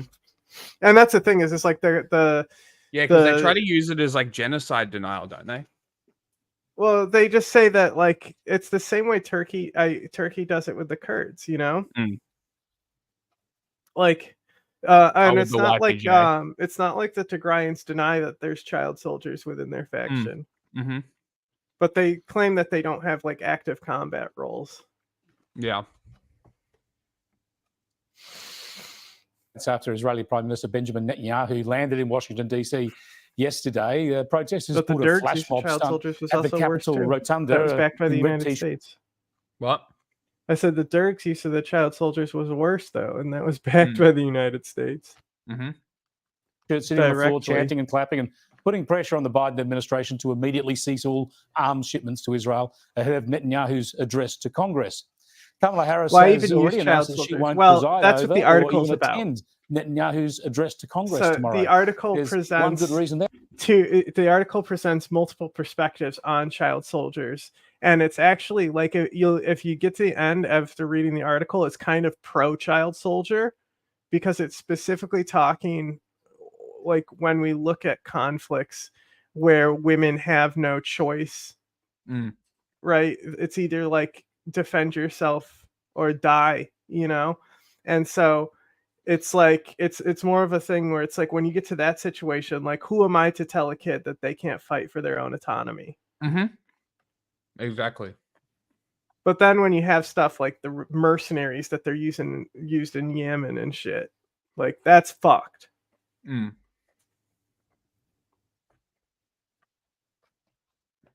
Yeah, I reckon, not to vote for her. Let me bring in Daniel Aghion, President of the Executive Council of Australian Jewry. He joins us live from Melbourne. This is pretty disappointing, isn't it, Daniel, that the Prime Minister of Israel is going to address Congress and the Vice President herself, let alone others, are deciding to effectively boycott it? Well, Chris, it's obvious. I've seen this guy Leave it before. to Sky News. This is a leader of a country that is a significant ally with the United States. You would have thought that he would be, Prime Minister Netanyahu would be accorded the respect of his position.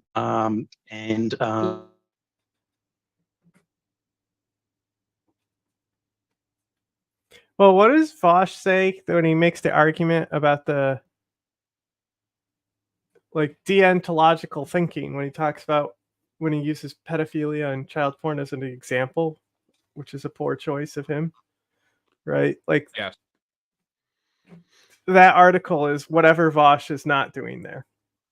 Like, it's not condemning child soldiers across the board. It's presenting a case where it is appropriate. Mm. And I even back it up with actual statistics that I was able to find. Mm-hmm. Is that last week, as we know, she was not the presidential candidate. This week she is, and she says she's campaigning, I think, in Indianapolis on the day. Look, for the moment, let's take her at her word and let's see ultimately what happens. I think you're being far too kind. I think it's political cowardice, and she's bowing to the extreme left of her own party. She is hard left herself, and she's not according the Israeli Prime Minister the respect he deserves. It's more important she does it now, given she's going to be the candidate. But there's a lot of this in the Congress. Let's have a listen to what some of them have been saying. I am not attending. I don't think Benjamin Netanyahu has any interest in getting to peace in the Middle East. In Washington, D.C., thousands of What the fuck? Was that another Sky News bad cut? That's Sky News. Protests have erupted in the United States after Israeli. In Washington, D.C., thousands of unbelievable protesters are planning to march on Capitol Hill today as Israeli Prime Minister Benjamin Netanyahu addresses a joint session of Congress as the death toll from Israel's war on Gaza tops 39,100 and expected to be much higher. On Tuesday, 400. We feel deeply, and many Israelis feel, that the actions of this government are bringing Israel downhill to the point that we may be losing our country. It's not just a crisis. It's not just some things that are happening that we are not happy with.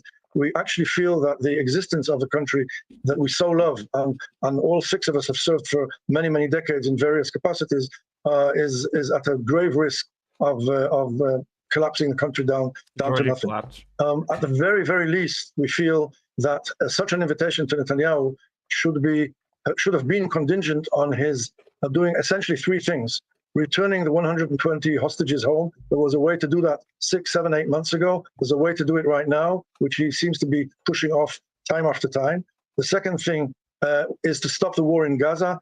We here in Israel are bleeding daily with members of the military getting killed almost daily. And I don't even want to mention the scores of civilians in Gaza that have died and keep on dying. This war has to stop immediately. It should have stopped a long time ago. And the third thing, he should have called for elections. There is a clear majority of around 70% of Israeli citizens who want elections to be called. I mean, if these three things were to take place, I would understand an invitation for Netanyahu to speak at Congress. But right now, the citizenship at large has lost faith in him and his government and their actions. Sorry? Who invited him specifically to Congress? Johnson? I don't know. Look it up.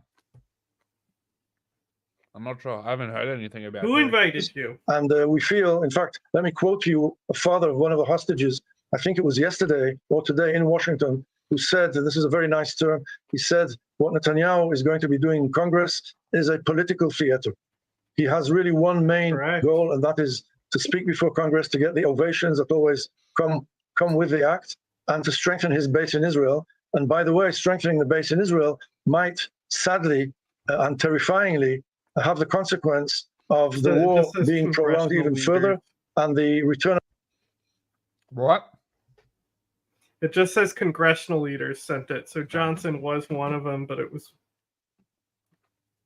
multiple congressional leaders that sent it. Mm-hmm. invitation. The hostages being delayed even further, and that includes, of course, some of the hostages who are U.S. citizens. So, in any case, it's not only kind of a farce and a political theater, as this person said, but it's also something that might have very bad additional consequences on the situation here, rather than it's making a big things theater even play. better. And Professor Harel, what has been the reaction within Israeli society to Who's this guy? The co-host. Okay. He's the Spanish co-host. Oh, interesting. I'm leaving this morning on a very important trip to the United States at a time when Israel is fighting on 7 fronts. Who's this gremlin? And when there's great political uncertainty in Washington. I will address, for the 4th time, both houses of Congress as the Prime Minister of Israel.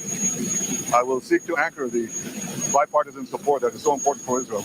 And I will tell my friends on both sides of the aisle that regardless who the American people choose as their next president, Israel remains America's indispensable and strong Why are you ally in the Middle dancing? East. I plan to see President Biden, whom I've known for over 40 years. This will be an opportunity to thank him for the things he did for Israel in the war and during his long and distinguished career in public service. What is Netanyahu hoping to accomplish by coming here to the United States and specifically giving this address in about an hour and a half?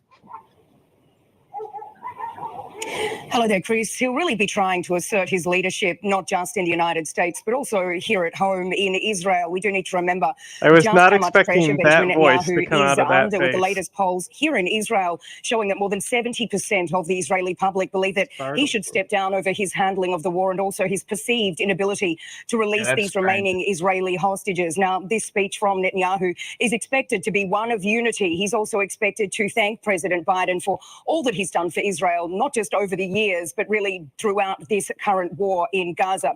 Now, while he hasn't specifically come out to say what he will be speaking about, sources close to Netanyahu say that he will be speaking, of course, about getting these hostages released, also Israel's war goals and the threat of Iran. So once again, really, he will be looking to assert his leadership in the face of just so much pressure, Chris. Yeah, and as vice president and now likely Democratic presidential nominee Kamala Harris, she will be one of the many Democrats that will not be attending today's address in front of Congress. Usually she presides over the Senate as vice president. Netanyahu, though, will meet with former President Trump this week. He'll meet with President Biden. He'll also have a meeting with Vice President Harris at some point. What do we know about how a working relationship between Harris and Netanyahu, what that might look like? There certainly are a lot of challenges here for Benjamin Netanyahu. We do need to remember just how deeply divided the Democrats are over Netanyahu's leadership and also over the way that he is pursuing this war in Gaza. Now, we do need to remember, though, that he has had run-ins with presidents in the past. One of the latest, really, back in 2015 during another congressional address. This was when then-President Obama was really trying to push through this nuclear deal with Iran. That was something that Benjamin Netanyahu was definitely not in favor of. So certainly we do need to remember that really the United States, the Democrats also, they have been coming out to say they firmly stand behind Israel. But in saying that, there is the view that really Benjamin Netanyahu would be hoping that former President Donald Trump becomes the next president come November and then coming into the White House in January, because there is this view really that he would sort of ease this pressure that Benjamin Netanyahu is under. And you mentioned it just a little while ago. After Netanyahu's speech, a senior administration official told reporters that a hostage deal is in court. I read a lot of the paper, even though it wasn't relevant to the article. It's a fucking huge paper, too. Quote, the closing stages. But this official acknowledged there is no agreement yet between Israel and Hamas on the transition from a temporary to a permanent ceasefire. To delve more into what Netanyahu said and did not say, we're joined by Tom Malinowski, a two-term Democratic member of the House from New Jersey and a former top State Department human rights official under Barack Obama. And Kirsten Fontenrose, who served on the Trump National Security Council, focused on the Middle East, and was also an official in both the State and Defense departments. Welcome to NewsHour. Welcome back to NewsHour. Thanks very much to you both. Kirsten Fontenrose, let me start with you. What did you think of Benjamin Netanyahu's speech? I think he hit the points he came to hit. He both thanked the Biden administration, gave credit where it was due for their support for his policy, which also makes it a little harder for a Kamala Harris campaign to deviate from that policy. He also set the stage for what he hopes will be a successful meeting with former President Trump. That's horse shit. She can do whatever the fuck she wants. It's a different government. She could literally day one go, hey, Israel, fuck you. Iron Dome, Ukraine's now. Fuck yourself. Yeah, well, like, and he can do nothing about it. That's the best part. Within the foreign policy establishment, there's like two different things. There's like people who like still have the neoliberal Clintonized Balkan thing, right? And then the other side is like the more like anti-war Obama stuff that was a disaster as well. Yeah. So it depends which institution she stocks her cabinet with. True. Coming Friday by thanking President Trump for the work he did during. Where's the United States soundbite? Did you get rid of it again? I think we got rid of it. Okay, get rid of the black and tans and replace that with the United States one. Because it was his at the administration. bottom. He also It wasn't used enough. Linked his war in Gaza against a several fronts, superpower, but we do not have with super America's patience. confrontation of Iran, essentially making the point: our war is your war. We are fighting them here, so you do not have to fight them at home. And I think that is a point that resonates. Having me harder, Daddy. Is Israel's war the U.S. war? The war against Hamas was a fight that all Americans and people all around the world were Around the and what? happy to support Israel in waging after the just unspeakable evil of what Hamas did to innocent Israelis on that horrible day. But we often say that Palestinians never miss an opportunity to miss an opportunity. I think Israel has also missed an opportunity. There was an opportunity to build a truly broad anti-Hamas, anti-terror, anti-Iran coalition, but it would have required Prime Minister Netanyahu to do something he's unwilling to do, and that is to meet his potential allies halfway by presenting at least a pathway to a Palestinian state, to a two-state solution. What I heard today was, okay, he was less partisan than he might have been. He was gracious to President Biden, but I heard no forward progress on the hostage issue for the families that were waiting for something. And I heard a vision for the future of the Middle East and the future of Gaza that is completely disconnected from reality. And I couldn't help thinking that as he was speaking, his own defense minister is telling us that Netanyahu is sending Israel into a very dark future. His own security establishment thinks that he's placing his own political interests ahead of the interest of the security of Israel. And I feel like if you are pro-Israel, as I am, how can you provide unconditional support and unconditional applause to a man who, according to his own security officials and most of the Israeli people, is doing so much to hurt Israel's own interests? Kirsten Fontenrose, is Benjamin Netanyahu, as his critics say, extending the war in order to extend his own political... You're so well read.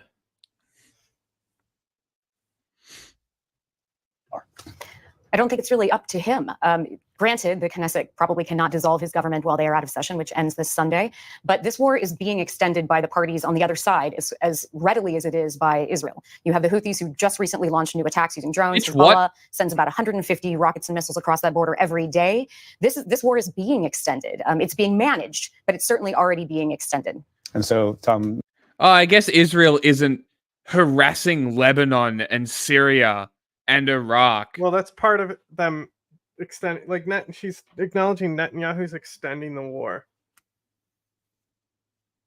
I'll ask you to respond to that. The fact is that Hezbollah opened fire itself on October the 8th and has fired hundreds or thousands of rockets into Israel. Hamas continues to attack Israelis not only in Gaza but inside Israel. So, was Hezbollah a part of the attack? Not officially. Interesting. I didn't know that. But they did do some, they're always fucking shooting rockets and fucking virtue signaling. They want to extend the war. Defenders say, of course, we're doing what we have to do. They're extending. They love this situation. I mean, I agree with Netanyahu that Hamas doesn't care about Palestinian lives, but Hamas is happy to see Palestinians in Gaza die. Hezbollah. It still comes down to Israel has the air defense. Israel's bombs always kill people, civilians. Mm-hmm. So I don't really give a fuck if people are shooting at you. You have the defenses for a reason. Stop killing civilians. It's like the Joker, right? He needs Batman.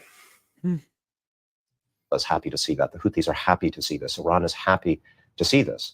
And this is why so many people inside Israel, including members of Netanyahu's own party, who are responsible day to day for the security of the state of Israel are urging him to take the opportunity to end the conflict that is benefiting Israel's enemies. But I think he won't do it because, well, there's a political dynamic at play and because he is ideologically against the one thing that is necessary to bring the world together to actually help him in Gaza and to create a durable solution. Let's talk about the hostage deal itself. Kirsten von Rose on the table. 6 weeks would pause the war. That would be the first phase. It would release more than 30 hostages. We did not hear from Netanyahu what these hostage families who traveled to Washington, D.C. wanted to hear. Some kind of full-throated endorsement of that deal. Benny Gantz, the opposition leader today, accused Netanyahu of stalling, not wanting that deal. Why do you think Netanyahu's not publicly endorsed this deal, and should he? He did mention during his speech that even while I'm speaking, actions are being taken toward this deal, and he is sending people to negotiate again on Thursday. Some would say that's too many days away from now, but it is at least a negotiation continuing to happen. There's so many questions still left unanswered. Will that full withdrawal? I know it's Hudson Institute, but is the other one the Hudson Atlantic Institute Council? is definitely one of them. The Heritage Foundation happened once. I'm not sure about the Atlantic Council though. Maybe. All include the Philadelphia corridor, for instance, the corridor south between of Gaza and Egypt. Right, exactly. So there are a lot of real concrete details that are not ironed out yet. Who will oversee the withdrawal? Who will be holding each party accountable during this time period? A lot of these answers still need to be provided by the international community as well as by Israel and Hamas. It is argued that Hamas was the spoiler for quite some time, and now Israel is kind of dragging its feet, and there's definitely truth to that. But I think it is probably because of some of these unanswered questions. He cannot full-throatedly agree to this hostage deal without some of these questions being answered. Otherwise, he doesn't know what to tell his IDF soldiers who are sitting in Rafah waiting for the remnants of Hamas to come out. That one. Mm-hmm. Throat goat. Yeah, that's what we should start calling it. Give it the throat goat its endorsement. Out of the tunnels and take care of them if he agrees to something that unequivocally The full-throated and goated. Very end of what could be a definitive operation. Tom, let me ask about the protesters. Netanyahu called them, quote, useful idiots for Iran. Are they? Many. If you look at the protesters who were flying the Hamas flag and burning the American flag. I think they're flying the Palestinian flag. Brother. Good Lord.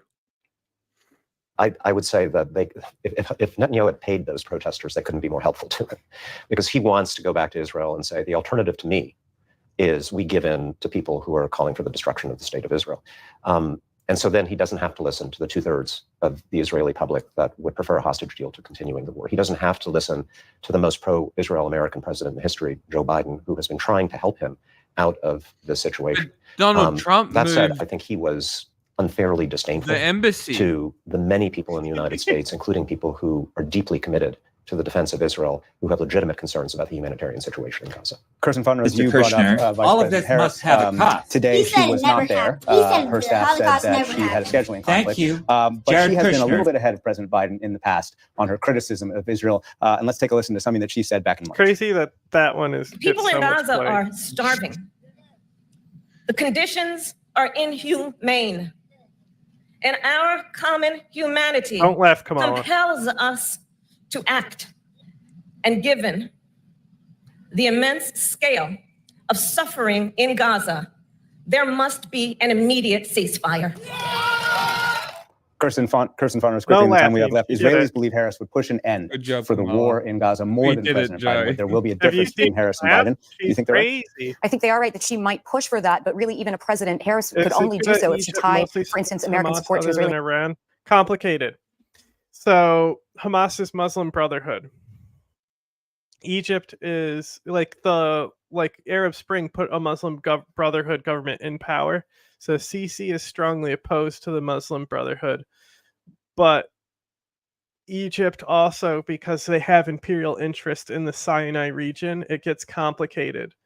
I think regardless of what faction it was in Egypt, they would support them. But Iran certainly does not fucking help the Palestine situation. Egypt does. Even if we're talking a percentage of GDP, right? Egypt obviously has more. They're a top 10 arms buyer by the United States. And just the logistical support, the diplomatic support. Like, Iran is not an ally that helps anyone diplomatically. Egypt is.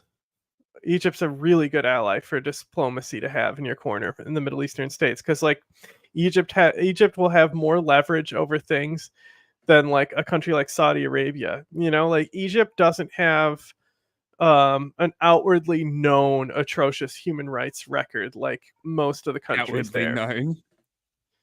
You know, and that's why Jordan is also big. But Jordan is also, I mean, the West Bank used to be Jordan. The entire region used to be Jordan. So, and then also the Queen of Jordan being Palestinian as well. Yeah.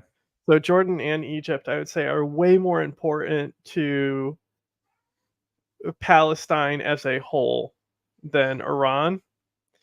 But Egypt specifically definitely has the Hamas edge over the rest. Like, Iran probably does more support to Hamas than Jordan does, because I don't know if Jordan fucks with them at all.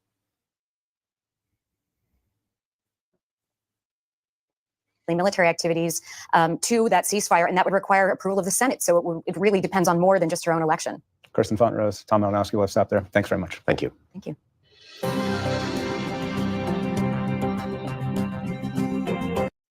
Video to show you part of Yellowstone National Park in Wyoming closed following an unexpected explosion near some hot springs. Watch this.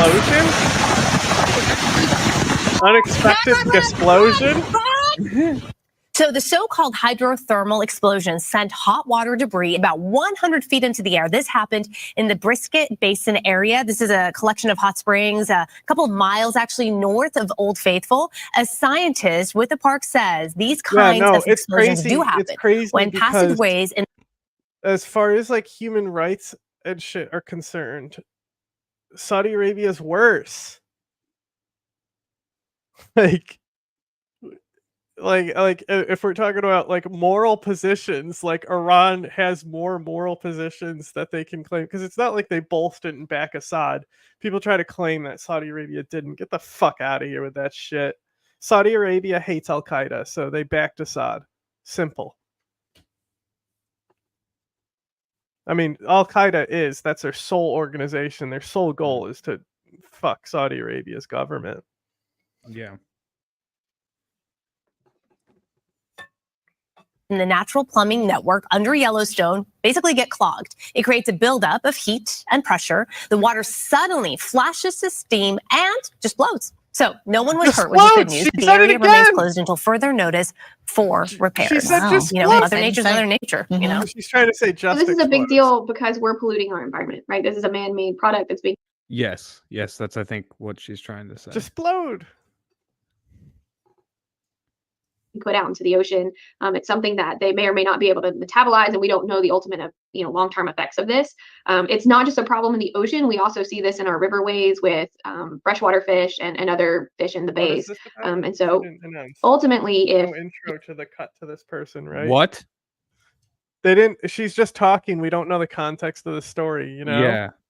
Yeah. if But there's someone were to harvest one of from multiple different channels. It's just this video, same length and everything. Seriously? Yes. That's funny. these sharks that has cocaine in its system, we could potentially be re-ingesting. So anything a shark is eating is uptake into its muscle tissue. I am not aware of anybody that has tested, or any shark that has tested positive in Texas. That doesn't mean it couldn't happen. A couple years ago, they did detect a shark off of Florida that had eaten a brick of cocaine. And with the drug running that does happen off the Texas coast, it is very possible that this could happen. Like I said, I'm not currently aware of any shark that has already tested positive. So it's a pollutant in their habitat, right? And like I said, long term, we don't know how that's going to affect them, much less if we were to re-ingest it from them.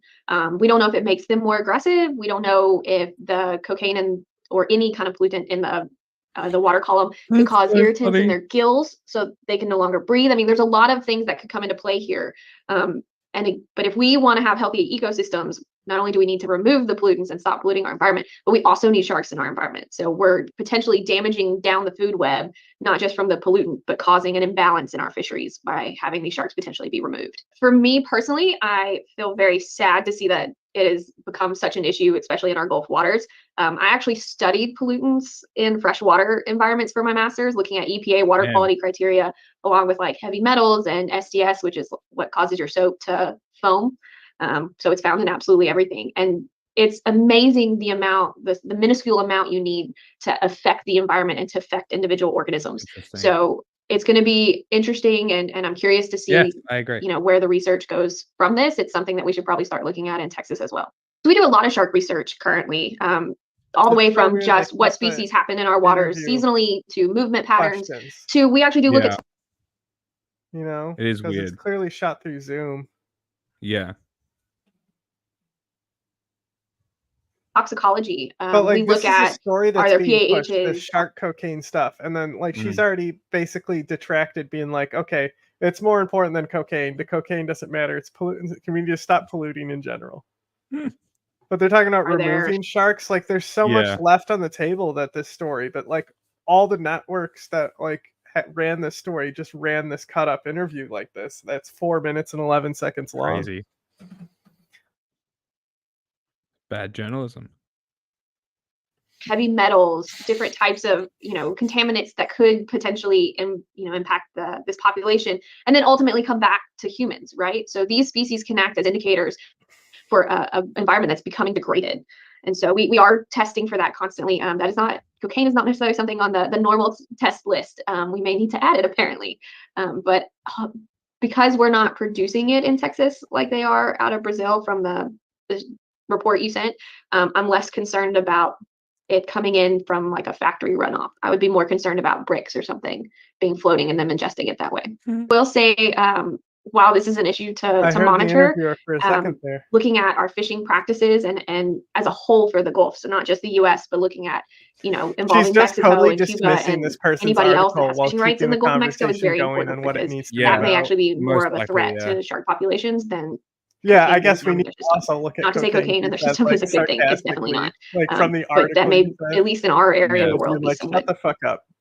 But like to take this time to talk about the pollution in the ecosystem and then run it as a shark cocaine story. Yes.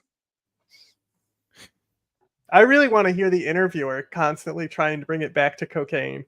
Because they have to do the immigrant drug running from the upcoming election. In his statement, Biden said it had been an honor to serve, but that it was in the best interest of his party and country to end his campaign. This is historically unprecedented. The last president to pull a similar stunt was Lyndon Johnson in 1968, but even that wasn't as dramatic as what we've just seen. Biden had already accumulated nearly all of the delegates to become the presumptive nominee for his party, and no major presidential candidate has ever withdrawn this late in the race in modern American history.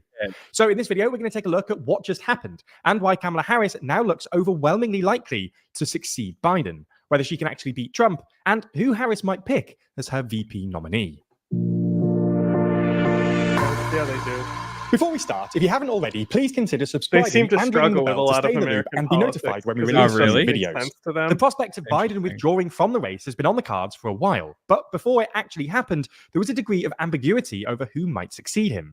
While Vice President Kamala Harris was obviously the natural successor, as well as the only candidate who have we watched this already? They just pulled him out with a big cane. There are a whole load of relatively popular younger Democrats who are polling better than Harris. I'm happy to skip it. Yeah. Fuck this. Let's. Yes, this is what I'm talking about. Reason to Robbie Suave. Welcome back to Free Media. I'm Robbie Suave. And look, he's got his weird tight pants on again.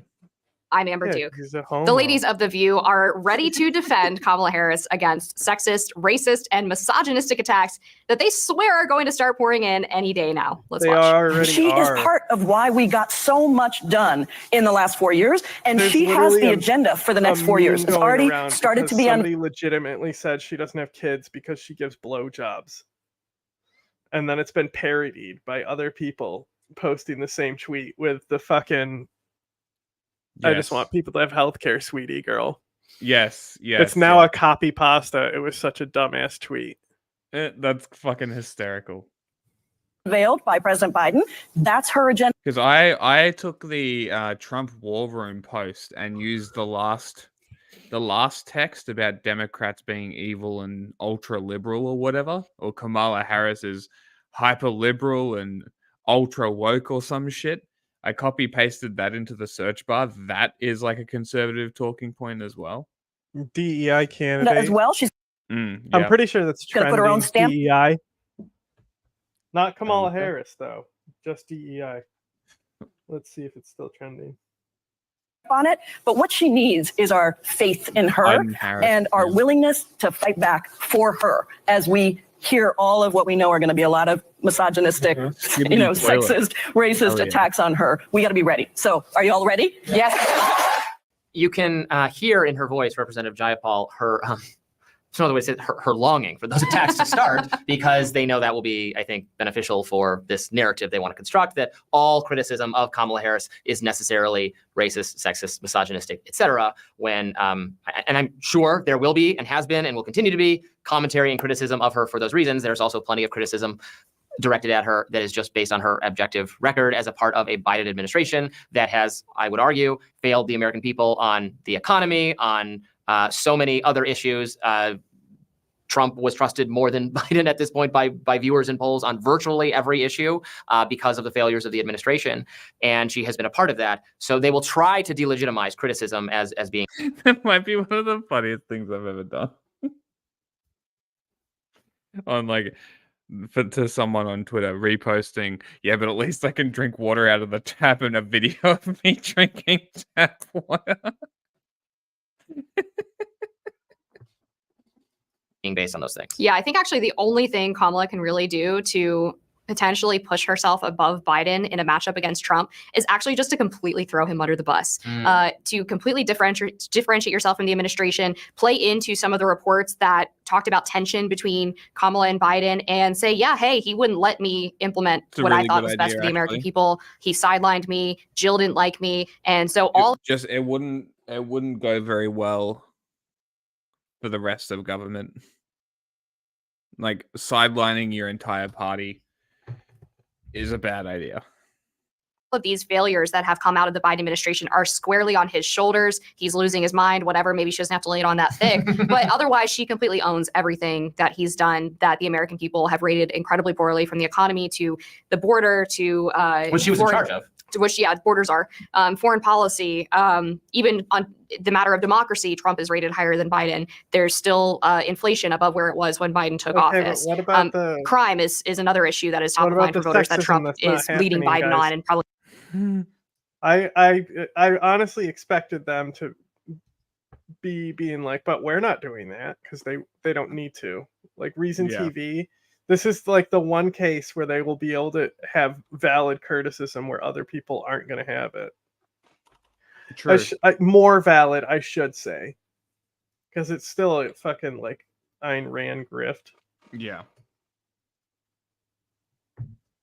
Now leading Kamala by double digits. So for Pramila Jayapal to come out and say, well, she's going to continue the policies that Biden has started, that's the opposite of actually how you should be. But Biden no, right. She wants to, like Obama, run as an agent of change. But she's tied to the administration. It's one reason I don't think she'll pick, for instance, Buttigieg to be her running mate. She's going to pick someone who is outside the administration. She's going to pick, I think she would be smart to pick either like Josh Shapiro, the governor of Pennsylvania, or Mark Kelly in Arizona, one of the other, moderate governors in the relevant places. She's going to want someone outside the administration to inspire any hope among voters. Yeah, to that point, what I thought was notable about the supposed vetting list that she had for her vice presidential running mates was that Andy Bashir was absent from that list. Their cabinet is going to completely change up too. Who's staying, who's leaving. So who do we think that might stay on in cabinet positions, but they might get switched to a different position, right? I think Blinken probably will, but that one's a toss-up because he might just want to fucking break after this shit with Israel, like Condi Rice, right? Yeah. She fucking hated that job because of 9/11 and the Iraq War and shit. Yeah. And Gaddafi trying to fuck her all the time. I expect Buck Guy to be in there. I expect Buck Guy to get another position.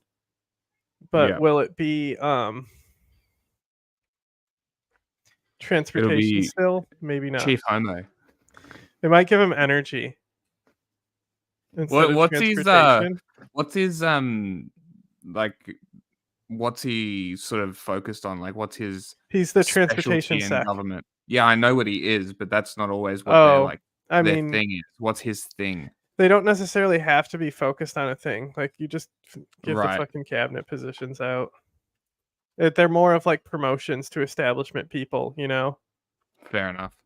Like Jen Psaki, who isn't in the, you know, but she came in as the press secretary initially, right? But like she was the head of the Pentagon team, I want to say, during the Obama admin. Yeah. Good, bro. It's so fucking funny. She had a meeting with him, and he showed her a song that he made that's called like Black Queen in the White House or something. Yeah. Had her over for dinner and stuff. Yeah, Secretary of Defense definitely moving. We could move Blinken there potentially if he stays in. Another one that's interesting, Beto. Like, if they want him to do another run in Texas, he might not stay in the admin, depending on when that term is coming for where he can run as a Texas representative.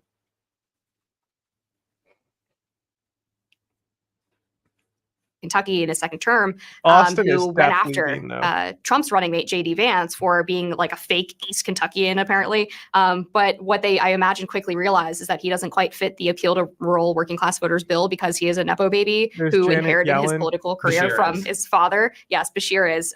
They are one of the most prominent, well-connected political machine families in Kentucky. So JD Vance is going to out working class man him every single time on that issue. So I don't think it's a coincidence. He was also just a little. I saw an list. interview with him. He was a little stiff. He was stiffer on camera, I think, than people expected. I don't the care VP about any selection of doesn't. this. I don't think it matters all that I much. thought Reason would be able to make a report. banger here, but they really had nothing, so they're just rambling about nothing. Yep.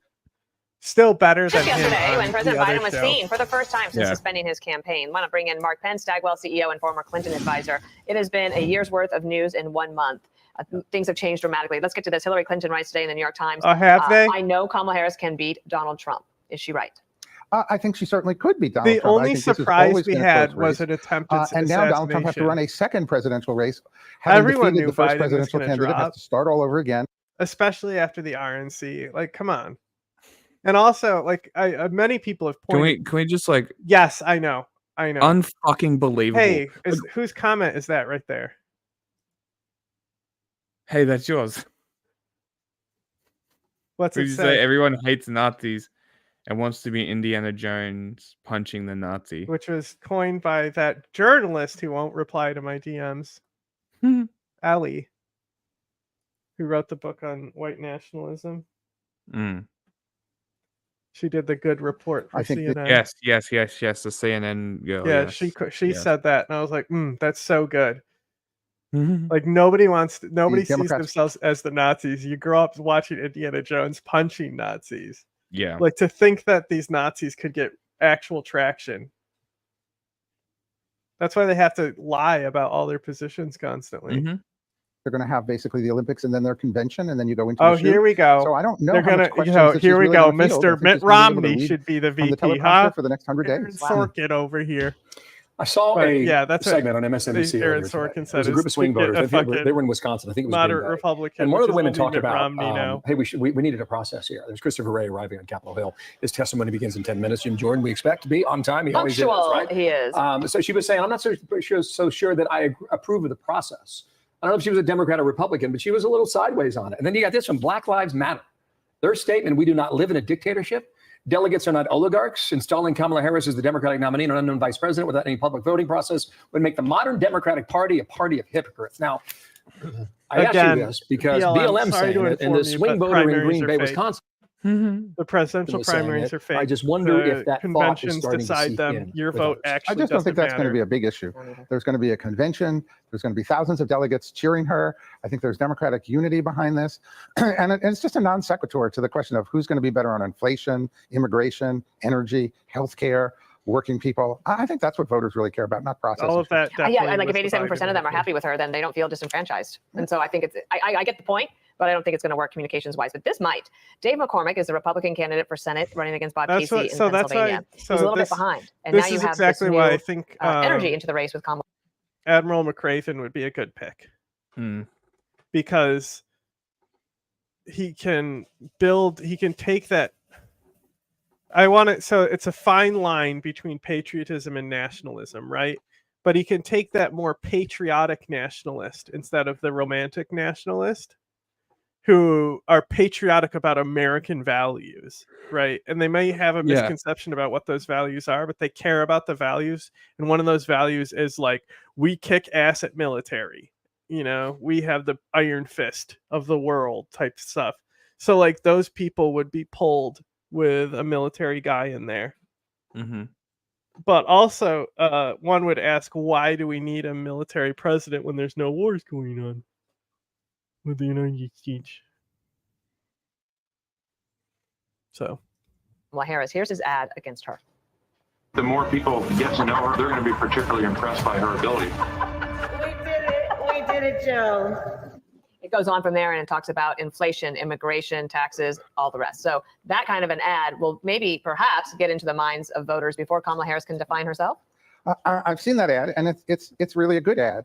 And the question is, are the Democrats who are getting hundreds of millions of dollars going to get there first, particularly with the convention, and be able to really define her? Even though in the polling, she has quite negative ratings. She has a 38 positive, 52 negative, 60% negative with whites, 45% negative with Hispanics. Her image pre this was really not very good. Will she get lifted up by this whole process? Wow, you are that behind. Does she make a difference in Arizona, Nevada? She is destroying Georgia, or the North polls, Carolina? bro. I think she's What going to are you reach out to talking Hispanic about? voters. I think that she's going to do very, very well with black voters. Look, blast She's her going to do very liberal well record, with white left-wing progressives and liberals. agenda. What about Jewish voters?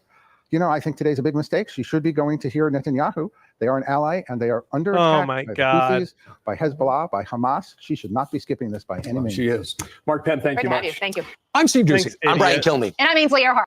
Kill me. You think you just fell out of a coconut tree? Let's go.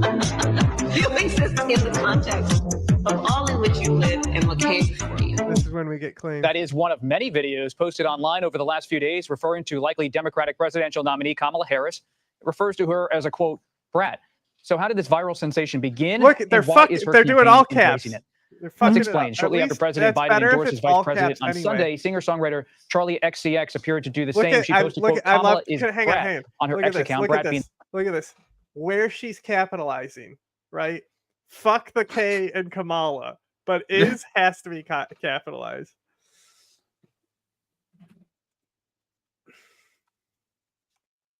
What do you guys think of the album? the name of her new. I think What? it's some of the best marketing I've seen for an album. What are you Everything talking she's about? done with it. Huh? Brat. We're talking about Brat, Jack. I don't know. I don't know what that is. Okay, so imagine Sigma male, but like cool and about women instead, Sure. right? Because Sigma women males are can be outside the Sigma as pack, well. right? So like the brat thing is like, like fuck like the standards that like, want me to be this. Like so like the whole reason the album cover is just like it's like a shit album cover on purpose where it's just Arial font all lowercase on a green background, right? So like the whole reason is because the label wanted her on the cover, right?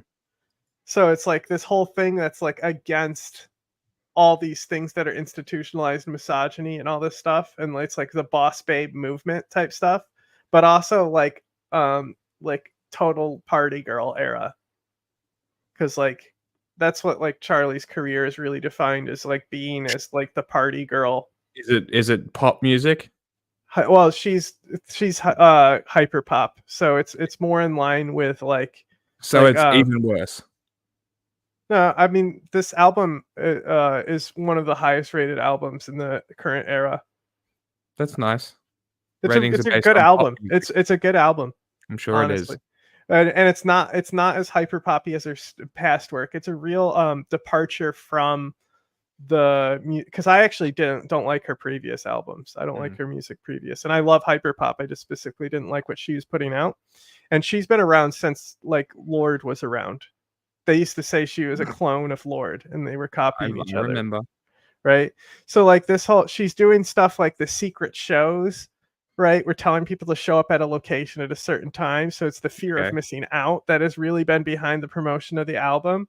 And then she the deluxe version, right, which was only released for a limited time. It's something like Brat, the same album except there's 3 more songs, was the title of the album. It's like, that's pretty funny. It's the same album, but there's 3 more songs is basically the title. That's pretty and funny. One of those was she actually brought Lord in on a track. I am Lord. Lordy Lord. Lord. Newly released album just last month. I literally don't remember a single Lord song. All I remember is South Park. I am Lord. Oh, Lordy Lord. Fucking, I love, like, everyone knows like the certain Lord songs, but like my favorite Lord song is Green Light. That song's dope. Ugh. Don't like New Lord. Not long after that, Harris's campaign. You know that that German song that I thought was German, but you said was like Estonian or something. Do you remember what you said it was? It's like Lithuanian, something like that. I mean, I was just clicking through music, so I know that song's a bop. That girl's music, it's great. I was looking through more songs of hers; they're great. And so to capitalize upon the show of support from the superstar, it was like rebranding its social media sites to adopt a brat theme. Since then, bratty messages and memes have been flooding the internet. Abigail DeKosnik is here to explain all of this. She is an associate professor for the Berkeley Center for New Media at the University of California, Berkeley. Great to have you with us, Professor. What is the power and the impact of having this online culture, especially the brat idea from Charlie XCX come into a presidential campaign? You just don't understand. I think Charlie XCX did the Harris campaign a tremendous favor by making the this meme is what's of going to the summer like and the Charlie fall the same night that Charlie was not only essentially did it for the promoted to campaign, presidential though, right? This is a marketing thing to sell more music. And that's the thing is like it's not just how good the album is composed and put together, right? It's everything behind it that she's pushed. She's been so smart with the branding and all this shit. And so this just extends her meme of Brat Girl Summer. Sure. Which she stole from White Boy Summer, you know? Nothing is original. So I don't know why people care.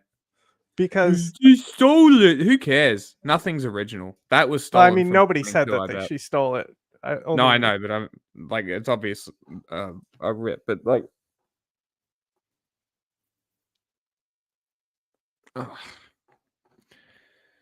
it also helps that she has millions of followers.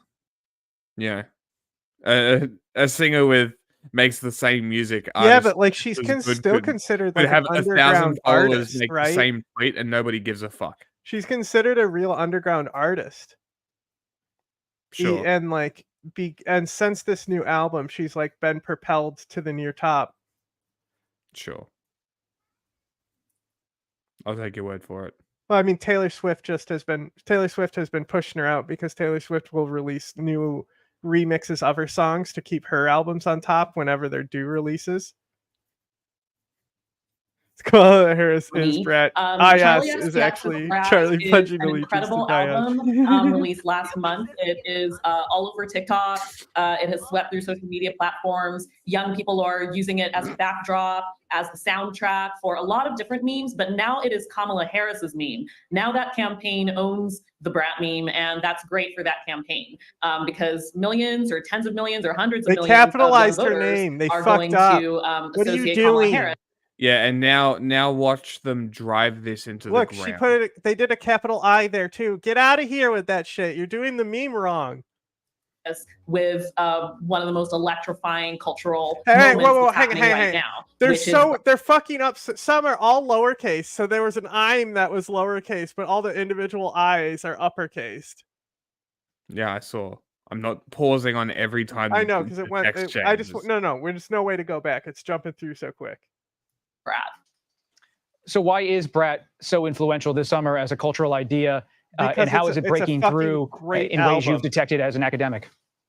Well, I think Brat is possibly a great transformation and sequel to the Barbie memes that took over last summer. That's an Brat was interesting green, take. Barbie was pink, and Barbie is kind of a very respectable, very put together woman. The Barbie figure is, is unquestionable in her beauty, her appropriateness. And the Brat girl is totally different than that. The Brat girl, as Charlie XCX has said, is sort of, falling down at the party, making the rude comment, cracking the bad jokes, not all the way put together. But there's something about the Brat girl that is endearing because of that, and that's fearless. And the Brat girl is brave enough to say what she thinks, This is is neoliberal honest, hell, owns that all page. the parts of herself, including all her flaws. This and is there's something cringe for about that, that right? come from behind, I underdog, love this unexpected though. winner I fucking spirit. love this that so is the much. Brat girl. The cringe literally that it's so like the ironic cringe that's instantly being embraced by everyone because it's all irony, right? Yeah, but that's these what they're people really don't missing is understand how it. this is all fucking ironic. Like, these people don't get it. I don't That's know. the I think thing. her comparison to the Barbie meme is a pretty good comparison there. I think that's very surface level and isn't even understanding that it's ironic. That literally anybody being thrusted by Joe Biden's endorsement, this would happen to. It's just that she acts like she's drunk all the time, so she's easy to meme on. And I think this is... Well, and yeah, I think... she's a party girl like Charlie. Sure. And I think that Kamala Harris coming into the presidential nominee a bit unexpectedly, feeling sort of almost last minute-y because She's the not the convention is so nominee. soon, is a great match for the Brat girl image. And finally, when I first heard about this, I'd heard about Charlie XCX and her album, but I hesitate as a reporter to call any political figure a brat because knowing the definition of the word, but it seems it's based not on your a academic brat. analysis that this is actually You a reference dumb and an fuck. allusion It's to just perceived brat, not authenticity a, versus any not kind of the. statement about the character of the political figure. Exactly. It's a transformation, just as, African-American vernacular English turned the word bad into good. Similarly, brat means brave. Brat means out there and claiming it. Brat means standing in your power. Brat It's also literally means, just importantly for the Sigma. Harris It's campaign, Sigma yes, female I'm is what it flawed. means. Yes, I think my I've description got is the parts of me most that are not accurate. beautiful, that are not That's all it correct, that is. are not all the way put together. And That's go ahead and it's come literally for me. all I'm it is. ready It's for the it. same market. It's It's the that same market. spokenness. It's that Males in, you know? Yeah. Like it's like self-love type shit, but also Yeah. like society and their standards. Sigma the way you doesn't are. actually necessitate gender. Yeah. I'm just saying that like that came out of the manosphere though. Yes. So I think that's more accurate I would almost than the see it Barbie as a comparison. counter to it. I almost saw it as a counter to it. I don't know where No, it yeah, actually that's came how from. I described it to Pega. So Pega messaged me being like, "What is this brat thing?"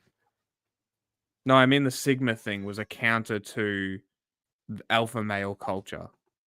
Oh, I think it was more of just Indian mocking guys them. online being like, "You're Sure. actually special Sure. by being an Whatever. incel." Courage, it's that willingness to be completely yourself. That is Brat, and that is Kamala Harris.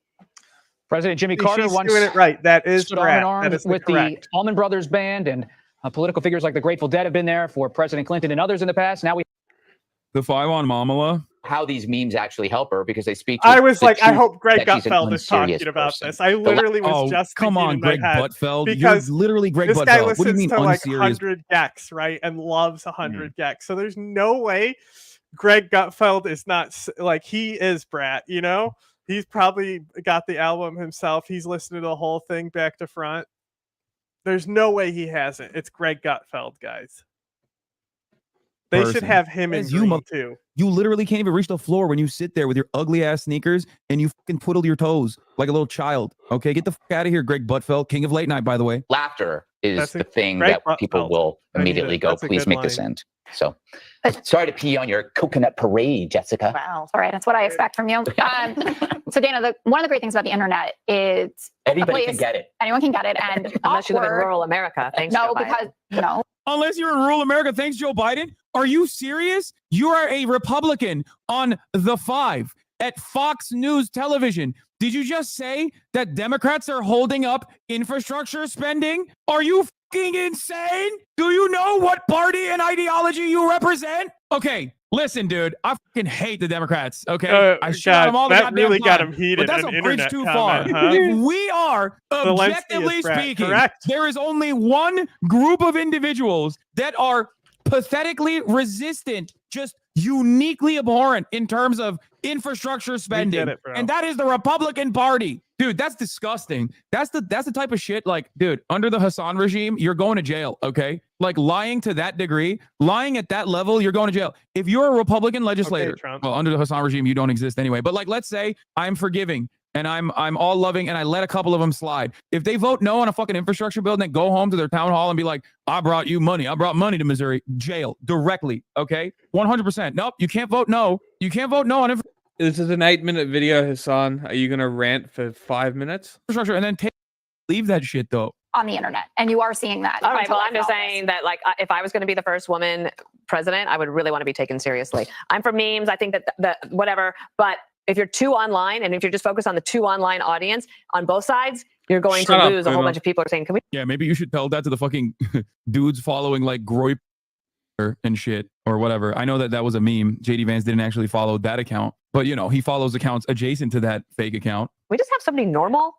Do you really want brats to run this country? They already do enough damage. You don't understand the essence of Brat Summer. I stand corrected. Katie, millennial it up. I think the white boy summer memes are gonna take over. Like the Hulk Hogan memes beat out these memes. Sorry. Well, I don't know.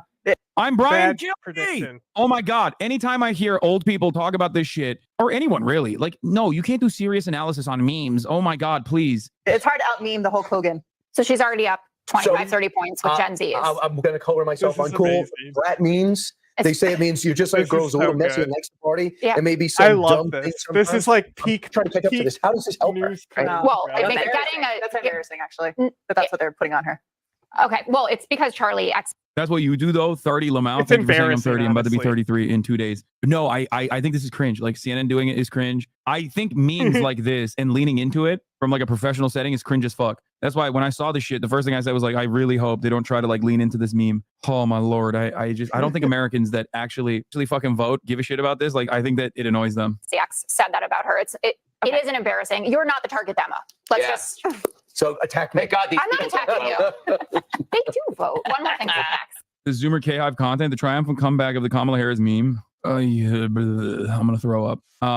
Don't be too online, I say, to those who are listening to the Five. Vance has wartime physiognomy. He looks like every Civil War general who got promoted after their first few battles happened and people figured out who was good at war. Frankly, he looks like the coomers you find in college hostels. Coomers? I haven't heard that in a fucking long ass time. Your job is to be too online? Yeah. You know what's funny about that? My job is to be too online. And a big part of what I try to do is like exist in the real world outside of the moments that I'm online. I try to bridge the two worlds regularly. I try to explain to people through various different rhetorical mechanisms that like they are perhaps being a little too online with their analysis. Time and time again, I repeat myself on those issues. I just opened TikTok and I swear to God, this was the first thing I saw.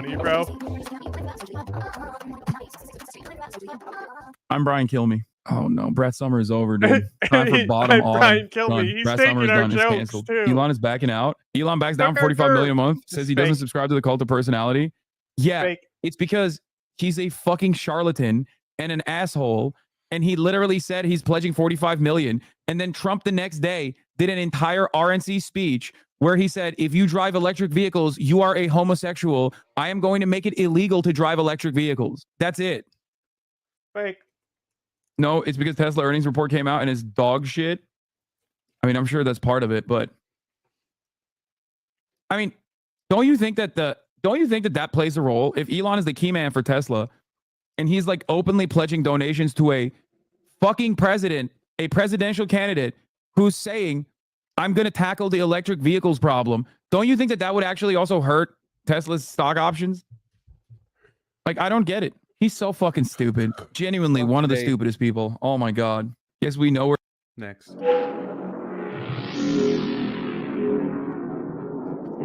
this Fox Talk? Is it a coup against Joe Biden? Sort of, yeah. I think it is. I mean, look, there's a constitutional process, the 25th Amendment. If Joe Biden can't run for president, he can't serve as president. And if they want, why do they keep repeating that? Shapiro? Because Ben Shapiro's video is fucking hysterical, but I don't want to watch the whole thing. Okay, this The is video just him before, though. watching Piers Morgan. We can skip this. Yeah, the video before with Hassan, though. We 'cause talked I about saw Hillary Ben Clinton. Shapiro on screen. Like when Hassan shuts up, does he put on Ben Shapiro? That was the end of the video. Oh, okay. There is one somewhere I remember watching that I was fucking laughing about. And right, and like how the public's mind was made up about her until 2016, and that was a big issue for her. This is a big issue for Trump. Everyone, you know, people already know how they feel about him. I saw a poll, only 2% of the population is undecided on their opinion about him. So if Democrats can outperform Republicans, that's game over. And there's benefit to having newness and youth and all of those things. R.M. Brown. That may be the case, What? Emma, but have you R.M. considered Brown. that He's maybe the one who I was laughing at, 'cause Kamala he was Harris talking shouldn't be about Ben laughing so Shapiro. much? Let's tune into some I'm pretty sure. very incisive political commentary from Tim Pool, who's just calling him as he sees him. That the political consultants for Kamala Harris and Hillary Clinton are Intel telling them, crab. you cannot be the screechy strong woman because people don't respond well to that. You Intel have to crab. be the jovial laughing woman, which is terrible advice. But I hate to break it to you guys. I wonder if there is just naturally a predisposition humans have to react less positively to women Not rallying the best cries source. opposed to men. I mean that. I'll give you some examples. All right. I said yesterday that the laugh thing is a misogynist dog whistle, right? Didn't I say that?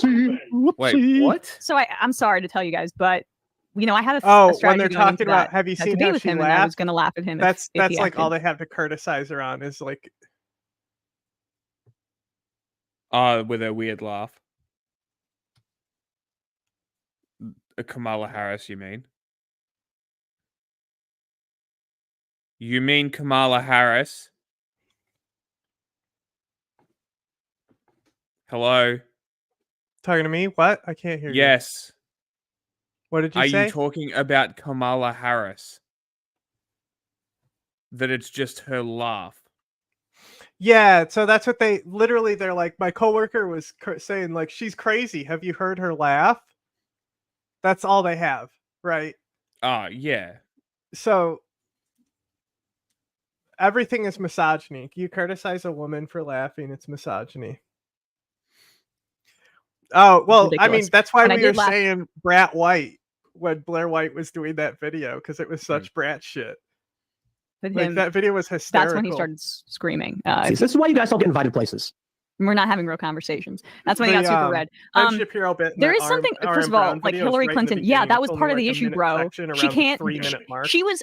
I really have so many issues with her, from like Iraq War support, Wall Street ties. Corporate vampire, yeah. hated voting for Hillary Clinton, but the sexism issues were real. She couldn't laugh because it was inauthentic. But then when she would try to rally, oh, she's being screechy, she's being aggressive. He's describing the outcomes of sexism and why they need to be overcome. But he's basically saying, well, there's nothing you can do because either you're screechy or you're too giggly, and we're going to criticize you anyway for it. Yeah, bro, that's the problem. It's because you have an issue with a woman being in a position of authority in front of your eyes. What's always great about Tim Pool is he takes his perspective on things and then says it's actually the world. I want to remind Tim Pool that Hillary Clinton lost by 70,000 votes over the course of 3 states in terms of the Electoral College, but millions of more people voted for her than Donald Trump. In fact, Joe Biden won with less of a margin across in terms of the Electoral College, in terms of like votes that could have swung the other way in the Electoral College. So they're actual, like, in terms of like them appealing to humans, it's you projecting onto the rest of us your misogyny. Go back and let's hear him explain again how, well, it's a mistake to tell her to laugh. And it's also a mistake to tell her to be screechy women, because actually people don't trust women. And by people, I mean, Tim Pool doesn't trust the women. Because somehow we've had women leaders in other countries around the world many times over. It's just that religious fundamentalism in this country has carried the day. and the patriarchy keeps people I've out. made So this instead point of too railing, about how we're not behind on, like culturally we're not behind on Britain, but Britain, because the people don't actually pick the candidate, they pick the party. It's a little different. So like I don't remember who it was, but like it might have been Pod Save. They're talking about Ford answers a question from a kid about when there'll be a female president, and he tells the kid, what will happen is someone will pick a female vice president and that person will die. And then people will see that a woman in power is good and they'll reelect her. So kind of accurate what Ford said there, right? Yeah. Scarily so almost. against that, Tim's just like, it's just a fact. You know, I mean, if you want to be a high value guy, you got to realize that women can't rule the world. Tim. Really is, though. I don't think it's a mental disorder. I think that the political consultants for Kamala Harris and Hillary Clinton are telling them, you cannot be the screechy, strong woman because people don't respond well to that. You have to be the jovial, laughing woman, which is terrible advice. But I hate to break it to you guys. I wonder if there is just naturally a predisposition humans have to react less positively to women. Like the reason why she's so giggly is too much authenticism. Yes. Right? Like she can't cap it, and like, you know, like Hillary Clinton was always felt like it was dishonest. Mm-hmm. There was evil behind it. Yeah. It was like clearly like she's lying and like had an intent, you know? Yeah. Rallying cries as opposed to men. I mean that. I'll give you some examples. Or I'll give you my experience. So I did a nonprofit fundraising. Almost all of you know this.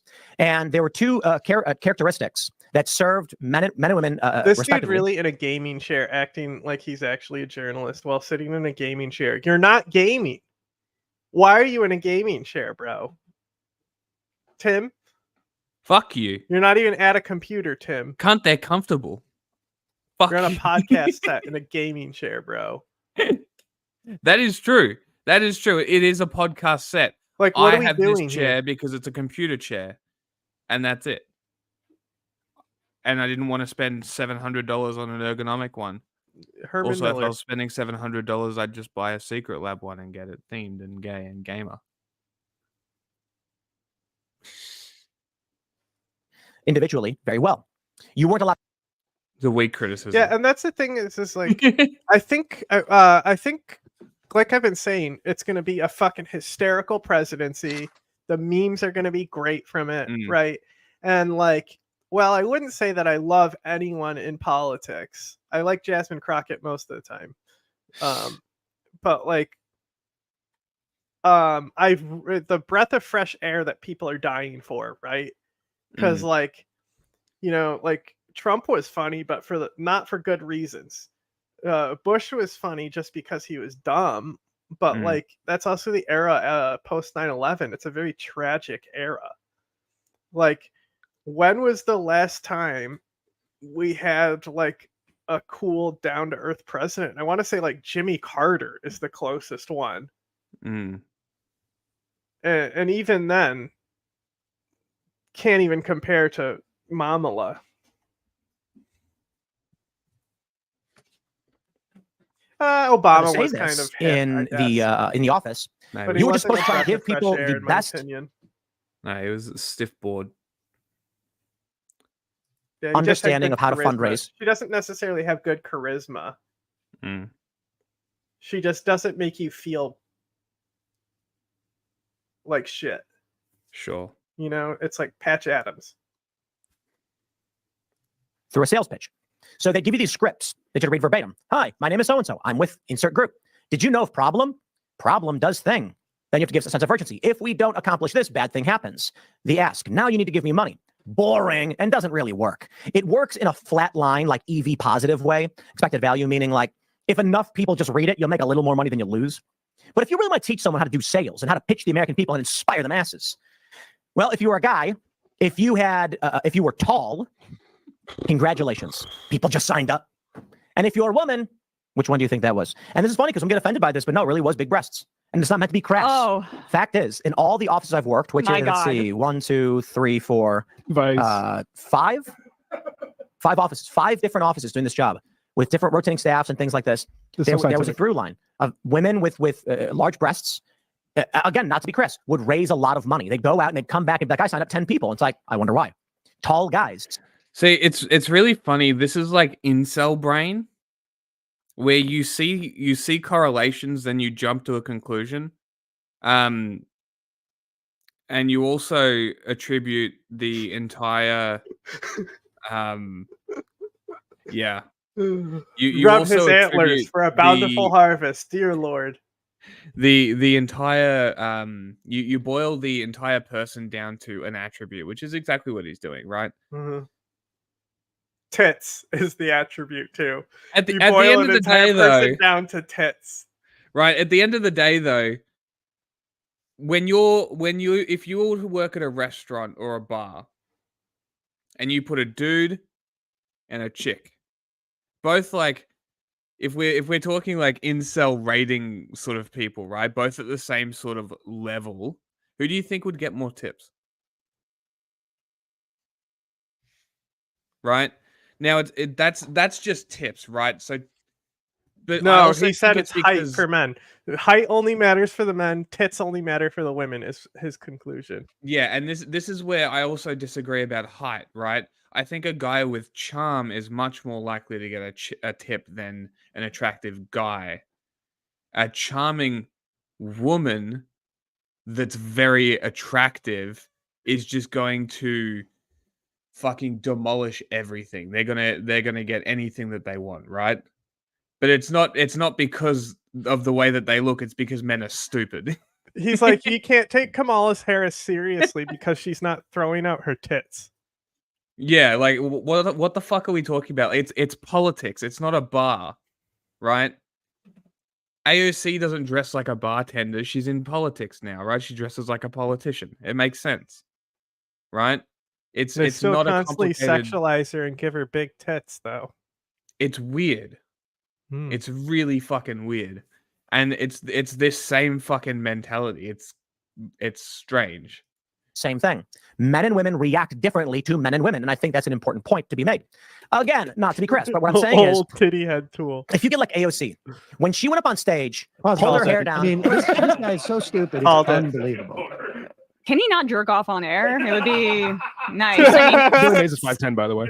It's such an imperceptible motion beneath the table. I mean, but enough. Let's just. No. I just. He's got one of them sucking robots Emma. that be spraying water everywhere that you'll see on Instagram. You know, that's what I was about to say. He's got it set up under the table. It looks like some sort of thing the Ghostbusters would use to catch a ghost. It's an extraction. He calls it his extraction machine. Just for the sake of just showing how much this guy actually thinks about his deep experiences, let's stipulate every single thing he has said has been true in terms of his experience. That in all the places he works, the best salespeople or the best fundraisers are big-chested women or tall dudes. Don't forget tall dudes. Say tits, Sam. Say tits. Come on, Sam. Let's just assume, just stipulate this, just for the sake of argument. He doesn't ask himself, his assumption is the whole world responds better to men as opposed to women. I'm not even sure actually how this makes what his point is about Kamala Harris being president or being fit to lead, but somehow he's making the only way that people can fundraise is if they have either big breasts or they're men and they're tall. Size 13. But who are they going out and fundraising from? I mean, we know that wealth is concentrated in the hands of specific people in this country. Yeah. And it is not the vote is actually concentrated not in those same hands. That's actually Everyone an even better has point. All the rich people are men. Of course, chicks are going to make more fucking fundraising money, right? Especially the seedy old guys, the seedy rich old guys notorious for, raping people. Those guys. You get heaps of money from them. The opportunity to vote. Not every, some people are disproportionately, their vote is suppressed, but it is certainly not as suppressed as who gets to have wealth in this country where you would need the tax break to contribute to a not for profit.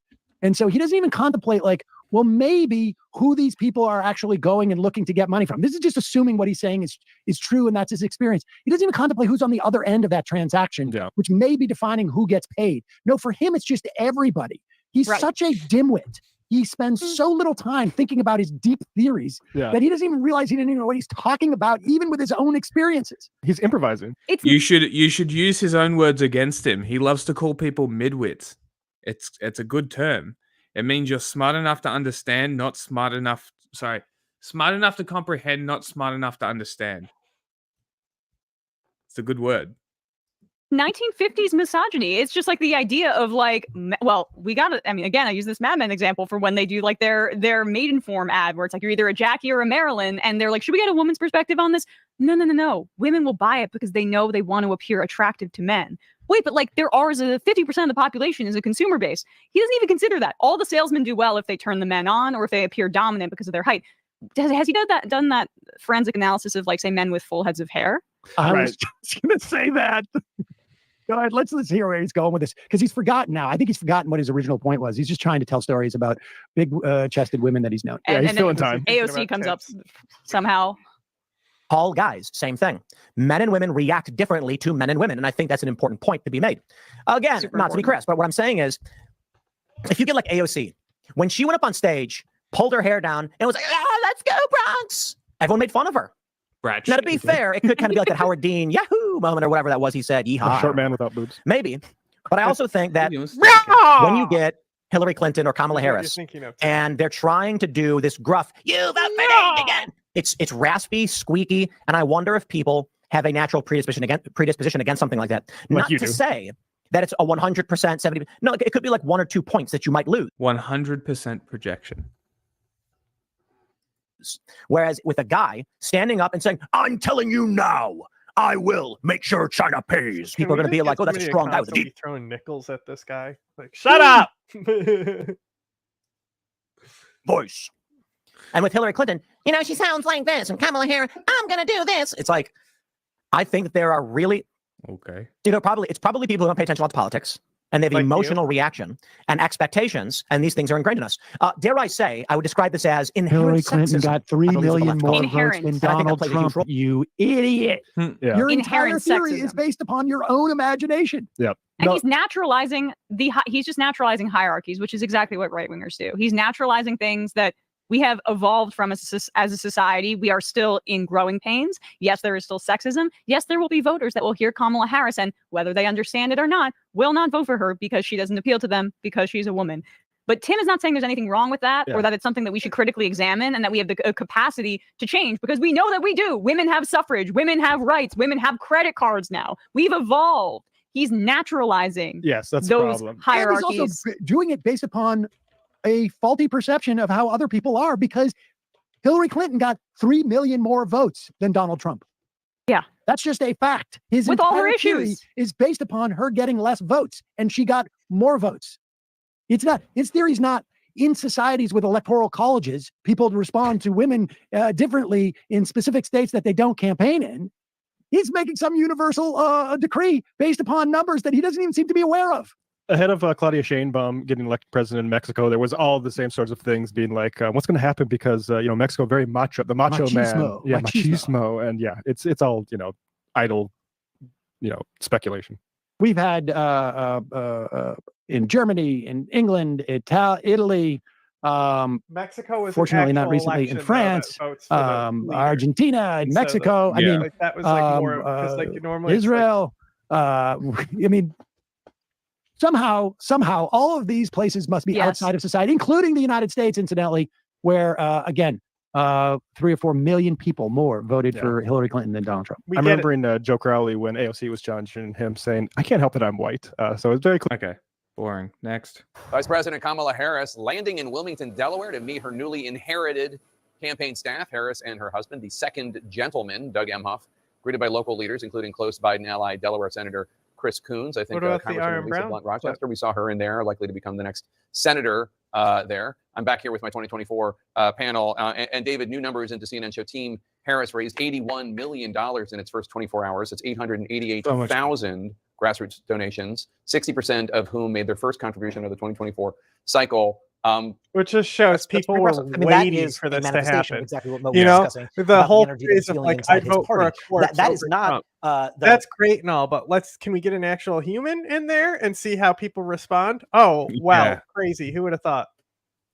Did you get the Iron Big dollar Brown clip donors. that I Jamie's sent, though? talking. Yes. So it's only like 3 minutes in with them.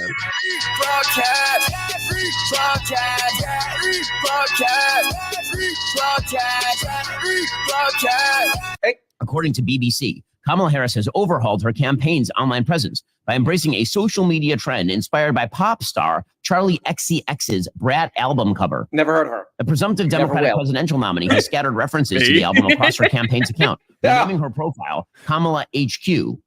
Never heard of that. The rebrand comes as Charlie showed her support by treating Kamala is Brat. Hey, you're frozen, man. You know, look, for an older man who looks charming for his age. I got no idea what the hell Charlie XCX is. What is that, a Pokemon or something? What the hell is that, a Roblox or something?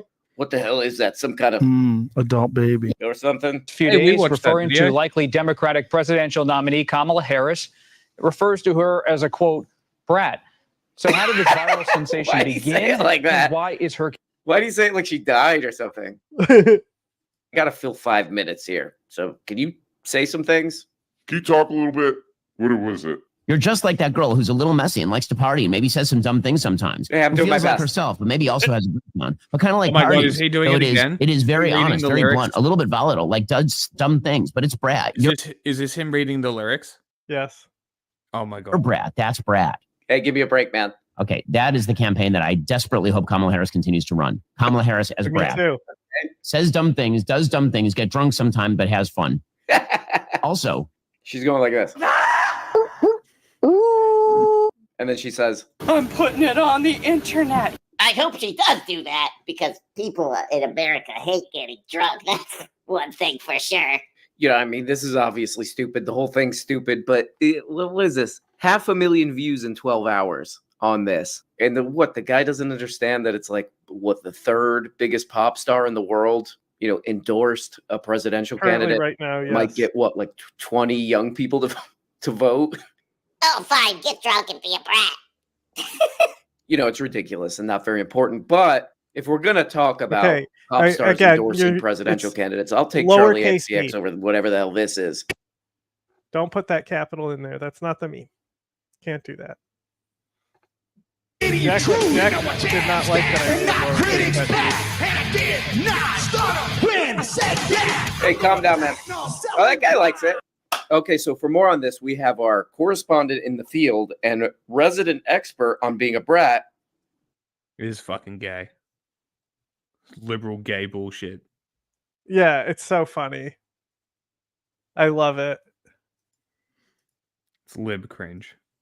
This is Democracy Now!, democracynow.org. I'm Amy Goodman with Juan Gonzalez. A warning to our listeners and viewers, we're about to discuss graphic details of police violence. We sure the are. family of Steve Massey is demanding justice after the unarmed 36-year-old black woman was shot dead in her own home in Illinois when she called 911 for help. Police initially claimed she died from a self-inflicted gunshot wound, but police body cam footage has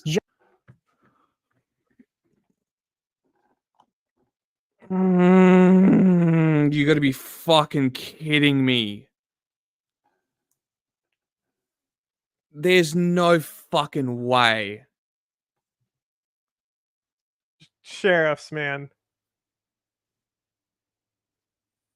Oh my God.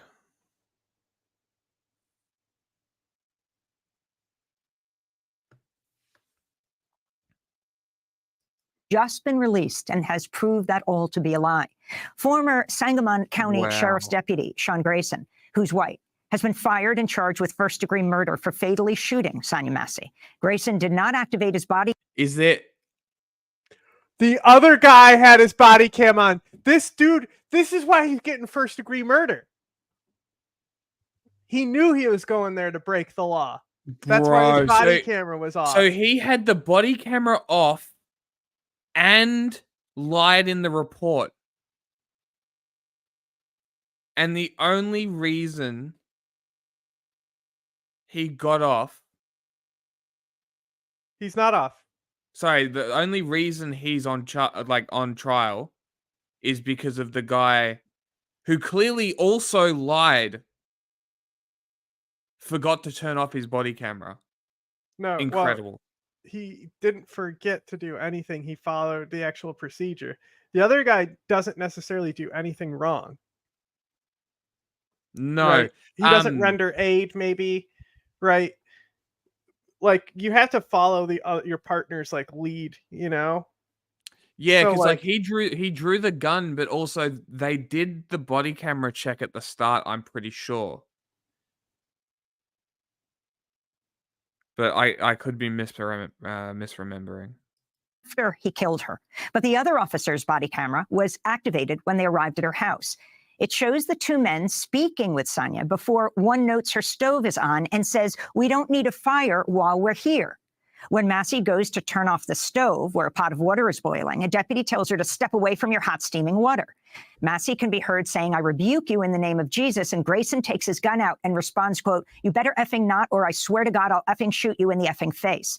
As Sonia Massey appears to duck and twice says, "I'm sorry," the video shows Grayson moving toward her and fire 3 shots, ultimately shooting her in the face. This is a clip of the exchange leading up to the shooting.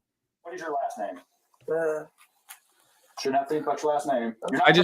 I really hope more people emphasize the whole "can you pass me that Bible" bit, where she literally asks him that before he executes her. Trouble. I just need to text. Massey. Yeah, you have an ID that makes things so much easier. Yeah, this is when you say no. License will do, and I'll get out of your hair. I want to show y'all my paperwork. I will get your paperwork. What paperwork? Okay. I got some paperwork. Well, just get your ID. Well, let's get your ID first, and then one task at a time here. Okay. Here, grab your ID for me. Okay. Your ID, one task at a time. So let's do an ID, and then you can dig around for your paperwork. I don't know where my ID is. You just have that stack right there, maybe. 1 second. Check on her. Let me get this. We don't need a fire while we're here. Right. Okay. Let me see. Okay. Where are you going? Huh? Where are you going? Away from your hot steaming water. Away from my hot steaming water? Yeah. Oh, I rebuke you in the name of Jesus. I rebuke you in the name of No, that's where I got shoot you right in your face. So after that, Sean Grayson shoots Sonia Massey. Body cam footage later records him telling his partner not to render aid to her.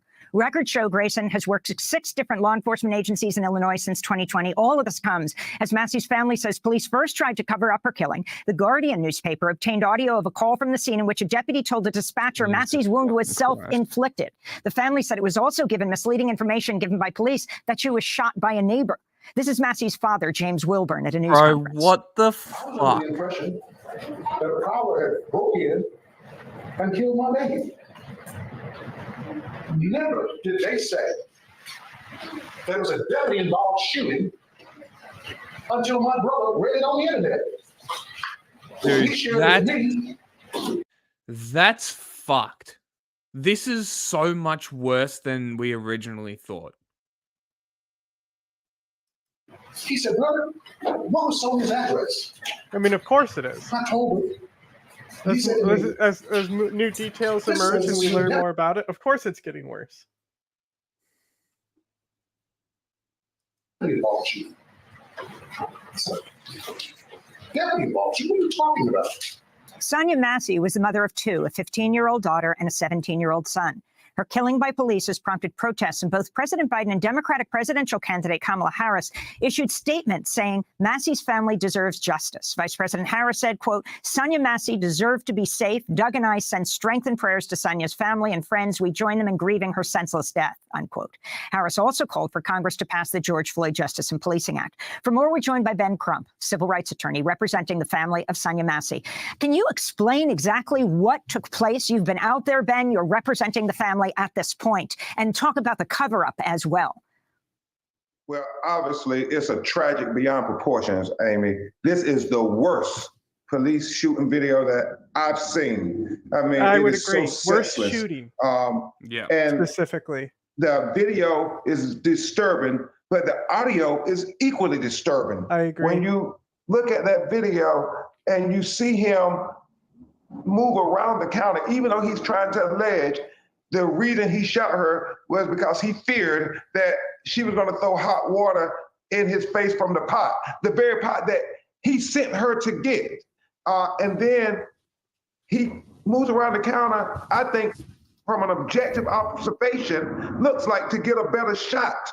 And then he has no remorse whatsoever. When his partner says, I'm going to go get my CPR kit, he says, now it's a I headshot. imagine Don't getting worry moved around about that. 6 It's not times, gonna you're a make a difference. problematic She's gone. officer. And then at one point in the video, he says, just let her effing, and he doesn't finish his statement, but a logical comparison can conclude, he's saying just let her die. And so it's troubling on every Probably just level. let her bleed, She too. needed a Maybe helping something like hand, Amy. She did not need a bullet to the face. And Ben, Trump, equally disturbing is the fact that the authorities at first even withheld the actual information of what happened here. Could you talk about that and how you were able to uncover what really occurred? Well, the family said when they initially got to her home, they kept asking what happened, who did this, and they asked questions saying, well, did she have a history with the neighbor? We're trying to find out. What the family say they told them it's under investigation. What about Never what about the them intruder? that it was a police involved shooting. A In prowler, fact, you know? Yeah, What about this prowler? I guess that doesn't matter. One of the relatives said that a nurse at the hospital was saying, they said this was self-inflicted. We saw some radio scanner back and forth where they talked about whether it was self-inflicted or not. So we don't know what the narrative was initially, but we've asked for a thorough investigation of that as well. What led up to the killing itself, and then the aftermath of the killing with the sheriff's department, because we don't believe Deputy Grayson should have never been hired in the first place. He was convicted of 2 DUIs. We understand that he was discharged from the Army, and he had 6 jobs in 4-year span, different law enforcement agencies. We have reason to believe that he may have been terminated from some of those law enforcement agency jobs. And so the question is, why did he even have a job as a sheriff's deputy? The judge said it. Oh no, it froze. It's just so broken. Yeah, big broken. It's a big broken. It's big broken. Ben Crump, before you go, we wanted to follow up on another case you're involved in. In Milwaukee, Devontae Mitchell, the 43-year-old black father who died last month after he was violently pinned to the ground by 4 security guards outside the Hyatt Regency Hotel. It's funny that these videos were literally back-to-back segments because I put them back-to-back. Few minutes where thousands of Republicans would then gather for the Republican National Convention, footage showing security guards pressing him on his stomach with their hands and knees as he's heard crying out for help. The incident came after Mitchell was pushed out of the hotel. A witness reported seeing one of the guards also striking him on the head with an object. Medical examiner's office determining the preliminary cause of death as homicide, but the investigation is ongoing. Last week, when we were in Milwaukee covering the RNC, I spoke to a man who witnessed Mitchell's killing. Milwaukee artist and photographer Nick Hansen said he was sitting in his car parked near the Hyatt when he started to hear people shouting, listened for 10 to 15 minutes, then drove closer. At that moment, I saw at least 3 security guards from the Hyatt Regency on top of Devontae Mitchell. I could barely see Devontae Mitchell because of the men that were standing on top. As I pull up, as I'm sitting in my car, seeing these men on top of this victim. They were kneeling on him? Yes, there was an older silver-haired man that was screaming, "That's what you get for being in the women's room." And I was like, I'm thinking to myself, what is going on? In the quick moments that I'm observing this, they were kneeling and pushing him down. The victim was laying on his belly, and the security were either kneeling. He put on his Black Lives Matter shirt because he knew he was about to be interviewed for this. Maybe holding his legs down or his lower back down. So that was witness Nick Hansen. We only have a minute. Ben Crump, you're representing Devontae's family as well. Talk about your demands. Last week, there was a major protest right up to the Hyatt Regency demanding justice in this case. Yeah, Amy, it's just inexplicable to us. You have a video of a man being killed. You have witnesses who have given statements, but yet you're saying you still have to investigate. Why is it different when it's a black victim laying dead on the ground. You know, if the roles were reversed and Devontae Mitchell allegedly did something like this, and you have video and statements, he would have been arrested day one, charged, and sitting in the jail cell, probably been held without bail. So why is it different when it's a black victim? I mean, how much longer do we have to take to finish the investigation? Justice delayed is justice denied. Justice for Devontae Mitchell, justice for Sonia Massey. And the significance of Kamala Harris weighing in with a letter, Ben Crump. We have 20 seconds. Yeah, she's a presumptive nominee from the Democratic Party. I think it's huge, her voice as vice president, to say justice for Sonia Massey, justice for Devontae Mitchell. It matters. It does matter. It really does. She's really good at getting it to the end there, you know, 20 seconds. Yeah, you know, be able to she's ready for really that follow-up good. question to get another one in there. Just really good at what they do. Okay. Do we talk about Nepal yet? A plane is caught on camera seconds before it crashes during takeoff in Nepal. You can see the plane turn before it goes down. The crash killed 18 people and injured a pilot who was the lone survivor. Airport officials say that the plane was heading to have maintenance work done, and most of the passengers aboard were either mechanics or airline employees. Let's go back to that story that we told you about earlier at the top of the show. 18 people killed in a plane crash in Nepal this morning. The plane's pilot was the only survivor. He was rescued and taken to hospital for treatment. The crash happened shortly after the plane took off from Nepal's capital. It was heading to another. The survivor's guilt you would get. Well, he's the pilot too. Yeah. Other airport in Nepal for a maintenance. Our Ashard Zagar is following this. Well, I guess it did need maintenance. Fucking hell. From New Delhi, and joins me now to talk about this It's terrible, been a bad horrific year incident. for air travel. So we understand, Arshad, that the plane was on its way for routine scheduled maintenance, and that the aircraft, the folks that were on the aircraft, were for the most part not passengers on their way to a destination, but technicians. Is that correct? Yes, that's correct. Good morning. This morning in the Nepal's capital, Kathmandu airport, it was a small plane that took off, and within 1 minute of its takeoff, the plane tilted towards its right and crashed to the ground and caught fire, in which all these 18 people died, and the lone survivor is the pilot of the airplane. There is the cause of the crash is not known yet. I believe there will be an investigation which has been launched, and so that's all we know for now. Arshad, before we go, just explain to our viewers, it's been very difficult for the aircraft industry, the airline industry in Nepal. There have been a number of crashes, a number of people, some 350 people have lost their lives in recent years in Nepal. Why is that? What are some of the challenges that the Nepalese aviation industry face? Mountain. Well, Nepal is a very small country to the northeast of India. It's an Himalayan region. The terrain is quite mountainous, and all the airports, almost all the airports in the country, are very risky, to so to say. The runways are very tricky, and the weather of the country is always it's also very unpredictable at times, and which often leads to all these air crashes. But there has been criticism about the safety standards of the country, aviation safety standards of the country. Which is why we have had so many air crashes in the country. Just last year, there were 68 people died in an air crash in January when a Yeti Airlines plane crashed. And before that, also the previous year in 2022, there was another crash. Flight Safety Foundation, which is a watchdog of the aviation safety, they have documented about 44 fatal air crashes in the country since 1946. So that's quite a big number. That's a lot. All right, Ashad Zagar, CBS News producer in New Delhi for us this morning. Thank you very much for that update. Appreciate it. Thank you. Von der Leyen will lead the EU for another 5 years. As a final step to secure her position as Commission President, she needed support from the European Parliament, which she got yesterday.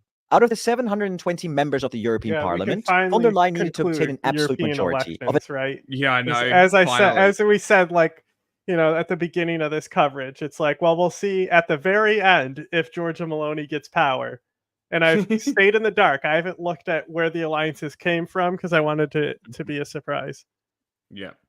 at least 361 votes to secure her position. She exceeded this threshold by a decisive margin, 40 more than needed, securing 401 votes. This outcome is particularly remarkable given the tight race that had developed, with the vote initially looking like a 50-50 split. Even within her own political group, the European People's Party, there were whispers of rebellion and doubts about her leadership.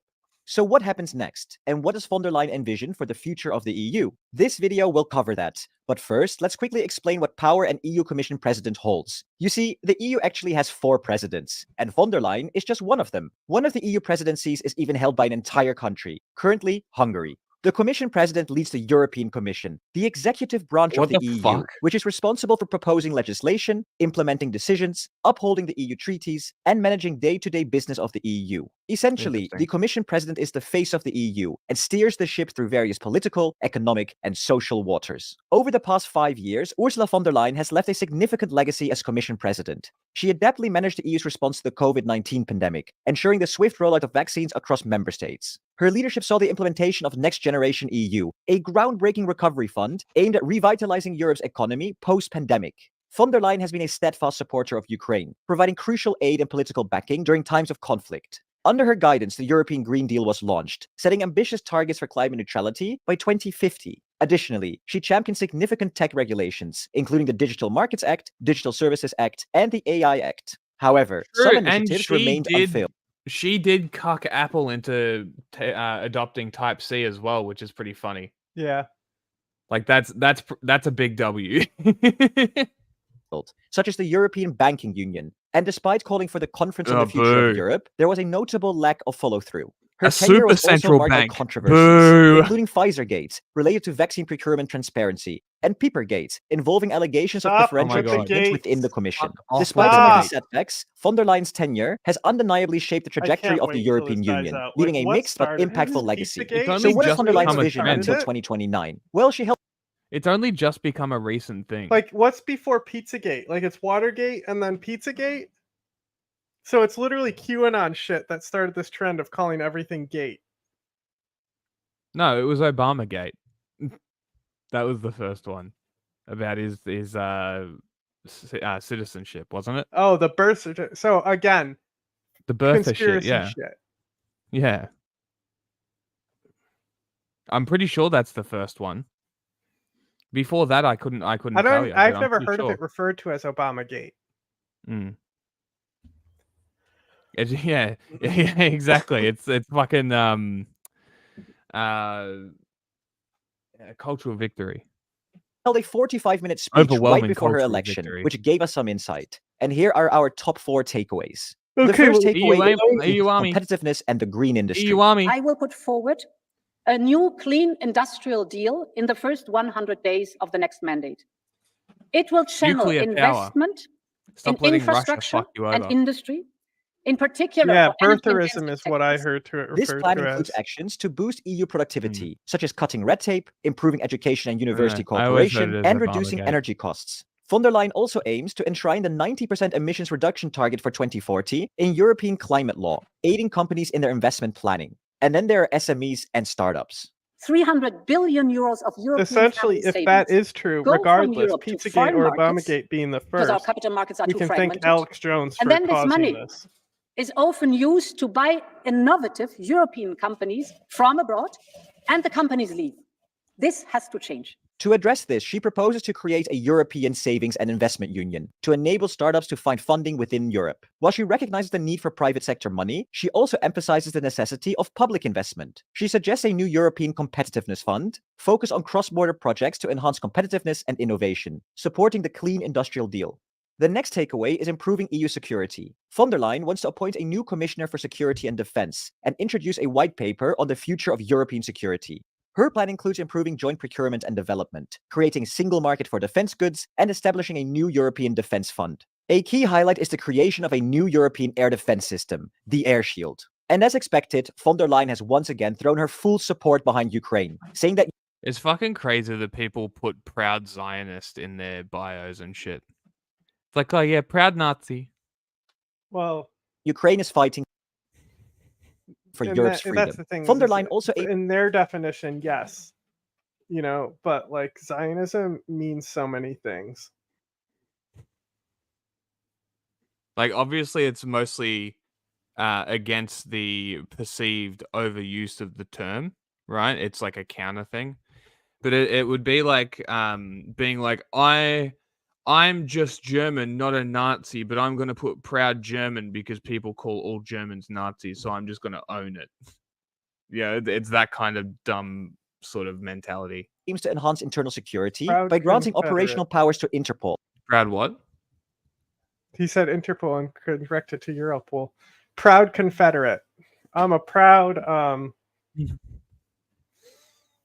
not gerrymandering, what was the other one? We talked about it before. Antebellum. Filibuster. I'm a proud filibuster. Those were the people who wanted to preserve slavery in other states. Mm-hmm. What was it? A nativist? Proud nativist. Proud nativist. And doubling its staff, enabling cross-border policing. She proposes a similar approach for Frontex, the EU's border and coast agency, to strengthen border security. We should always keep in mind a member state's border is Frontex a helps European Italy border. and all them cover up the And we murders. do everything we can to make them stronger. And this is part of the reason why we must strengthen Frontex, to make it more effective while fully respecting fundamental rights. You should be I will strengthening propose to NGOs triple that are helping the number of people European instead. border and coast guards to 30,000. And when it comes to migration, that's not all. She advocates for a common approach to migrant returns and aims to build more partnerships with Mediterranean countries. This means more deals like the one with Tunisia, where migrant flows can be controlled in exchange for... I want to know who the deals were from. That's all. Yeah, I want to know who got behind her for the coalition vote. Why is that? I don't care about her policies. I want to know who got behind her. This guy, go to this guy's channel because he probably has one. EU development aid. Our third takeaway is her commitment to strengthening EU democracy. Von der Leyen sees democracy as being under significant threat with the war in Ukraine, cyber attacks, espionage, corruption, and disinformation campaigns by foreign actors, reaching unprecedented levels. To address these challenges, she proposes creating a European democracy shield. This initiative includes protecting independent media and enhancing the ability to counter and mitigate deepfakes and other online disinformation tools. She also wants to strengthen the conditionality mechanism, ensuring that no funds are given to countries that do not uphold the rule of law across the Union. The fourth takeaway is EU reform and enlargement. We should be more ambitious. I believe we need treaty change where it can improve our Union.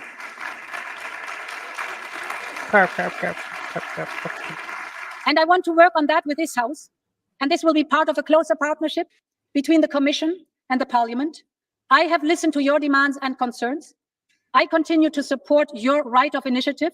This was a big surprise. Few But expected America von der Leyen to isn't encourage ready for EU a woman reform, to but she lead. did. She emphasized the right for the Parliament to propose legislation and suggested that more changes are needed to facilitate enlargement, potentially questioning the veto vote over the next 5 years. Von der Leyen is also pro-EU enlargement, stating that in today's world, a larger union will be a stronger union. She believes it will strengthen the EU's global voice. Imperialism. This is why Russia and ensure that invaded. democracy, prosperity, and stability spread across Europe. These 4 proposals stood out to us, but there are many more that von der Leyen made. For a comprehensive overview, refer to the 38 political guideline document in the description, where all the details are clearly outlined. See the description for more information. So what happens next? Well, Ursula von der Leyen now needs to form the European Commission. Here she will nominate 27 commissioners, 1 from each EU country, each responsible for specific policy areas. For example, it may not be public. Okay, to be determined then. Yeah, to be determined. She won. That's all we need to know. Mhm. Anyway, that's it. What? Shut the fuck up. Bedtime. Shut the fuck up. I'm so tired. We will continue to be your single source of truth. Dismiss anything else. Good night.